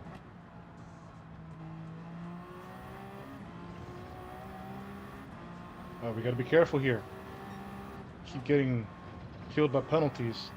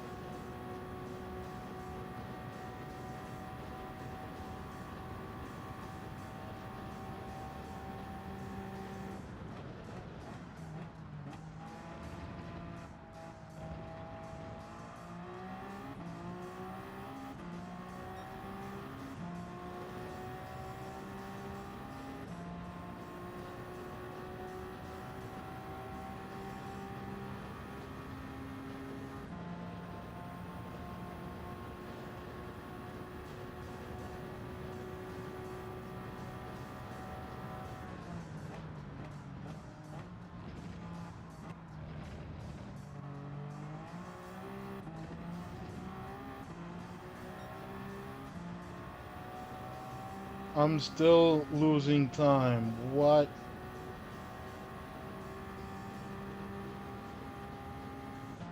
I will never understand chicane 2.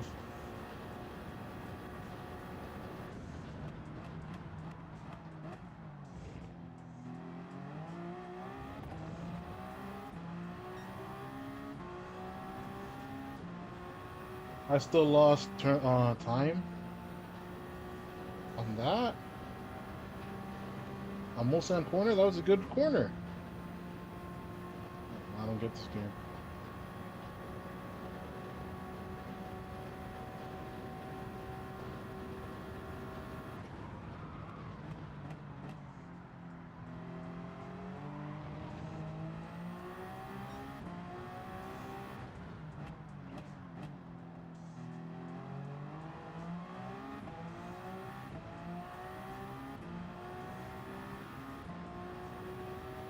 Yeah, now maximum is 8 seconds ahead now.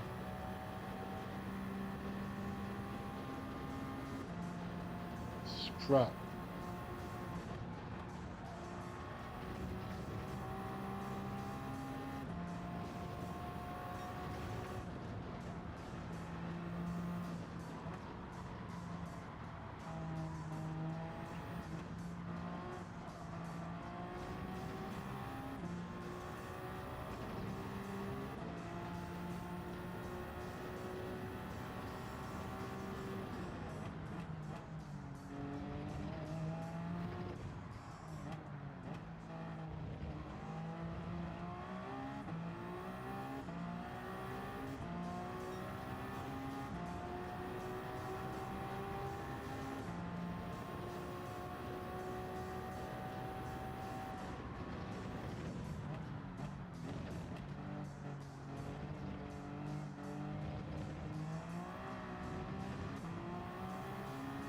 Secret DD miss wiped out.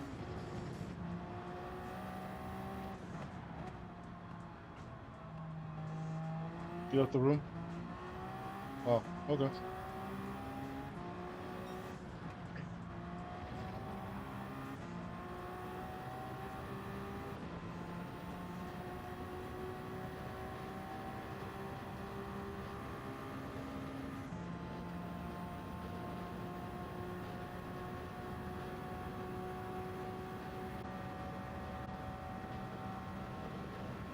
And sticky throttle got a 1-second penalty.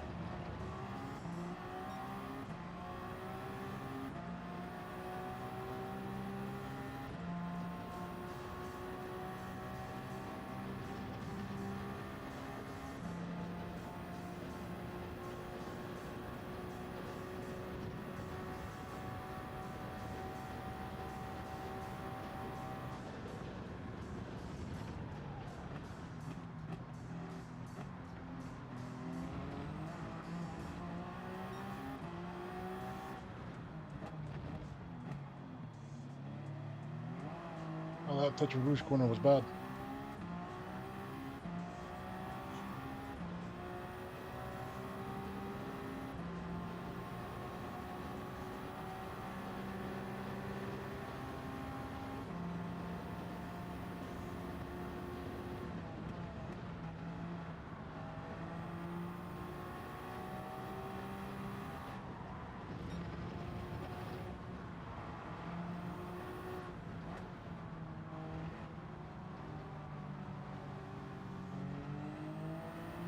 That wall slam hurt. I threw off our entire vibe.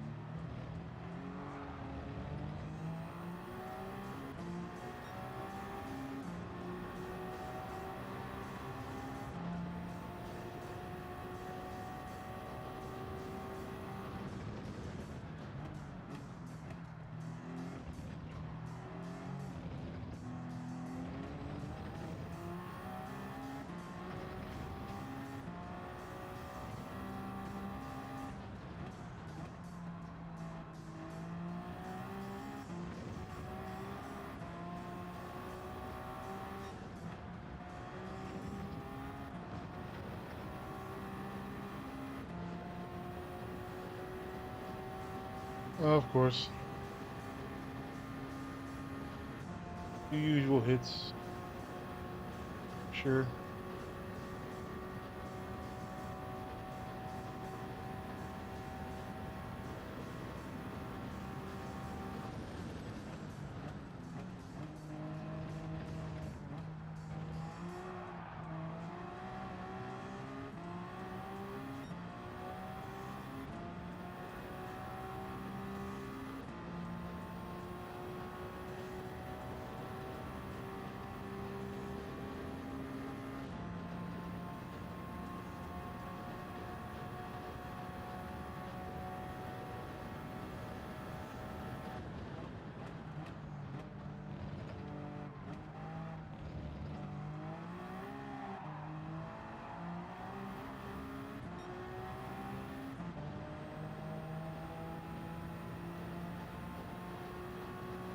What was that about?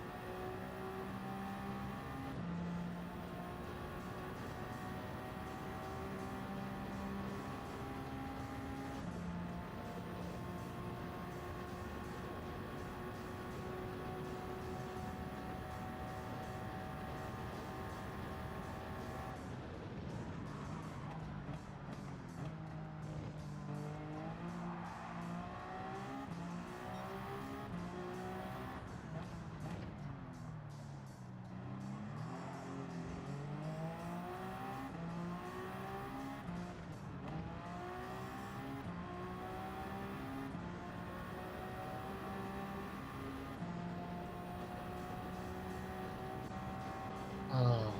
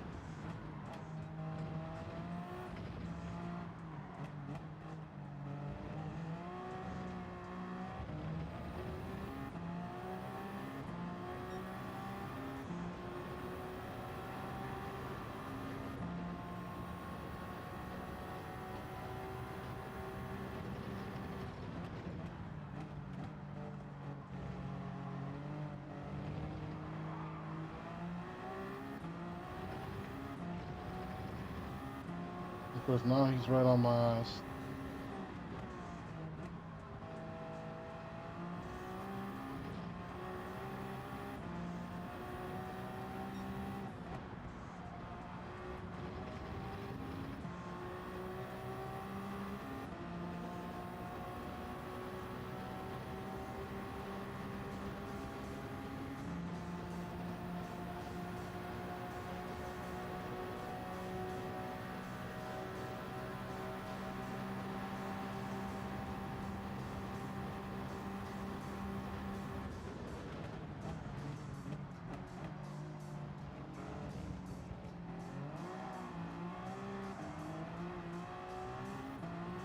That was rough.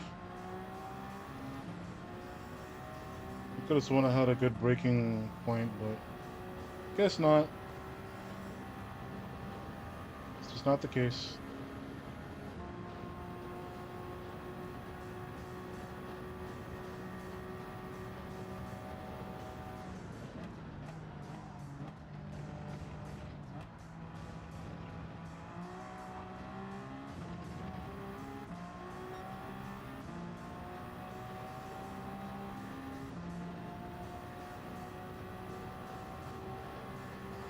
And everybody else got faster, man.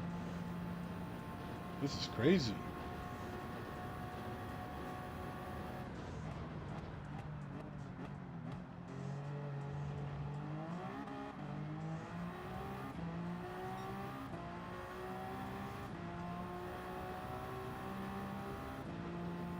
I don't understand how I'm so slow.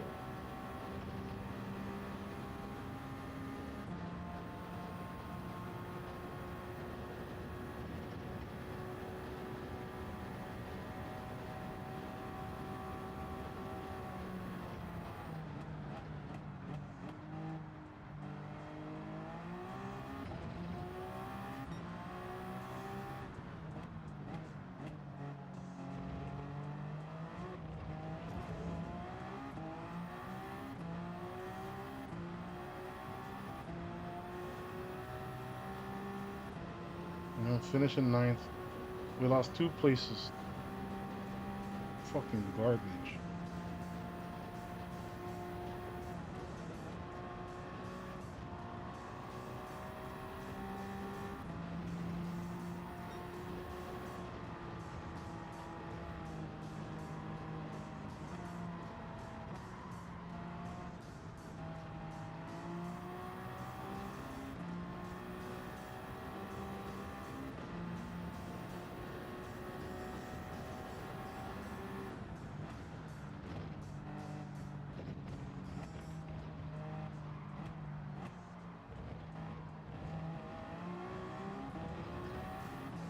I'm in a sticky throttle.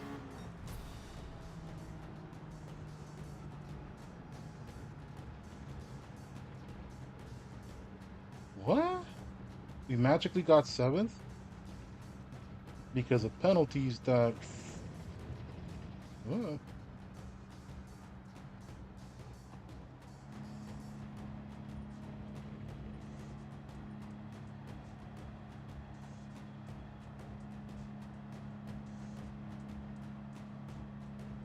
What the hell happened to these two? What was that?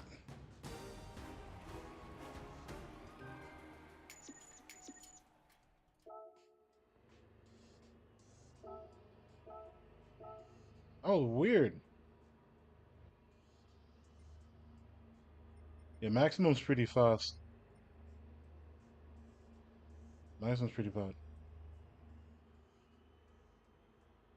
But that's about all the time that we have for today. So, if you enjoy the content that you see, please be sure to leave a like and subscribe. And I will catch you guys tomorrow. You'll have a good day.